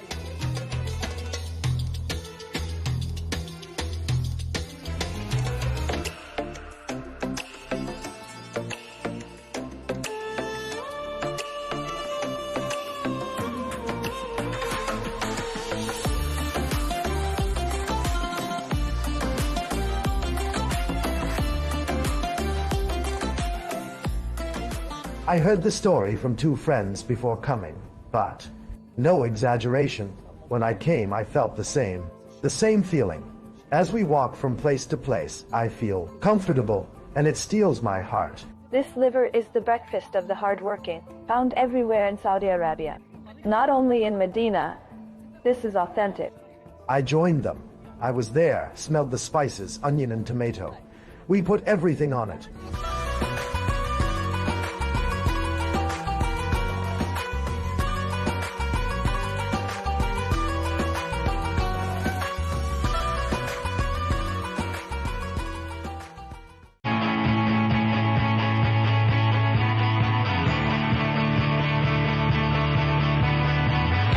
Welcome to the metropolis, the big city. This is where tech, trends, and culture meet. Meet the people. See the sights. Walk the city streets. and experience the lifestyle.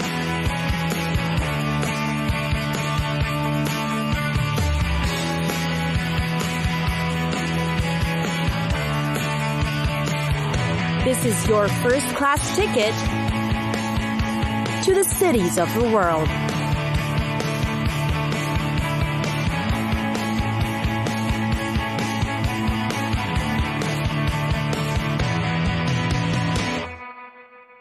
Delhi. India's capital, Delhi is known for its captivating sights and rich history. The city is beautified with mosques, forts, and monuments, and the popular landscaped gardens. There is a bustling Old Delhi and the well-planned New Delhi, each with their own attractions and both worth the exploration. One of the most popular in Delhi is the Jama Masjid Mosque. You must catch the breathtaking view of Old Delhi that you'll see from the top of the minaret in the mosque. The long and winding, strenuous climb to the stairs will all be worth it. The Jama Masjid is indeed a treasure of the old city and is the largest mosque in India. It was built in 1650 and in fact took 13 years to build. The Red Fort, Delhi's most famous monument, is one of the most popular remnants of the Mughal emperor's rule. It stands for a stretch of up to over 2 kilometers or 1.2 miles. It was built in 1638 to keep out invaders from entering the city. The Red Fort is a great way to see the very ancient historic side of the city. Another historical site worth a visit is Gandhi Smriti. It is where Mahatma Gandhi, the father of the nation, was assassinated on January 30, 1948. The legendary man lived in the house for 144 days up until the time of his death. You can visit these places as they are open to the public. Historical feats aside, there are also many places in Delhi for sports, recreation, food, and shopping. There is also the Chandni Chowk, the main street of Old Delhi. It's a shocking contrast to the wide, orderly streets of New Delhi. Vehicles of all sorts crowd the space. With the pedestrians and animals, there are cars, cycle-rickshaws, and hand-pulled carts everywhere you look. But the trip is worth the narrow, winding lines full of things to buy, affordable jewelry, fabrics, and electronics. Plus, you can also sample the local street food here. Last but not least are of course the famous Lodi Gardens. It's a fitting balance to the bustling city life in Old and New Delhi. It's a serene retreat from city life, a place to rest, reflect, and relieve yourself from a tiring trip. Tourists also visit to see the birds, eat along the restaurants, or simply enjoy the nature escape. It's time for us to go. Pack your bags and get your tickets ready. And we'll see you on the next destination.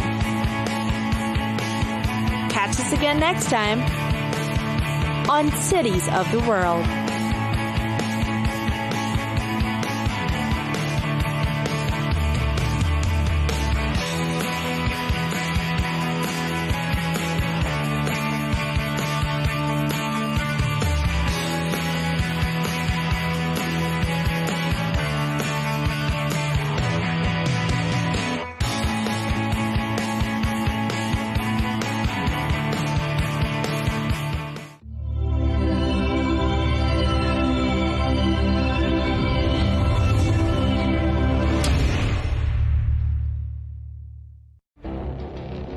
It feels like decades are passing by in a matter of weeks.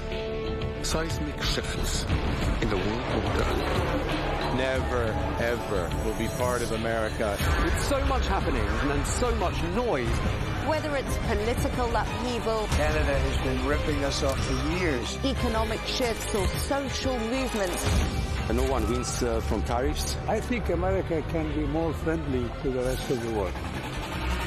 the in-depth analysis and all the latest developments across the globe. To have an inclusive policy together. The meetings with Hamas gave me some hope. We're in another nuclear arms race. The most important development straight to your screen. Welcome to the dressing room. I'm on my own. I need backup. And an insightful look at the issues shaping our world today. It was not going to happen, that war, and it happened. Join us on Arabiya News, where the world talks.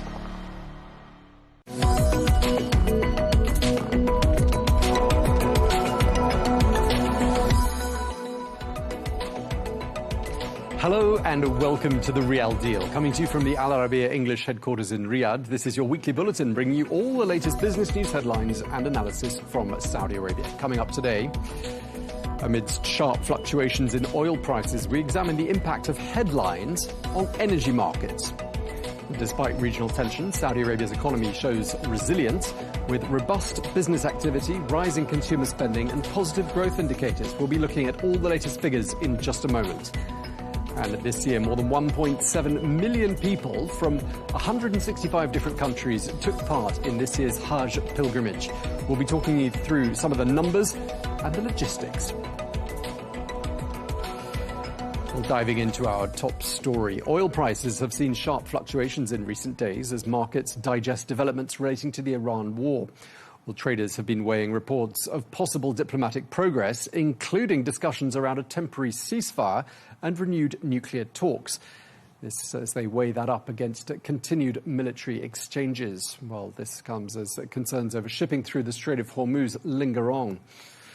Well, energy markets appear to have been responding quickly to the various headlines, but President Trump has said throughout the conflict that the economic hardship relating to higher oil prices will be short-lived. The gas will go down. As soon as the war's over, it'll drop like a rock. There's so much of it. It's all over the place, sitting all over the oceans of the world. And it'll go down. But what won't happen is if Iran had a nuclear weapon and used it, then the whole world is a different place. What about You're not going to have to pay a little bit more for gasoline. The gasoline, the oil will go down rapidly as soon as the war is over. Well, I'm joined now by Cornelia Meyer, economist and CEO of Meyer Resources, who joins us from Bern. A very warm welcome to the show, Cornelia.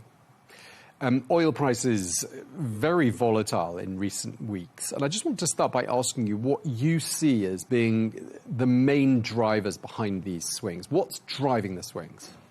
What drives the swings is not fundamentals. What drives the swings is psychology. Everybody wants the Strait of Hormuz to open. So every statement coming either out of the US or out of Iran or out of any of the mediators gives a big swing. And it has nothing, it's totally disconnected from reality, because reality is that we are at an all-time low of inventories. We are living on not on borrowed money, on borrowed barrels, which come from the SPR, the Strategic Petroleum Reserve, from other both commercial and government inventories. And you know, they can only keep on giving that long. At some stage, they're really at zero. Have you ever seen anything like this? I mean, is this chapter we're in right now, would you say it's without precedent in our lifetime? I think it's without precedent in our lifetime. You know, we have seen other supply and demand shocks, but this is without precedent because it's been going on for so long. And when I look at the oil price, you know, going between 90 and 126 for Brent, these are humongous. These are humongous. There's a humongous volatility, which makes it, by the way, also difficult to hedge. Where are you going to hedge? And again, the geopolitical premium is not in there. We just had, I think yesterday or the day before, the CEO of Exxon came out and said, look, you have to be very careful because inventories are really at rock bottom. Yeah, I mean, when it comes to sort of looking towards a time when things return to normal, or if ever they return to normal, we don't know. Just actually interesting, I saw a headline before crossing to you, a study done by Reuters said that Brent crude is expected to average $90.44 a barrel in 2026. When they were forecasting back in April, it was $86.38 a barrel. So clearly a significant difference in just a few months. But supposing a deal is struck and things go back to normality, the Strait of Hormuz reopens, how long do you expect it to take for prices to normalize and settle at pre-conflict levels? Well, first of all, I applaud Reuters for their optimism. My model is not that optimistic as far as the oil price is concerned. The other thing is, I would say it will take well into 2026 because we have ships in the wrong place. We have a lot of fields that had to be shut in. Some of them can be brought up easily again. Others, though, are more complex, and it's a complex industrial process to restart the field that has been shut in. And then we have degraded infrastructure, imports. We have degraded infrastructure also for LNG. 17% of Qatar LNG was taken out, plus all the extension. They had wanted to extend their capacity by 80% over this next year. So we are seeing real scarcity.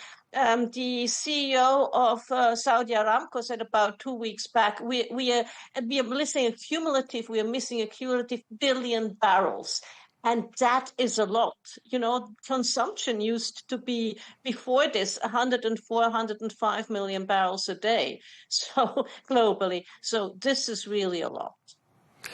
Cornelia, let's speak for a moment about the impact of all of this, specifically on the Saudi economy. We're talking here about an environment which oil prices are significantly higher. Well, they fluctuate a lot and they can be much higher, but volumes much lower. So what does that translate into by way of an impact on the Saudi economy? Well, KSA has been lucky, or actually not lucky. There has been a great foresight from the KSA of the government of KSA during the tanker wars, during the Iran-Iraq war, in building that east to west pipeline, which allows about 7 million barrels a day in crude and products to be evacuated also from the port of Yanbu, which is on the other side on the Red Sea side of the country. But also the port has constraints as well. So they've been lucky in terms of, having been able to export more. And actually, Aramco has had a very good profit because of the higher oil price, right? In the end, what lands in their coffers is price times volume. But in the long run, it's also investors are looking at it. I'm very glad I still see investment going in. But the business model in GCC was we are a haven of stability in a sea of instability, and that haven of stability mantra has sort of gone somewhat. So I'm convinced that Saudi will come back. But it's just not going to be so easy. So clearly the East-West pipeline has been a lifeline for the economy during this period of disruption. Do you think we might see greater connectivity and perhaps greater sort of expansion of the pipeline system? Inshallah, yes. And I can see that other countries like Kuwait, Kuwait was really hit very badly. Countries like Kuwait, Bahrain could potentially at some stage feed into the pipeline. I also see great potential for the rail network.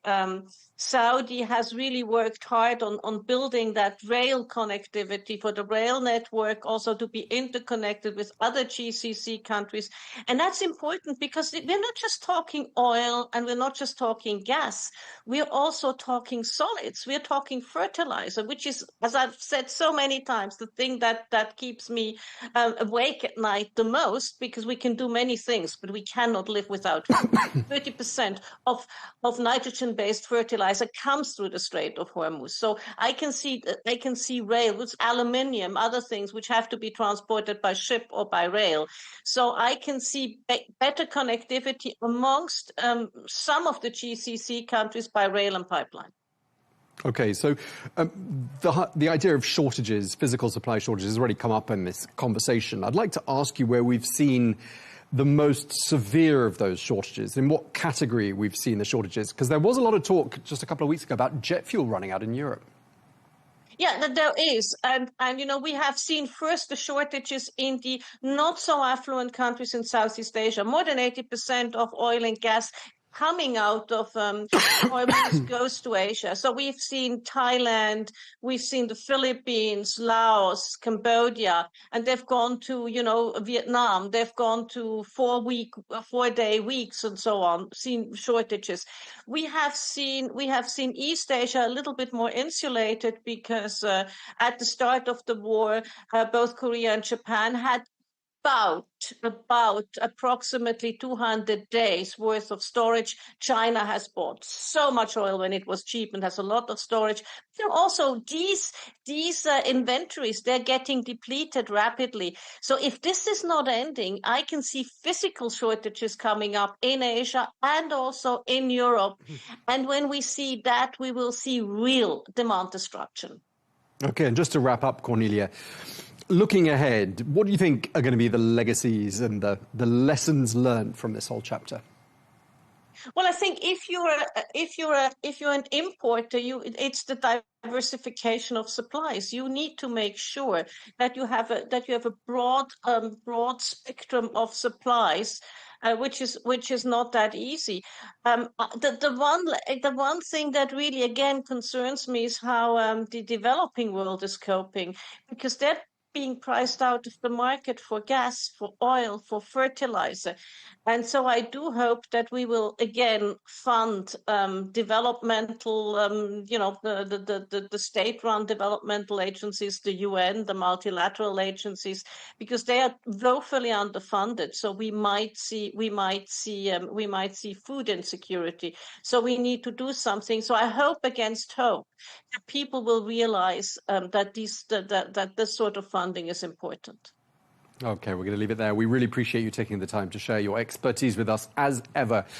Cornelia Meyer, economist and CEO of Meyer Resources. Thank you for your time today, madam. Let's get a quick look at some of the other stories from the week. And the national carrier Saudia has taken delivery of its first Airbus A321 XLR, making it the first airline in the region to operate this new long-range narrow-body aircraft type. Well, the jet has a range of up to 9 hours.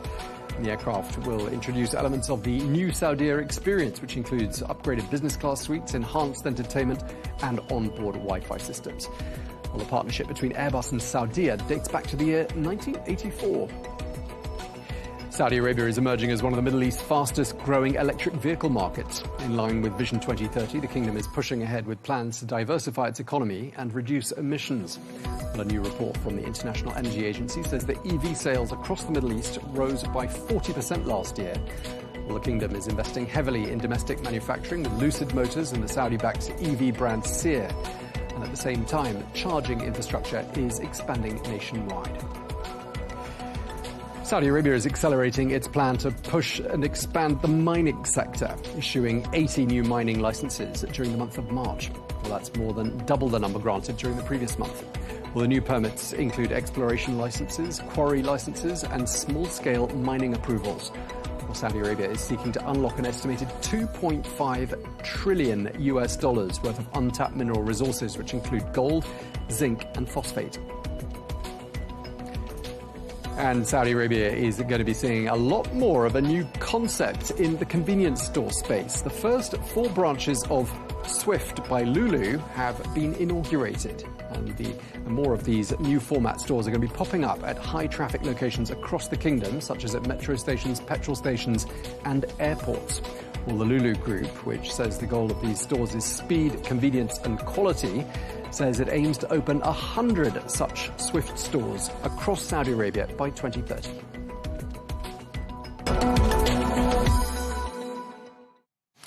Now, despite the regional tensions, Saudi Arabia's economy is showing resilience. That is the takeaway from fresh analysis, which points to the fact that the kingdom's Purchasing Managers' Index has now rebounded into growth territory.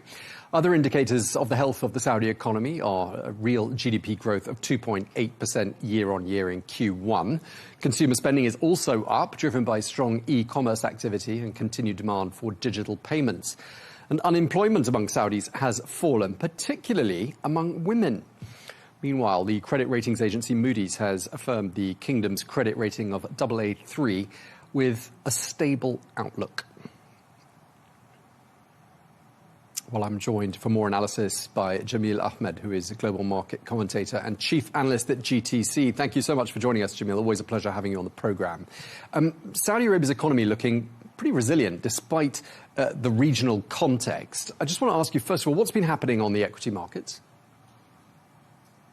I think that's exactly the message, that in fact, although the economies in the region are very close to where the unfortunate events are taking place, actually, in terms of economic data and what's happened in the market, they're not showing the same levels of sensitivity as potentially some markets in Asia and so forth.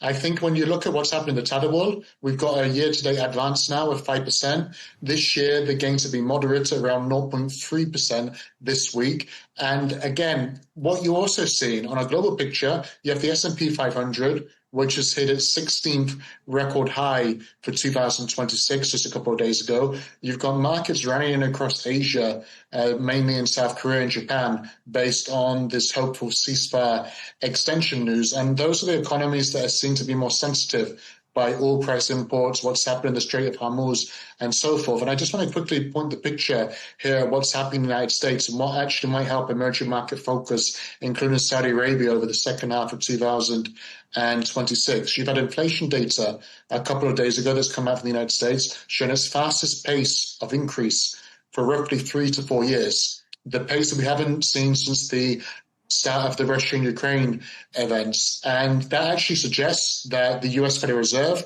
are going to keep interest rates in the United States unchanged, likely for the remainder of 2026, unless the traffic in the Strait of Hormuz clears up very fast. But that's unlikely to be the case. And that means for emerging markets, what's happened in the GCC specifically, those currencies that are pegged to the US dollar, they're likely to see more resilience and strength. And there's going to be less temptation to take flows and investments out of emerging markets based on the United States unlikely to cut interest rates, which is something we thought would happen on a regular occurrence in 2026. But geopolitics had different ideas. OK, Jamil, just before we cross to you, I listed a few indicators that stood out for me as being indicators that the overall health of the Saudi economy was healthier. I was just wondering what indicators have stood out for you? The PMI indicators, because you did have that contraction that come out in March based on what happened in the region. But actually in April, we returned back to growth. So I think the PMIs are very important because it shows what actually activity has happened in the domestic economy, as well as demand internationally for Saudi Arabian goods and its exports, and not only for oil. So I think those PMI figures are going to very much remain something to watch over the coming months. I would also look at what's happening with consumer spending. We do have consumer spending that's continuing to increase, although at a more moderate pace when you compare what happened in March 2025 to March 2026. We only saw growth moderately of around 1%. But what's encouraging is that you're still seeing signs of spending continue to increase and broaden the net in aspects such as what's happening in hotels, tourism, restaurants, food, beverage, events. And those are all key elements and pillars towards the 2030 strategic vision. So this shows that a lot is happening and it is working. It just happens to be that what's happening globally is, of course, impacting the world economy. And there just might be some moderation when it comes to the outstanding GDP and economic data figures that we did see on a regular occurrence in 2025.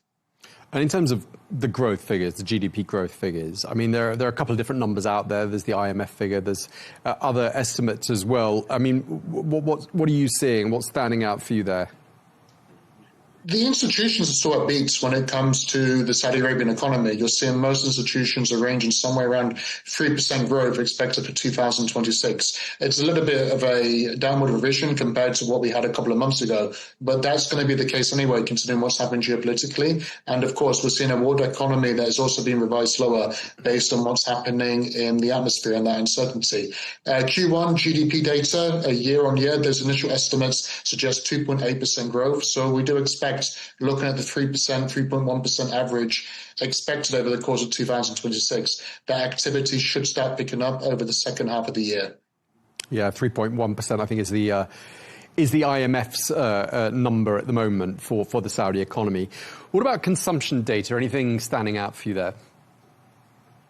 I would say what's standing out is a bit of a broader than the net. Again, growth is a bit more moderate when it comes to consumer spending compared to what it's been over the past couple of years. But we're still seeing some growth. And again, it's those industries such as what's happening with restaurants, food, beverage, retail sales and so forth. It does show that people are coming into Saudi Arabia and spending on the domestic economy. And I think that's helped by inflation is a lot weaker in Saudi Arabia compared to what I just mentioned in the United States. Inflation is averaging somewhere between around 1.7% so far over the past couple of months, where again, I've mentioned the US inflation reading just a couple of days ago is its fastest pace in roughly 4 years. And that's an economy that's not as impacted in terms of geographically compared to others that are impacted by what's happening in the region. And I think the unemployment rate is starting to come down a bit more. We've got 7.2% unemployment compared to roughly 7.5% towards the end of last year. So I think there's a couple of different drivers here that are supporting these economic figures.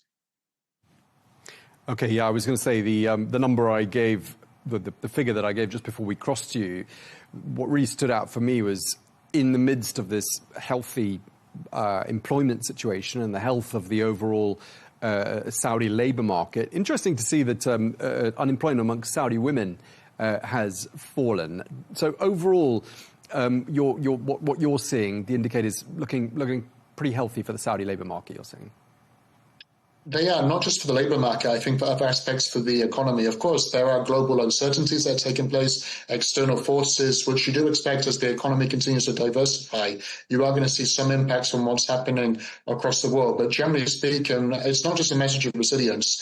It's also a message of steady goes the ship, because you're seeing different aspects of the economy, from inflation, from the unemployment rates, to what's happening with consumer spending and so forth. They're all supporting the domestic economy little by little. But again, as we head towards that 2030 vision, we're going to have more strategic focus on those aspects, because that's what's going to help economy get over the line should we continue to have external uncertainties happen in the world. Okay, and just lastly, one indicator where we have seen things sort of cooling off a little bit is in the real estate market. What are you seeing there?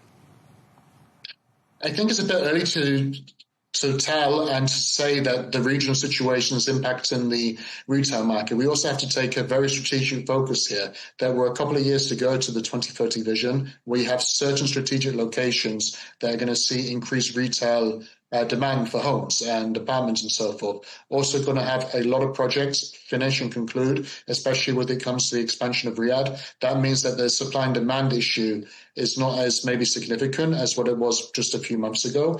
And you still have major focus towards aspects such as the 2030 Expo, the 2034 World Cup, which is all going to suggest more home building taking place in the economy. So I don't think it's necessarily going to be a downturn, but maybe just, again, growth is moderating. All right, we really appreciate you taking the time to share all that with us. Jamil Ahmed, Global Market Commentator and Chief Analyst at GTC, thank you very much indeed for your time. Thank you. More than 1.7 million people gathered in Mecca over the course of the past week for this year's Hajj pilgrimage. Well, for Saudi Arabia, the annual pilgrimage is not only a major religious event, but also a significant logistical and economic operation, supporting airlines, hotels, transport networks, and retail activity across the kingdom. Well, the Hajj highlights Saudi Arabia's growing role as a regional transport and logistics hub, with authorities managing large-scale flows of visitors from around the world. Well, analysts say the pilgrimage demonstrates the scale of the kingdom's infrastructure investment and its ability to maintain major international events, not least during a period of heightened regional instability. Well, playing a central logistical role, the Haramain high-speed railway, which connects Mecca, Medina, Jeddah and King Abdulaziz Airport. Well, here's what a spokesperson for Saudi Arabia Rail had to say about it. The train is considered one of the fastest trains in the world, with a speed of 300 kilometers per hour. It is the fastest means of transport for pilgrims from this airport towards Medina or Mecca. It can cover the distance from the station to Mecca in just minutes, and it can also cover the distance from the station to Medina in 1 hour and 45 minutes, while this journey between Mecca and Medina takes only 2 hours. During this year's Hajj season, more train trips were provided through the fleet, offering more than 2,200 seats for pilgrims.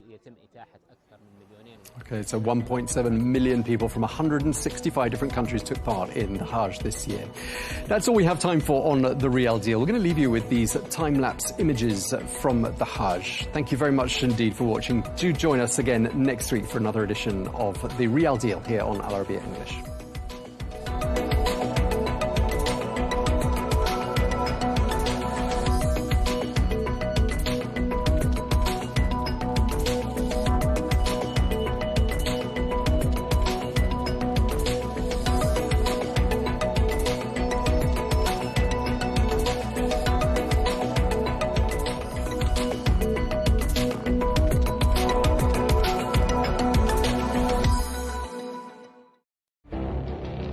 It feels like decades are passing by in a matter of weeks. Seismic shifts in the world order. Never, ever will be part of America. With so much happening and so much noise. Whether it's political upheaval, Canada has been ripping us off for years. economic shifts or social movements, And no one wins from tariffs. I think America can be more friendly to the rest of the world. The in-depth analysis and all the latest developments across the globe. To have an inclusive policy together. The meetings with Hamas gave me some hope. We're in another nuclear arms race. the most important development straight to your screen. Welcome to the dressing room. I'm on my own. I need backup. And an insightful look at the issues shaping our world today. It was not going to happen, that war, and it happened. Join us on Al Arabiya News, where the world talks.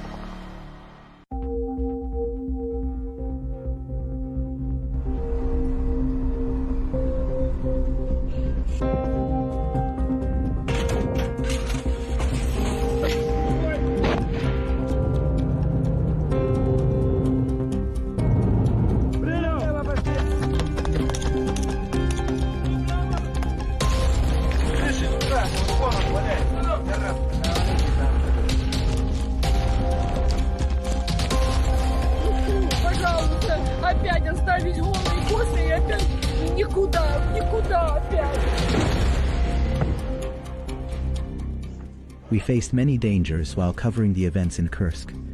We followed the developments of the battles on the fronts, and we were with the civilians, documenting their suffering in their homes, which they refused to leave, and in the shelters they had fled to. We were right in the midst of the battles. Ever since the Ukrainian incursion in August 2024,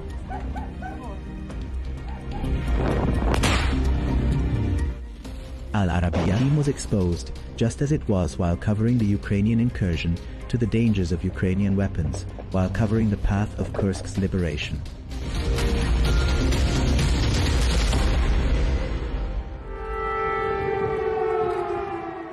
Kursk is the Russian region that Ukrainian forces entered in an attempt to shift the balance of power in a war that has been going on for more than 3 years, where the Ukrainian army occupied it and advanced deep into Russian territory. As we were the first to cover the events that shook Kursk, we followed everything from the very beginning. To get the most accurate details, we went to the commander of the Special Chechen Akhmat Forces, General Abdi Alaudinov. Given the importance of this figure on the battlefield in the Russian army, the road to him was surrounded by complete secrecy, both regarding the location and timing of the meeting.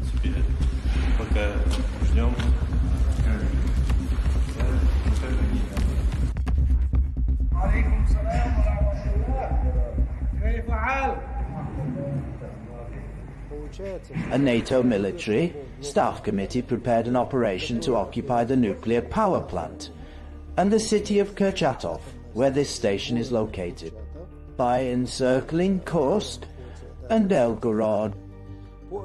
This meant that this entire area to fall under the control of armed Ukrainian groups, according to NATO's plan.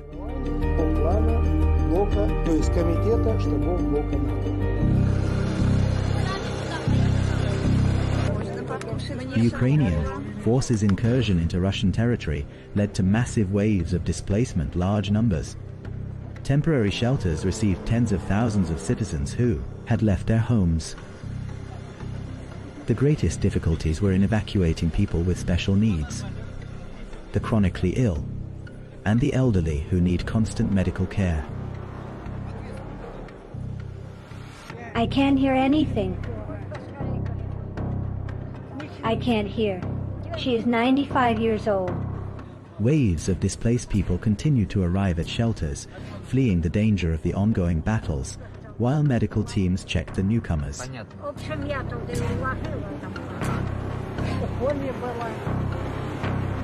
I was in a coma.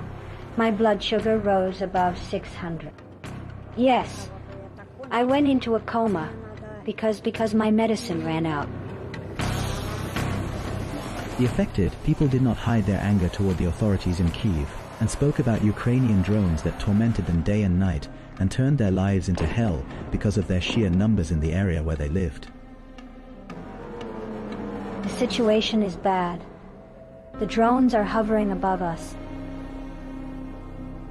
Here we are. They are bombing us heavily. The drones are flying. I didn't know where to go. I lost my mind.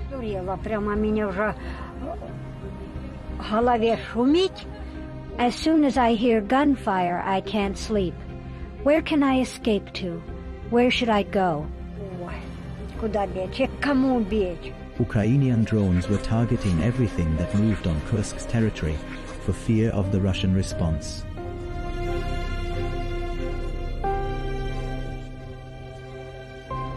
A large number of villages and towns have been liberated and cleared. Work on this axis is still ongoing in all circumstances. Aid continued to flow successively from various Russian regions to those affected in Kursk.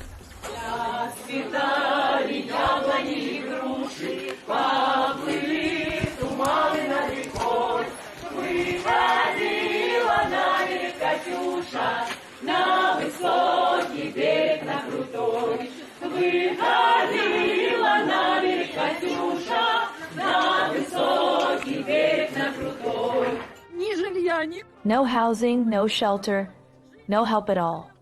We survived thanks to my husband who works. We rented a place and managed to stay however we could. The Ukrainian incursion left behind many displaced people who suffered from losing their shelter and sources of income. On the other hand, the Ukrainian advance prompted a rapid response from Russian forces to stop it and regain control of the situation.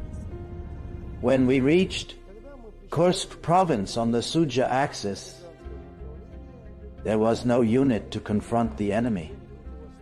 No unit had faced the enemy. Because it had succeeded in breaching the defense lines along the border and managed to occupy a wide area in Kursk province.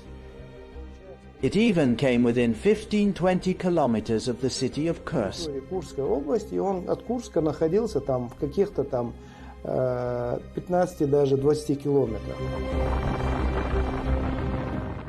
Kyiv was counting on forcing the Russian command to move its forces from Donbas toward Kursk, which would allow the Ukrainian army to regain the territories it had lost on the fronts. But the Russian winds blew against what the Ukrainian ships desired. Ukraine. Russia continued its advance, and mobilization was carried out from all parts of the Russian Federation to confront the situation in Kursk. This enabled the fighting forces on the Donetsk front to seize larger areas, because the Ukrainian Army Command had thrown its elite forces into Kursk in an attempt to move the battlefield into the Russian interior. We launched large winged drones in addition to small drones to specifically cover the front sectors. Our 2 drone units, they specifically highlighted the size and movement of enemy convoys. At that point, we organized our lines on the Martinovka axis, and thus we, as Akhmat forces, stood directly in the face of the cannon. We were the ones who stopped the enemy's first convoys.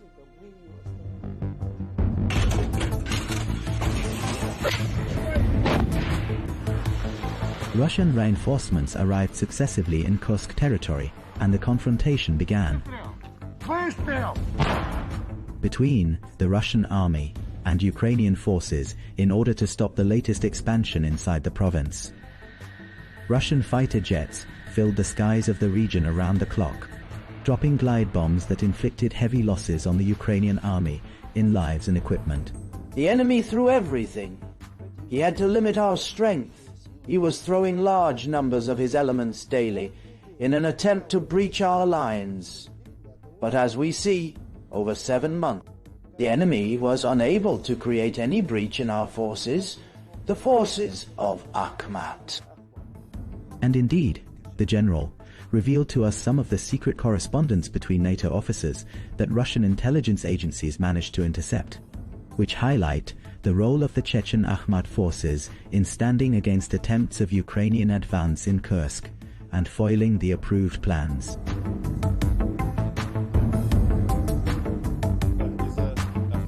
Thanks to the Akhmat forces, a great deal was done in general. I don't want to go into details.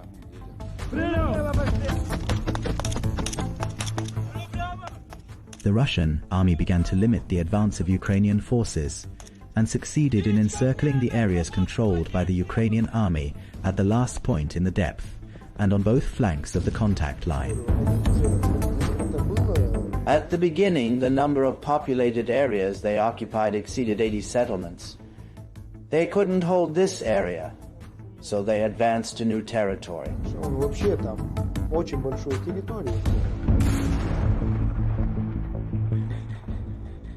In October 2024, operations to repel the forces began, and the Russian army started liberating towns and villages one after another. While maintaining the positions it had taken after, it managed to form a defensive line that besieges the Ukrainian forces from 3 sides, leaving them only the western withdrawal route to Sumy province, from which they had entered.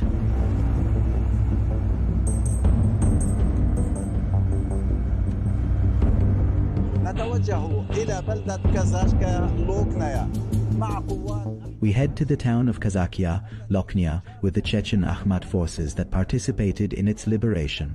This town witnessed fierce battles between the Russian and Ukrainian armies after the Russian army intensified its efforts to liberate several towns and cities in Kursk province.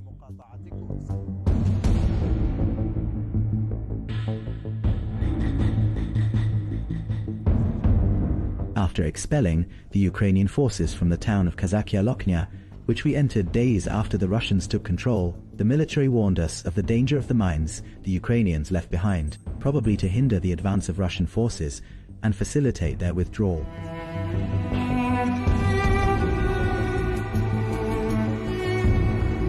Why is attention drawn to the need for caution before taking any step here? This is because the Ukrainian army violates all internationally recognized laws and conventions by using prohibited weapons against infantry units known as butterflies. Mines of this size are difficult to notice among the grass. They are very small, but capable of amputating a foot. There are many weapons that the North Atlantic Alliance used to support Ukrainian forces, and these weapons were found on the ground of this province where Ukrainian fighters left them behind and withdrew to other areas. We positioned in Soldatskoye, then headed to Cherkasskoye Poreknoy, where fierce clashes are taking place. We succeeded in repelling this attack over 2 full months. Then we advanced toward Martinovka, where we fortified along the main road. In the towns recaptured by the Russian army, the Ukrainians left behind large numbers of their dead following the bloody confrontations, at a time when some civilians refused to leave their homes and flee with the Ukrainian forces toward Kyiv.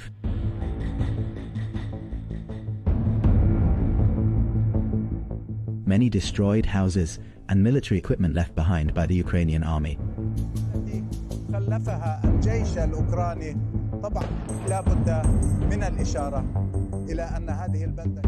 Of course, it must be noted that this town was inhabited by thousands of citizens who were displaced during the Ukrainian incursion or the Ukrainian advance at the beginning of the crisis in August of last year. And when the Russian army returned to retake this town, about 180 citizens were living in it and were evacuated. And only about 6 people remained in this town no more. It is clear how brutal this war is, but I prefer to hear from you what happened to you. I became like this.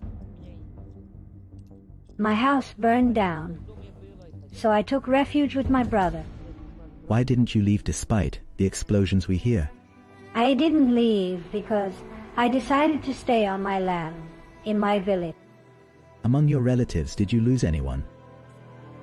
My brother disappeared when he went to work on the 6th of August and never returned after that.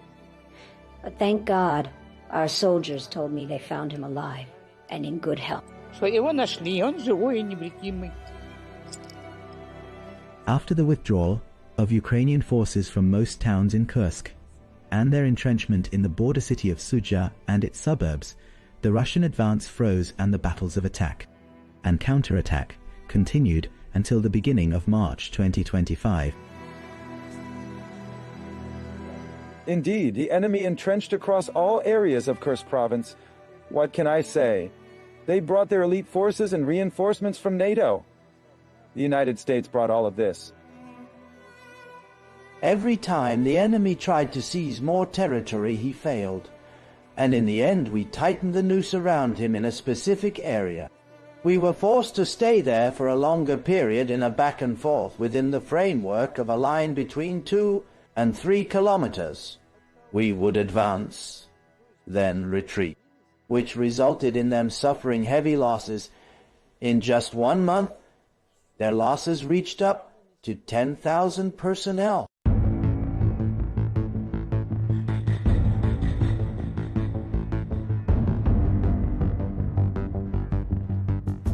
Qualitative and surprising turning point after a unique operation that caught the Ukrainian fighters.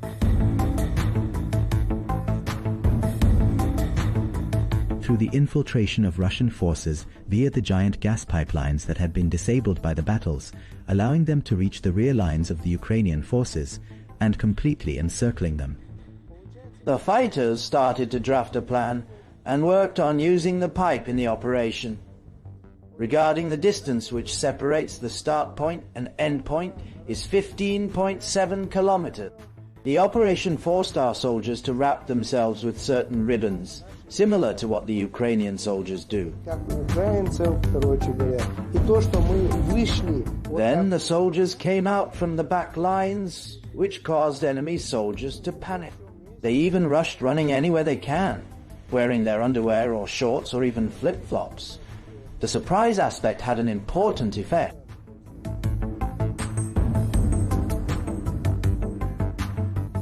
The unique gas pipeline operation lasted 6 days. Those who carried it out were able to cross in 2 days, but waited 4 more days until the other units arrived before launching the attack, in order to tighten control and the siege from the front and rear of the city.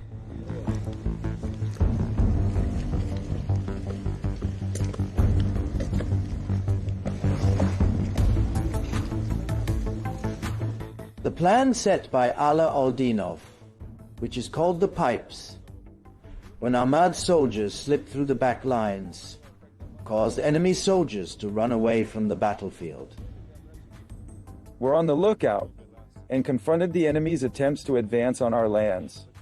Our efforts were not limited to repelling the enemy only, but went beyond that by repelling his forces so that he would retreat to the positions from which he had infiltrated.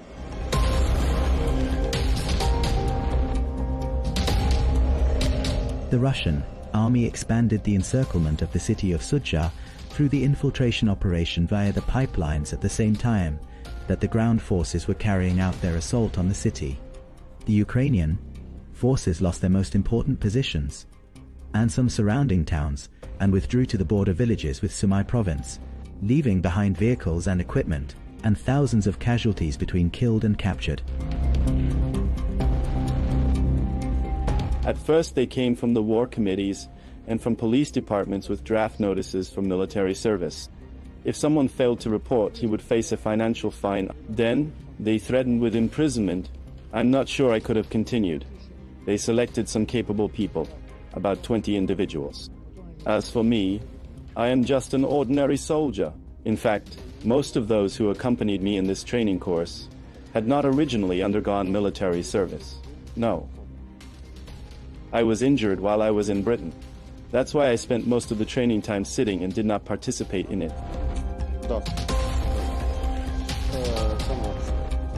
The battles of Kursk resulted in thousands of dead, wounded, and prisoners on both sides, yet the defeated side always suffers the greater losses in equipment and leaves Russia alone transferred from Kursk 6,000 Ukrainian bodies without compensation, as a positive step from the Russian side. Each side will claim that its losses are few and that the enemy suffered greater losses as a participant in the event from the inside. But as an eyewitness, I can confirm to you, regardless of how it may appear, that the losses of Akhmat forces were indeed limited. We entered the city of Sudzha with the Imam of the Chechen Akhmat forces, who is working on evacuating the citizens who refused to flee to Kyiv before the Russian army recaptured the city. Let us document the situation up close from the hottest points of confrontation. Young men gather people from the villages, and sometimes do so under drone and artillery shelling. This puts their lives at risk. We are extremely grateful to them. We are very thankful to them. Inside the city, those who could escape the shells and drones fled from Sudzha to safe areas in Russia at the beginning of the crisis, while those who could not leave remained under Ukrainian forces' control.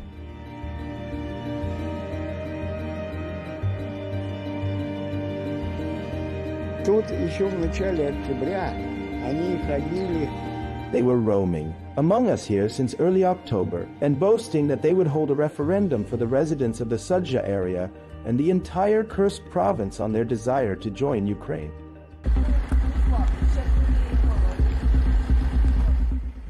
Electronic jamming has become one of the most important defense methods against drones, and positioning systems securing protection for stationed units and vehicles carrying jamming devices.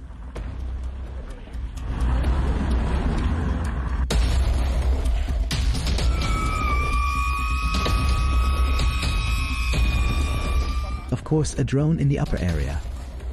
The devices detect the drones that make us run from these drones that may put us at risk in this coverage.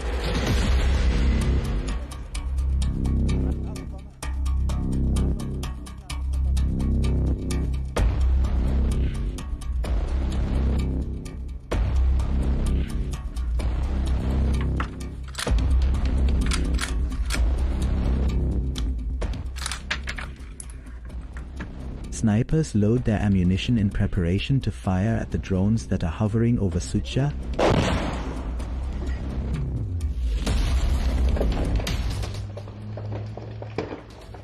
A shell falling now near us, and the Russian soldiers trying to hunt the drones.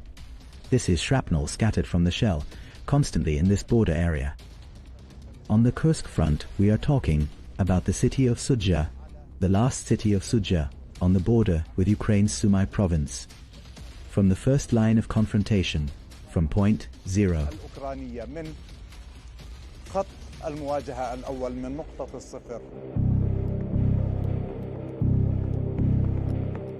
The Ukrainian forces' insistence on holding the areas they occupied led to more suffering for the residents amid mutual shelling, the Ukrainians withdrew to the villages adjacent to Sumy, destroying the bridges behind them so that the Russian army could not catch up with them.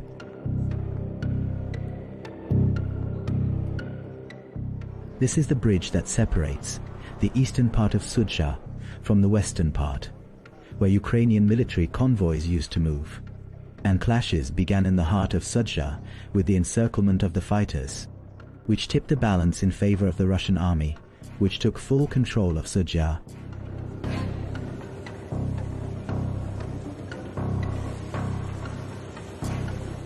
The destruction of the bridges pushed those working on civilian evacuation to intensify their efforts and take risks by crossing the river to transport those stranded on the other bank, on foot under shelling and drone attacks.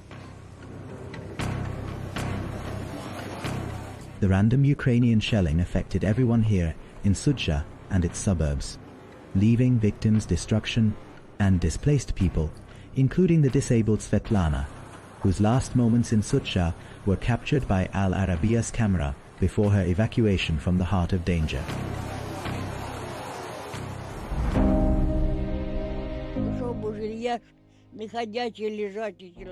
I am disabled.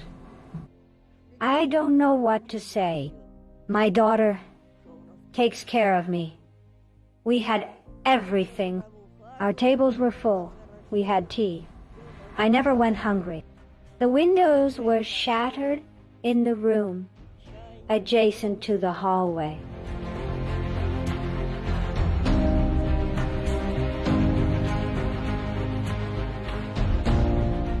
Our apartment has 3 rooms.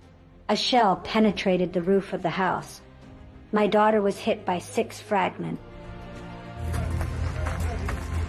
Volunteers of the Popular Front transported the elderly disabled Svetlana to the nearest evacuation point, to transport her to safe areas, far from the shelling.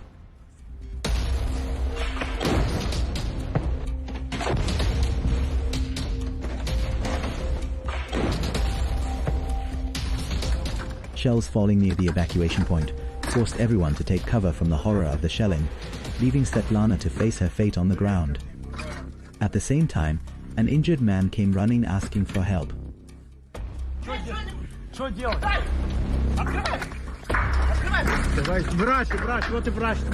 Doctor, here is the doctor accompanying us.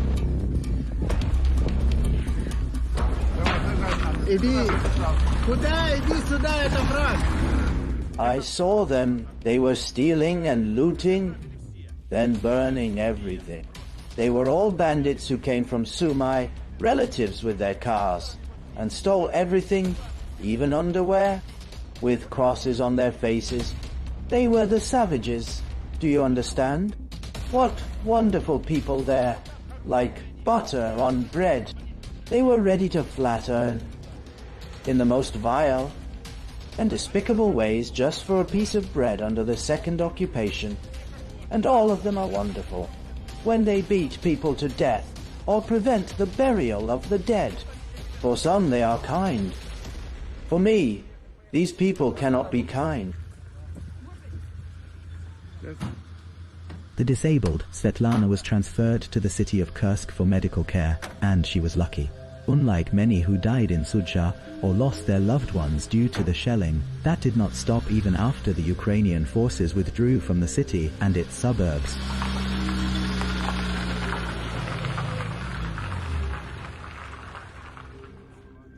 Shells and rockets falling from nearby Ukrainian forces near the city of Sudzha until this moment, and civilians are terrified, and fear and panic hang over the entire area.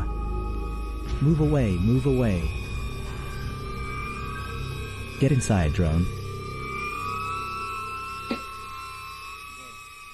How do you distinguish your enemy's drones? Russian drones fly with red tape stickers, while enemy drones have no stickers.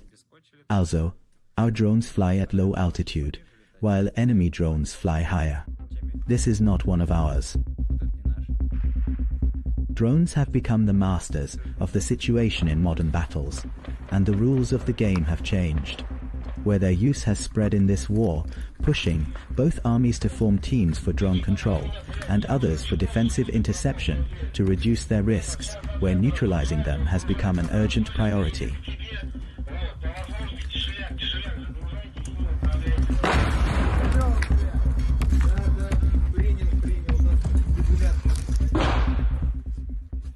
Extreme fear and caution as drones fly at low altitude. The Ukrainian forces are a few kilometers away from our position in villages.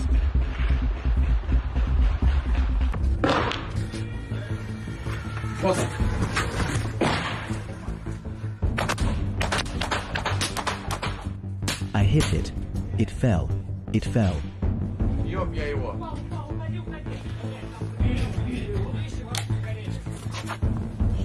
Move away. The luggage is burning. What is burning there? The things are burning. We need water. Don't touch anything. Be careful. Did the luggage burn? Yes. Yes. Move the ammunition away.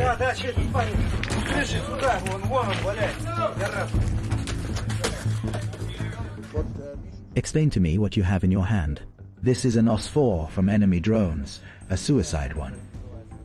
It flies using optical fibers, which allows it to stay outside the jamming range, and it can hit the target from a greater distance. One can say that with these devices, they are killing us. How does the drone drop bombs? One way, unmanned aircraft. As you see here, the shell is fixed, and here are the optical fibers. And while it flies, it releases these fibers. The camera spots the target, dives on it, then explodes. With a mixture of explosives or any incendiary material, which causes shrapnel of varying sizes depending on the type of explosive material. The larger the materials, the more terrifying their effect. There it is. Wait, wait, wait.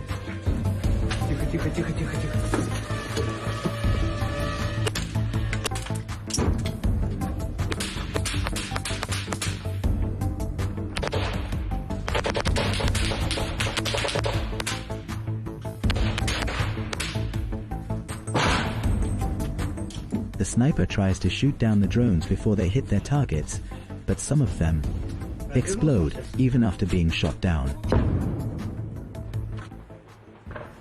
They seek to find us, detect our positions, and then destroy them. So it is better to blow them up. That is why our eyes are always fixed on the sky. Everyone is afraid, and we are also afraid, but we have no choice. To return home alive and with the hope that everything ends peacefully. Military operation management has changed now, a different military template from what is known. Drones, and specifically combat formations based on electronics, have come to occupy the most important position because it has become impossible to conduct any combat operations without a highly advanced drone unit. And this is an important point. If you have a very advanced drone unit, this automatically means your opponent has the same capabilities too. So you must have an advanced radio-electronic unit to be able to counter enemy drones. These two components complement each other, and they are in continuous competition.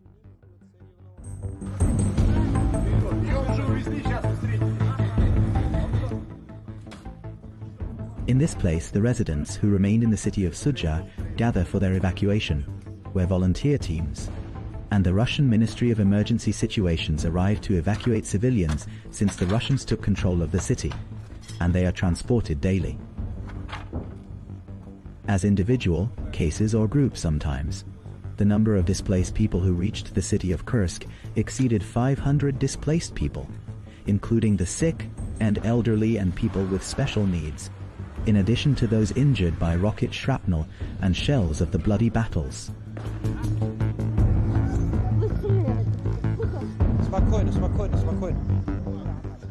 Volunteer teams linked to the Russian army, as well as the Ministry of Emergency Situations and social institutions, are working on evacuating the civilians who remained in the city of Suja and its suburbs.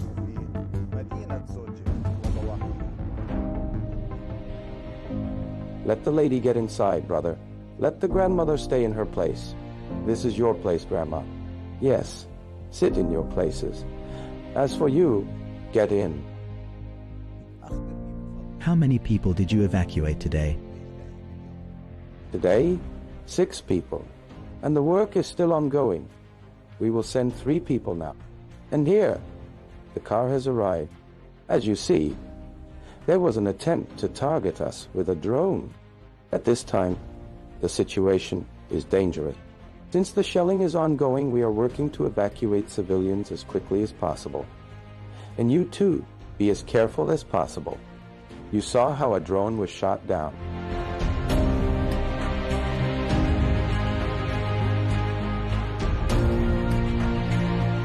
As we entered the area, we came across an old woman who told us her house was destroyed by a Ukrainian missile. Right here in this spot, the fire was blazing. Artyom was trying to extinguish it.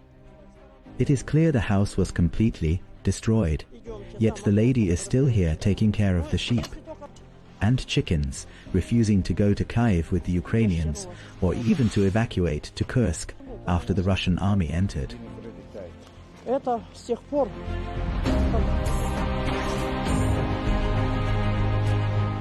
The imam managed to convince the lady whose house was destroyed to leave dangerous Suja and head to safe areas toward Kursk.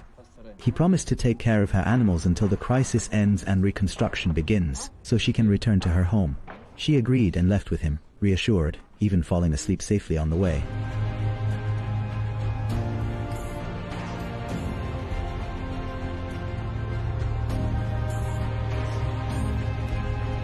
And so, the evacuation of citizens from dangerous areas continued in Kursk to safe areas.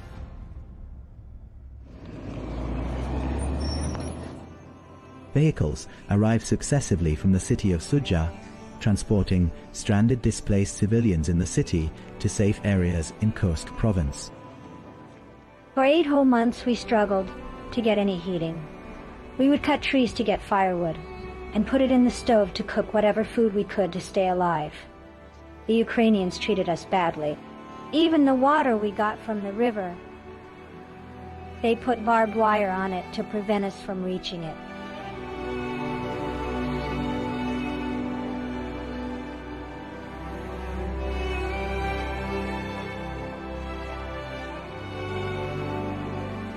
And finally, we started to feel some joy when the shelling decreased. The shelling was continuous, including with drones. They were bombing civilians. The main and decisive confrontations were in the first 2 days. After that, the enemy fled from the confrontation, so all that remained for us was to pursue his trail, clear the area, and advance. There were 3 towns that remained in the enemy's grip. What they did was they directed bombers towards Suja and nearby towns to continuously bomb our forces in an attempt to target our forces and limit our advance.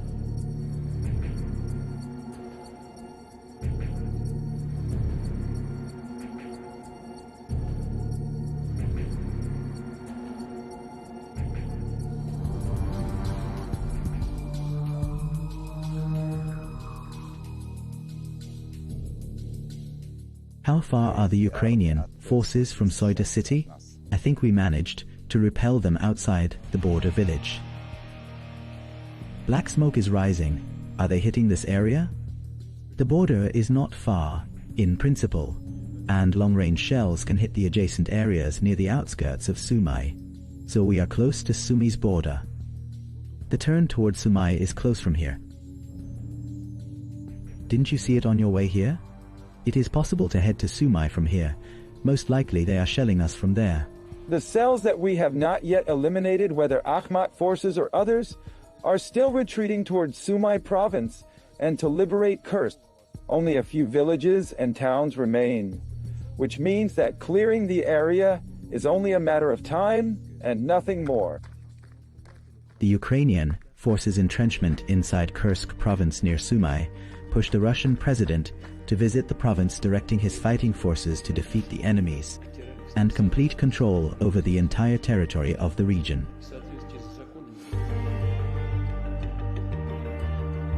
Our first mission in the current situation is to completely destroy the enemy as quickly as possible after he entrenched himself in the lands of Kursk. The border between Ukraine and Russia, and here we are talking about Sumy province and Kursk province. Shells are falling continuously from the nearest points on the border confrontation line between Russia and Ukraine in Kursk province, where continuous fighting and non-stop shelling between the Russian and Ukrainian armies.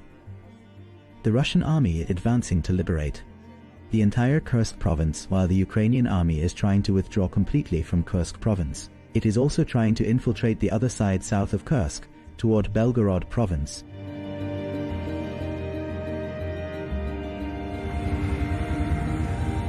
The battles continued, and Russian fighters along with North Korean forces increased pressure on the positions where the Ukrainian army was entrenched on the outskirts of Sumy province, until the Ukrainian forces were gradually expelled from the towns where they had entrenched themselves.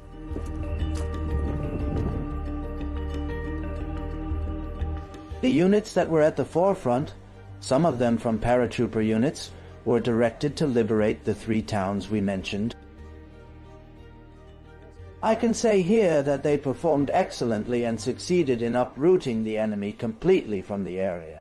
This was done in coordination with an infantry unit and a paratrooper unit. On April 26, 2025, the head of the Russian General Staff announced full control over all territories of Kursk province.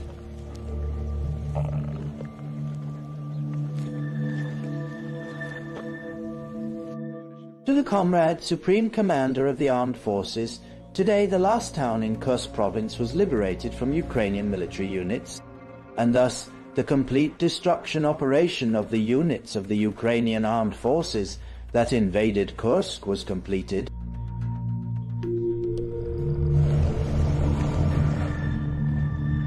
After the army liberated the entire territory of Kursk, it continued to infiltrate inside Ukrainian territory, controlling several towns in Sumy province to create a buffer zone, with battles continuing until now to push the danger away from Russian territory, especially since the Ukrainian forces infiltrated Belgorod province and are trying to return to Kursk territory.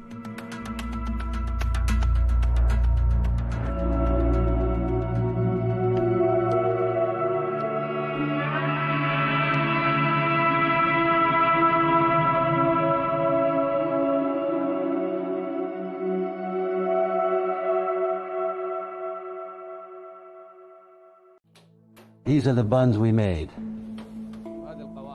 for the burger. What you're seeing now is rice.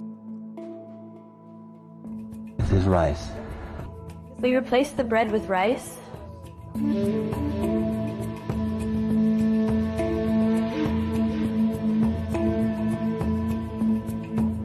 Good morning.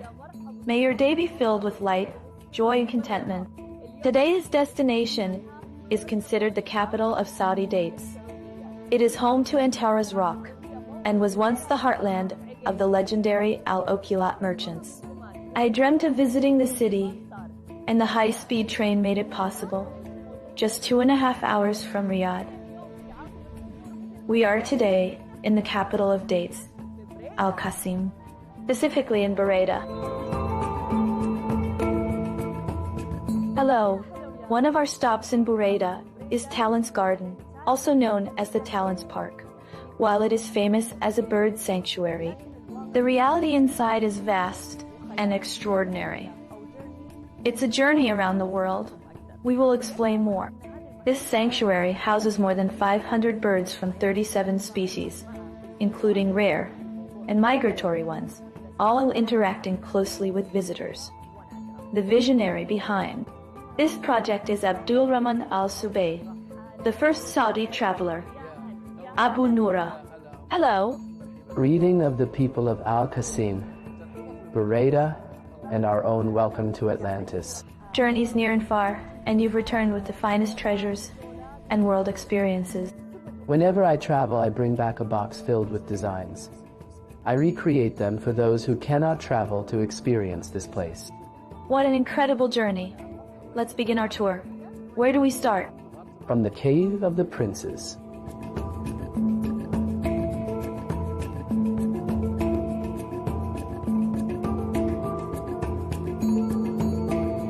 This is where the real amazement begins, especially with the chance to see the birds up close. These birds, with their vibrant colors, radiate such positive energy. Something truly unique. How do I get them to like me? Like this. Watch.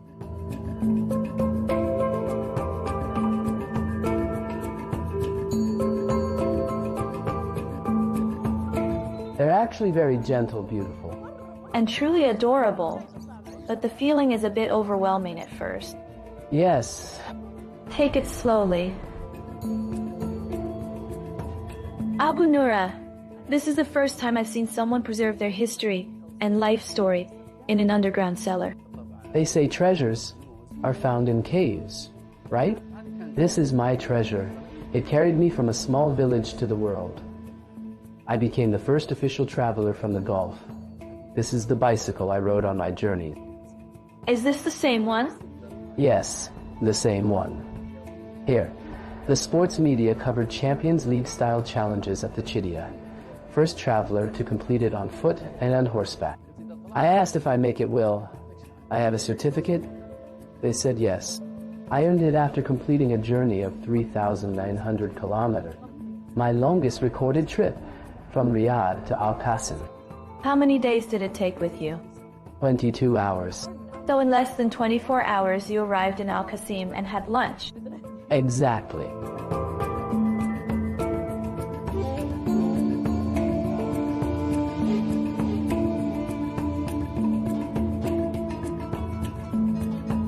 Aside from being very hungry now, I've heard that Al Qasim's cuisine contributed to its inclusion on UNESCO lists. What distinguishes Qasimi taste, especially the one of Burayda? From other Naiji dishes, they told me about a restaurant called Manul. It's run by Chef Abu Omar, a native of Al Qasim, who has refined and elevated traditional Qasimi cuisine in the most beautiful way. Let's go and explore. I was immersed in traditional dishes. Markook, Mutabak, Kapsa, and Mandi, when I heard that Chef Abu Omar was preparing the final touches on a menu that would represent Al Qasim at a food festival in France. Traditional cuisine with a modern twist. They told me I was going to see something I'd never heard of before, something I couldn't even imagine, so I didn't waste any time. As the saying goes, too many cooks spoil the broth. But I'm still trying to steal a few recipes along the way. Abu Omar, what's the idea behind rice being used in burgers and even pizza? Everyone loves rice, so we decided to present it in a creative way, like a rice-based pizza using tamarind rice. It tastes really good, but when you eat it, it still feels like you're having a proper plate of rice. Honestly, I still can't fully picture the flavor yet, but I love trying new things. What has the reaction been like from people? Very positive, honestly. We feel like we couldn't keep up with demand. Everything was finished before the festival ended. I'm worried they were hungry. No, not at all.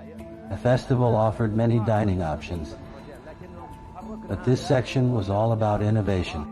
What innovation? Visitors were truly impressed by the presentation. It's beyond innovation. The meat is ready. Let's start. The chicken is ready as well. We'll bring the burger buns. There we go. These are the buns we made. Or the burger. What you're seeing now is rice. This is rice. We replaced the bread with rice? Exactly. It's simply rice. No seasoning added. It's boiled finished, off with a pinch of salt, light spices, and chicken or meat broth. Let's try it.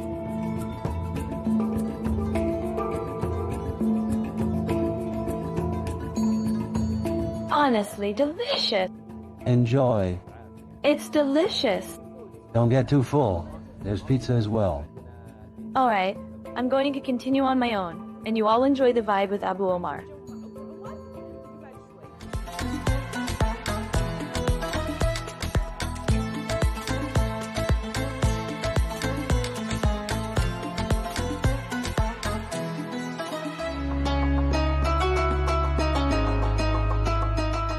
We are now at Al Jarda Traditional Market. Although the shops around me are closed because we arrived late, every Saturday morning, the market comes alive with auctions that run until noon. Afterwards, most shops close for a break and reopen later in the afternoon. This market was once the headquarters for Al-Okilat merchants. Al-Okilat merchants are the most famous in Saudi Arabia. Goods used to pass through them, moving back and forth all the way to Iraq. That's how trade used to flow in the Arabian Peninsula. It has a very long history, which you can look into. The market is divided into several sections. Shops for men's and women's clothing, livestock, as well as fruits and vegetables. If you come on Saturday morning, don't miss the auction. We'll also show you aerial drone shots to give you a better sense of its vast scale.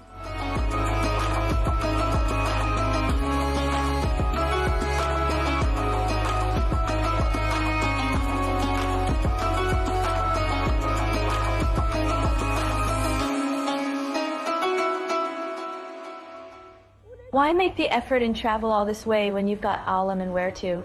This is the Al-Okilat Museum. It tells the story of the tribes of Najd and northern Arabia, taking you on a journey through time, as if you were part of the original Al-Okilat journey. With us today is Abu Hamad al-Wuhaibi, one of their descendants, who has preserved this heritage. Come with me. Hello, Sister Alam. You've honored us by visiting the Al-Okilat Museum. I'm very curious. Where did the name Al-Okilat come from? Why it was called that? There are many stories. Al-Okilat comes from the idea of taming camels. Camels have their own rituals. If someone bought camels from one place and wanted to move them elsewhere, they had to be properly tamed and bonded. With their owner. Once they were tamed and united, they became one caravan and moved together. This is one of the reasons behind the name. It is also linked to the Agel headband, as those who first brought it from the Levant, known as Al-Akila, used to wear traditional headbands. We know that people from Al-Qasim have a deep-rooted trading tradition inherited from the Al-Okilat, so we came to the museum to understand the full story. This is the first section of the museum. It highlights the founder of modern Saudi Arabia, the one who unified the country and brought its people together under one banner. King Abdulaziz, may God have mercy on him, played a great role in this unity. And his sons have continued his legacy, including King Salman, is the crown prince. How many Al-Okilat men were there? We documented around 2070. Not descendants or sons, but the real men who are historically remembered. In many generations, we were able to document more than 2070 in total. Abu Hamad, your majlis is full of life.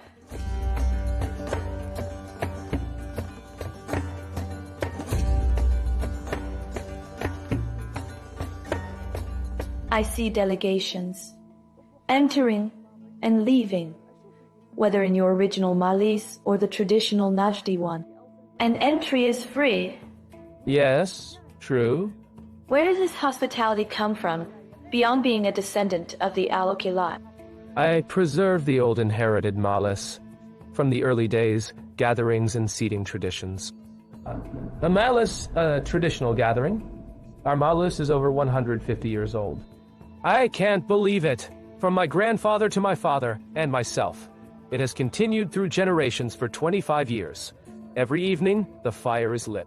And the Malis remains active all year round. You are in a lively space, which is the Naji house.